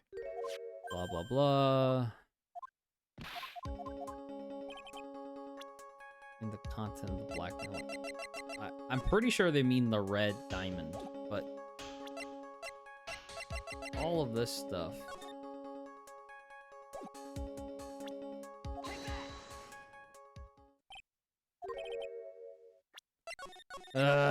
Dude, come on, man. Just throw me a bone. Something, brother. I'm trying to really put the logic together on this one. And I know that for sure it's the red diamond or the 50K, unless it's something else. Only on October 12th, 50K.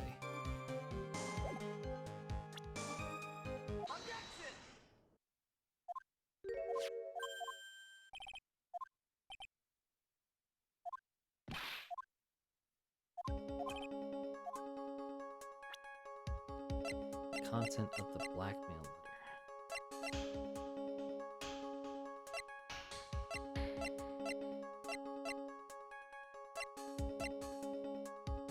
Something that contradicts this.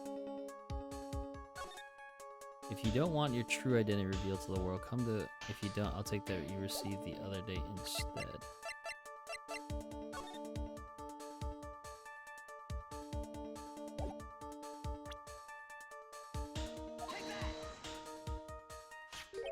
Take a good look at this newspaper clipping.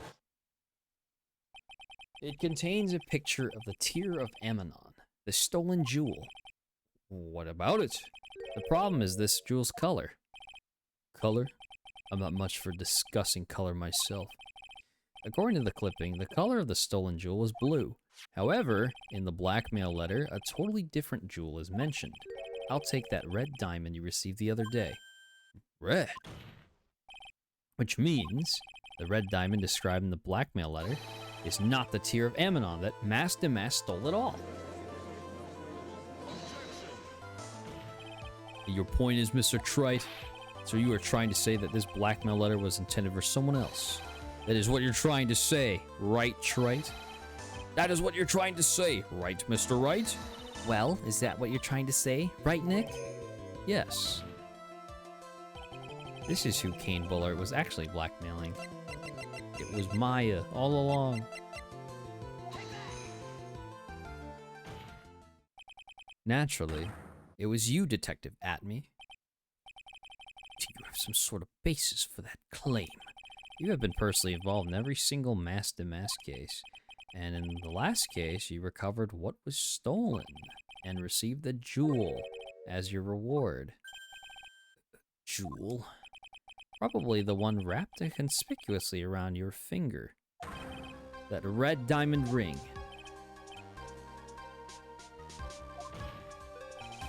That is the diamond referred to in the letter, which means that Kane Bullard wrote that letter in order to blackmail you.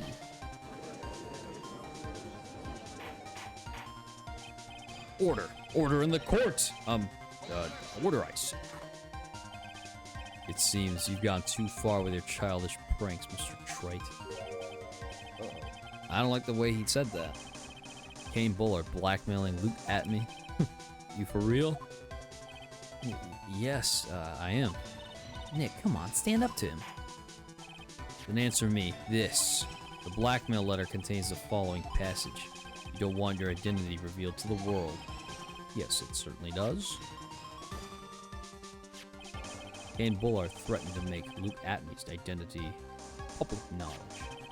An identity he wanted to keep a secret. So just what was that identity? Atme killed Kane Bullard because he was afraid of his secret becoming known. What was the identity he wanted to keep secret? This is what it all comes down to, Nick. The identity that Luke Atme wanted to so desperately keep secret was his identity as...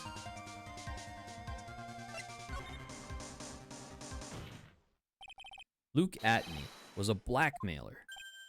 Objection. Hey now, is that a little different from what you've been saying? You said that Kane Bullard was the one blackmailing Luke Atme. Are you saying that Atme was blackmailing someone else on top of that? You have to admit, that does sound a little odd. It's not odd. It's the only thing that makes any sense. Kane Bullard was blackmailing Luke Atme. But Ron DeLight was also being blackmailed by a certain someone. So, did you start receiving blackmail letters after this incident? Yes, just a few days after the Tear of Emanon heist. After that, I started getting the plans in the mail. I received plans from some very nice person, incredibly detailed plans. Detailed plans? In which case, that would mean that Ron DeLight was actually mask to mask. That is what we are claiming. Someone else came up with the plans and had Mr. DeLight seal his targets for him. And that someone was none other than Luke Atme. Shh! Silence! Now I see it's all becoming clear. What is? When you were in grade school, you received the same report card every year. Careless, with a tendency to jump to conclusions. Am I wrong? How did you... You say that I, Luke Atme, was blackmailing Ron DeLight, in which case I would naturally know all about his relation to Mask the Mask. Well, yes. Ron DeLight started receiving plans from his second crime onward, correct? Which means I learned of his identity when he committed that first crime. Good point. You certainly couldn't have blackmailed him otherwise. In that case, let's see some hot, bitter evidence. During the first crime, how did Luke Atme know that Ron DeLight was mask to mask?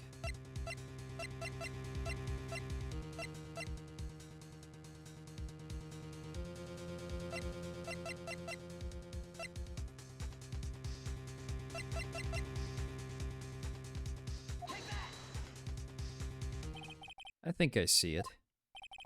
See what? When you were in grade school, you received the same report card every year. Gets into lots of mischief trying to be the center of attention. What do you mean? This newspaper clipping.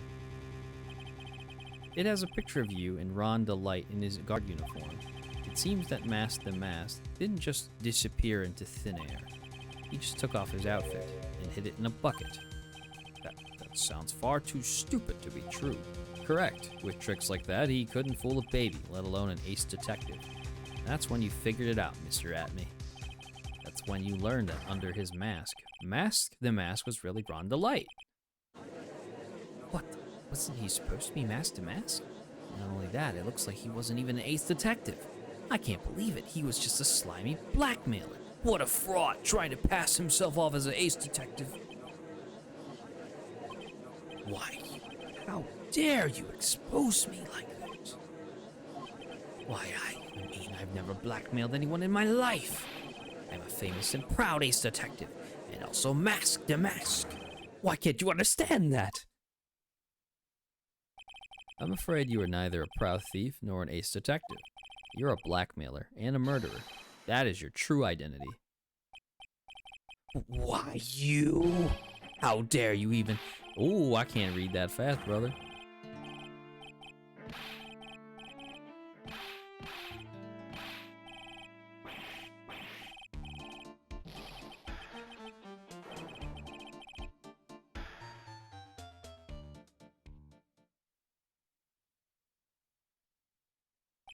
It would seem we finally arrived at the real answer. That was quite a performance by Mr. Atme. Bailiff, please prepare a cell for Mr. Atme.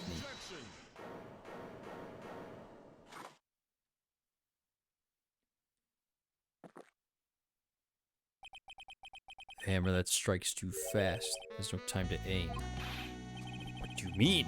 I'm already prepared to deliver my ruling. Allow me to say one thing. I will be the one to judge. You don't get much more in your face than that. It appears that your claws weren't quite sharp enough, Mr. Trite. What do you... It's true that you've proven a lot of things. Things like Luke Atney was a filthy blackmailer, and that he wasn't at Lordly Taylor the night of the murder. That's right, that's why he's the one who killed Mr. But... there's still one thing you have yet to prove. What's that? Just because he wasn't at the warehouse doesn't mean he was at the murder scene. Therefore, if you can't prove that this pitiful excuse for a man was at KB security, then I don't see how a verdict can be delivered. No way! Order! Order in the court! Well, Mr. Wright, this is it. This is the final round. I've got to prove that Atme was at Mr. Bullard's office on that night.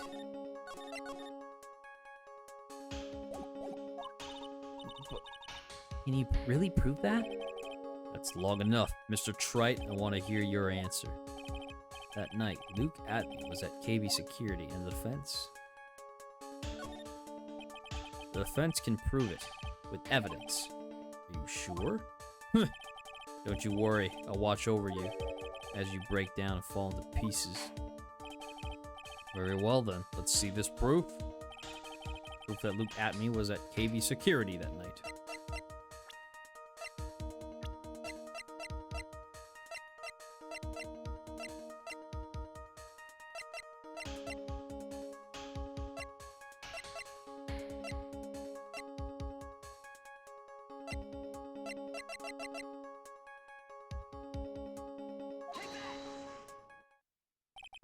This is the proof. It's true, that is very important. However, I'm not so foolish to think that will pass for evidence here. What are you talking about? Mr. Trite, it's time you learn the true flavor of life. The flavor of my special Godot blend, 49. Well, Mr. Wright? It's bitter. Very bitter. Oh my god. Come on, Nick, don't give up now. What do I do? If I make a mistake here, it's over. I will prove with evidence.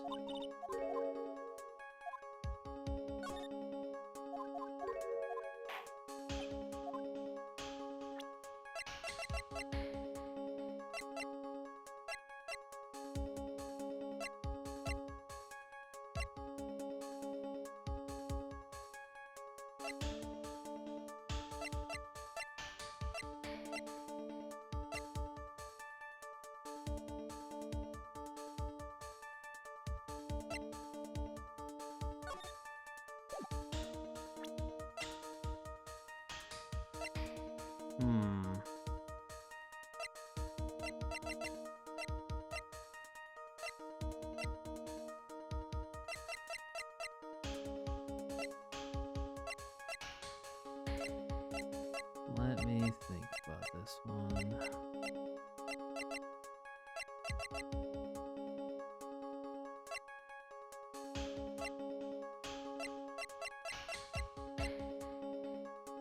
CEO buzzer.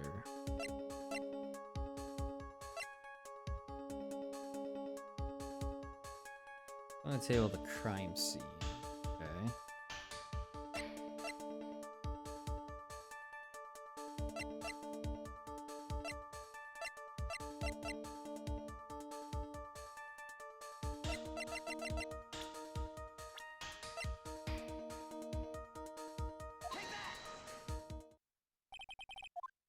Oh my word.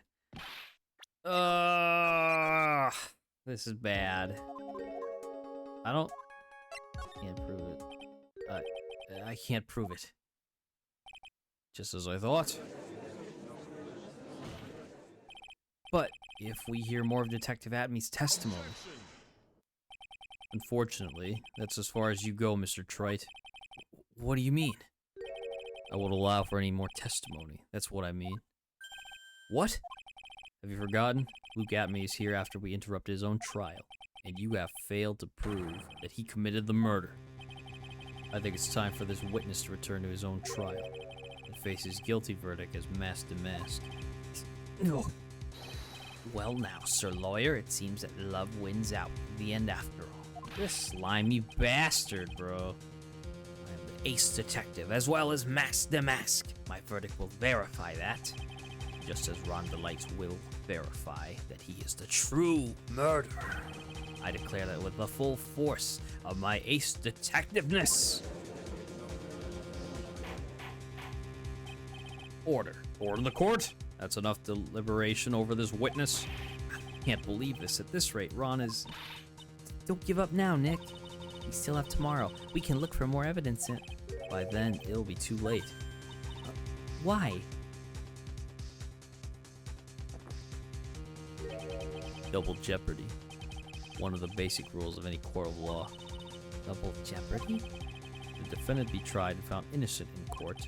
That defendant cannot be tried again for the same crime. That is a fundamental rule of all courts. And it applies to this witness as much as it applies to anyone else. Mr. Atmey will be found guilty in a matter of minutes. Guilty as mask to mask, which means he will be innocent as far as the murder of Kane Bullard is concerned. No way. The fact that you were unable to prove Mr. Atmey's guilt of that crime here means that he will never again be tried as Kane Bullard's murderer. God.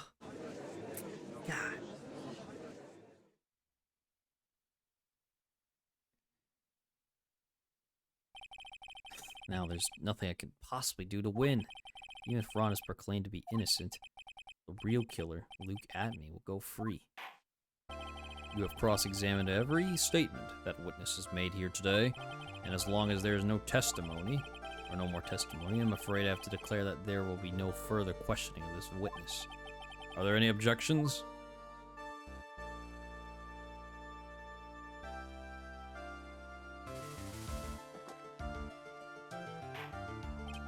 And I hereby end the cross-examination of Luke Atmey.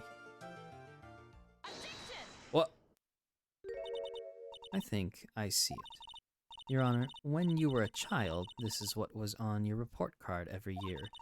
Has poor hearing and often makes mistakes as a result. How did you? Oh. Phoenix, raise your head up high. Have you forgotten what I used to tell you? A lawyer is someone who smiles no matter how bad it gets. That voice. No way. Long time no see, Phoenix. Mia! Oh, she here to save us. That is the true power of the Korean channeling technique. I know that it's really Maya who's standing before me, but right now she's my mentor, Mia Fey. Now, let's do this. But there's nothing more we can do, Mia. Without any more testimony, I can't cross-examine. Not yet. The testimony's not over yet. What do you mean? Your Honor, just now you said something very interesting. You have cross-examined every statement the witness has made here today. Yes, that's true, but... Unfortunately, Your Honor, you're forgetting something. Earlier, after the last cross-examination, this witness made a number of remarks.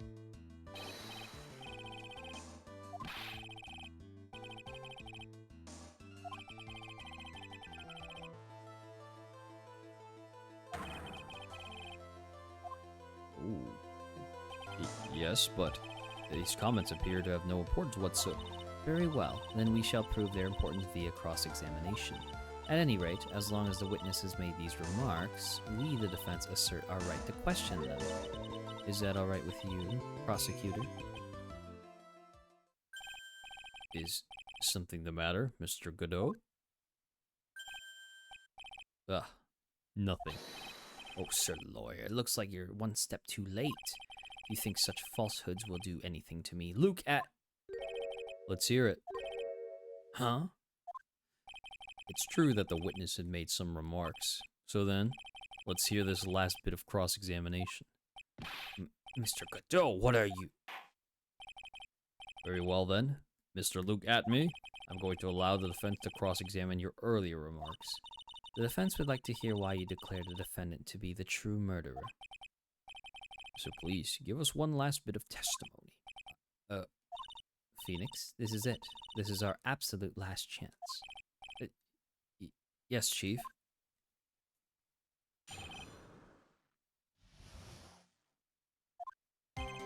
Indeed, it is true that I was not at Lord Taylor. I had to leave to see about another vitally important job request. I had known about the date beforehand, so I had this photograph ready. My brilliant deduction was what informed me that the true culprit was Rhonda Light. And thanks to the key card and wallet, it was abundantly clear that he was there. I was also able to make a deduction from the buzzer, which only sounded once. The button did not have any fingerprints on it. Why? The victim would have left prints if he sounded it, which means the killer sounded it. Mr. Delight was wearing his master mask outfit, which is why he left no prints. And the blackmail letter, the victim likely just mistook the color of the jewel. Zavali! Therefore, all the evidence points to that poor boy. But how would you know he wore the mask? Or the master mask outfit? The witness' earlier remarks do not appear to have been hastily prepared. All of his points have been explained, and none of them seem to contradict anything. But of course. But how did you know about the emergency buzzer? The police investigation documents went directly through me. And I always look over the documents. It's elementary, Sir Lawyer. Are you going to make even more trouble for us now, Sir Lawyer? I will not allow any of your usual shenanigans, Mr. Wright. Yes, Your Honor. We cannot postpone Luke Atmey's trial any longer. This is your last chance. Hang on a sec, just one chance? Seems that the party's about to begin. Well, Phoenix, there isn't any evidence that contradicts with that testimony. So it seems... What do you mean, sir, it would seem? Listen, Phoenix, pointing out contradictions doesn't always mean you have to present evidence, does it? At any rate, this is our last chance. If you can't point out a case-breaking contradiction, you lose. That's all there is to it. Cup number 17, the last cup. It seems like the time has come to put an end to this trial. I have to find a fatal contradiction in this testimony, and I need to point it out without presenting evidence. Which means all I can do is find a contradictionary remark and press it. Remember, you only get one chance. Very well then, Mr. Wright. Please begin your final cross-examination. They set us up. Up, down, up, down, up, down. Oh my god.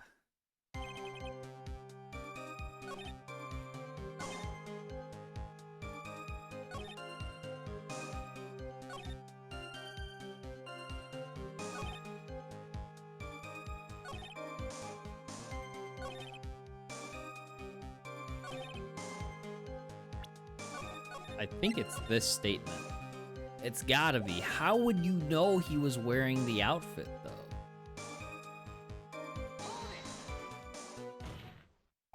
Mr. Adme, about this last remark.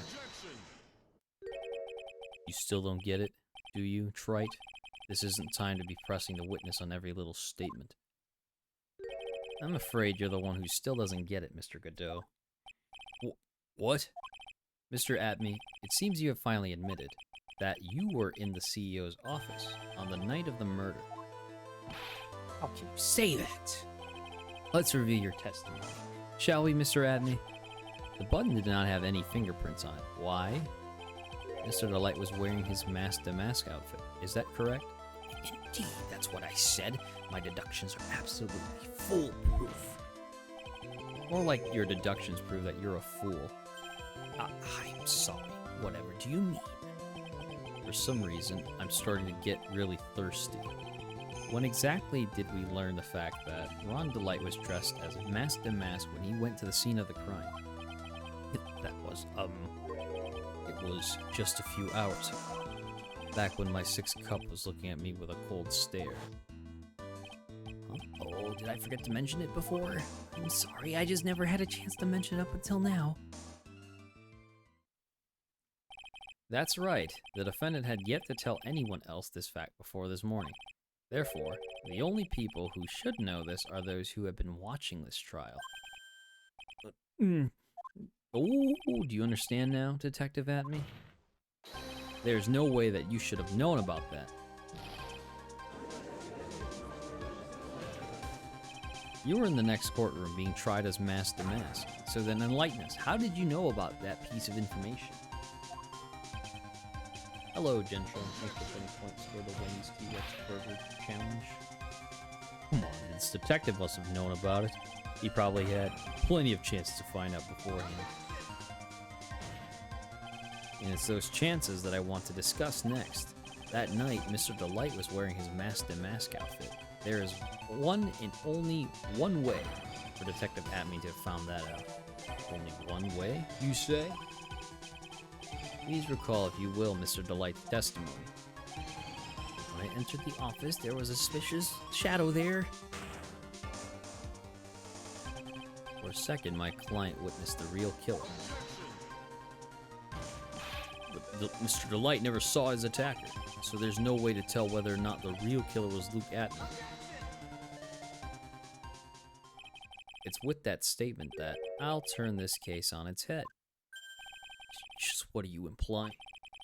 Mr. Delight saw the real killer, correct? Now, if you turn that statement around, it stands to reason that the real killer had also seen Ron Delight. Impossible.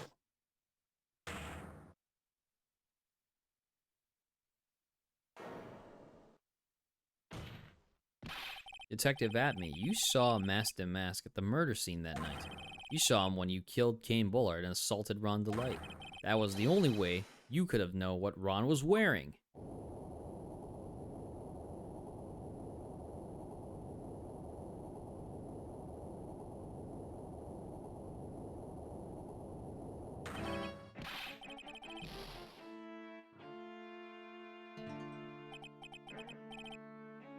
Take a good look, everyone.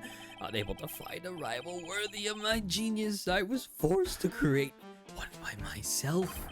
Here I am, the tragic clown. That's the same line you gave yesterday. But I think there's a little more meaning behind it this time.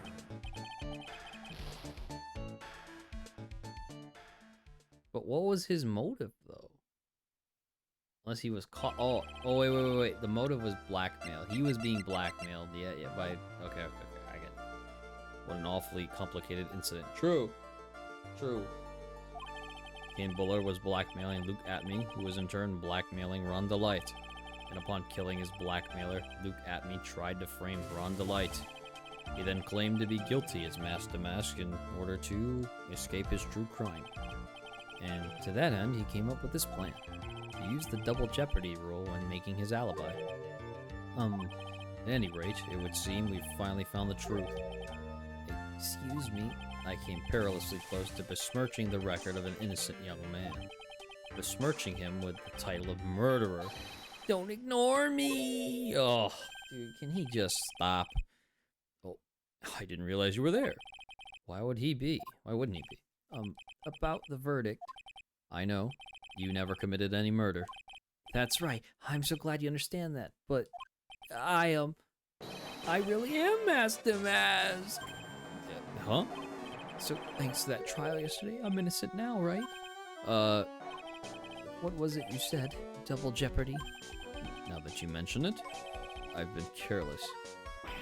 Careless? What do you think of Mia? As the defendant says, the rule of double jeopardy is absolute. The defendant can never be tried twice for a crime in which he was once found innocent. Then Master Mask is really innocent? It would seem so, for now. How? Now then, this court finds a defendant. Hooray! It's over! Oh my god. I swear I'm getting heat flashes from... Boy, this is really lucky. Wait, this isn't so good after all. You see, the thing is, I still am Master Mask after all. Oh my god, brother. October 14th, 3:35 p.m. District Court, Defendant Lobby number 4. You did it, Phoenix. Thanks, Mia. It's been a long time, hasn't it? Yeah, it's because Maya doesn't call on me much these days. Oh. I'm just joking, Phoenix. Don't take everything so seriously. But on the other hand, Maya, she seemed kind of torn these days. You mean about becoming the master of the Korean channeling school? Becoming the master means saying goodbye to our mother. Misty Faye, right? Watch over her, will you, Phoenix? Of course. Well then, see you around. Mia. Mr. Wright, I don't know what to say. Congratulations, Mr. Light. Thank you so much. No, wait. I don't trust this. Hold up. Nothing really matters anymore now, does it? Oh, come on, just be happy already. Maya, You've been cleared of the murder charges and got off as Master Mask to boot. but in exchange, I lost everything. What do you mean? Stealing security information from KB Security, becoming Master Mask. I did it all for one reason. For her. You mean your wife, Desiree? She hates criminals more than anything. Come to think of it, she was once held hostage by some robbers, wasn't she? She always said how she hated sneaky criminals. I knew that, but once I got fired from KB Security and lost all the money I had, she wouldn't have had any reason to stay with me. I thought she would leave me for sure. So that's why you became Master Mask? Yes, but it's all over now. A broken bowl can never be put back together. That's not true, right, Nick? Right. Really? Can we go back to the way things were? You'll be fine, and Nick can prove it. I can? I kinda wish you would check with me first. Mr. Delight, even if a bowl is broken, there's always a way to put it back together. Behold the urn. The sacred urn. Desi was the one who found this. Desiree, your wife, she's always believed in you, Ron. That's why you'll be fine. You don't have to worry about anything. Ah, there you are. Miss Delight. You did it, Ronnie. You're innocent. I'm so happy. Thank you. I appreciate that. But, I suppose you don't want anything more to do with me, do you? Ronnie, why didn't you talk to me about what was going on? I had no idea you'd quit KB Security. I never imagined that you were really Master Mask either. Miss Delight, what are you going to do now that you know? You're not going to really leave him, are you? Come on, it's obvious, isn't it? How could I ever let a wonderful man like him get away? After all, my bike's really fast. So fast there's no way he could ever get away. Didn't you say that you hated criminals? Oh, I only hate people who act all cowardly and sneaky. Like that detective. I see. My Ronnie went and declared his crimes before he committed them, like a man. I just love a man who's so chivalrous. Oh my god. Chivalrous? I knew I was right about you. Every day I spent with you is filled with thrills and excitement. Desi. Desiree, you really do love Ron, don't you? Nicky boy. Yes. I'm really glad I asked you to defend my Ronnie. Thank you so much. I'll never forget what you've done for us. Take care of yourself. You too, Nicky boy. I can feel my face going red. Mr. Nick, Mystic Maya, congratulations. Oh, poor timing. Talk about bad timing. Mr. Nick, how could you, with another man's wife in front of Mystic Maya? No, you got it all wrong. I'll never forgive you, never ever. Oh my god. I'm surprised you didn't fall over. So just as the case came to a close, so too did my consciousness. Ron said, broken bowl can never be put back together. But I know that's not true. I mean, just look. Here's a perfect example of one that was put back together, even better than before.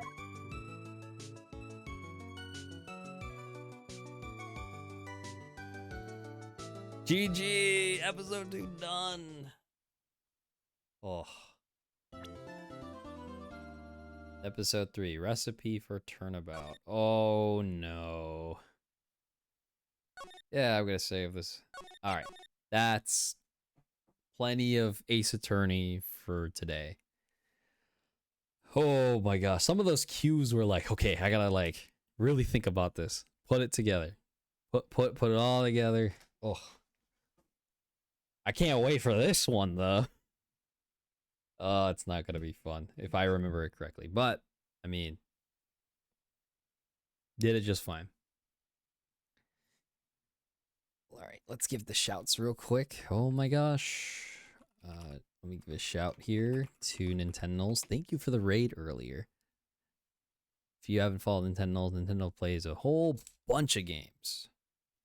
Mans was going at DQ11 and then Code Vein today. But he also plays other kinds of RPGs. So look forward to that. Also, thank you, Comic Geek, for the follow, and JSoul, thanks for the resub. Appreciate it. As for those three, thank you for being in the stream. Well, Sir Jack, Jerica, Maddie Rossfield, should I say Maddie Ice as the formal name. Gentrum, thank you. Primus, thank you. Coolix, Sonic Lenjamin, Matt, Jay, of course, blah, blah, blah. What else is there? If I didn't call out your name, do apologize in advance. I was just scrolling up and see if I missed anybody. If I, no, I don't think I'm missing anybody this time around. But if, and Nightshade, sorry. If I did miss your name, do apologize.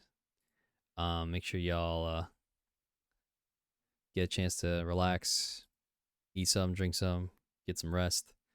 I'm definitely in for another busy day tomorrow, but I'll be getting back to streaming at the same time. It'll be 4-Job Fiesta. So I'm gonna see who's up right now. We can raid into. I'm gonna raid in Coolix, who's doing a 4-Job Fiesta right now. So hopefully I get to see you there. Ooh, excuse me. Take it easy. Have a good one.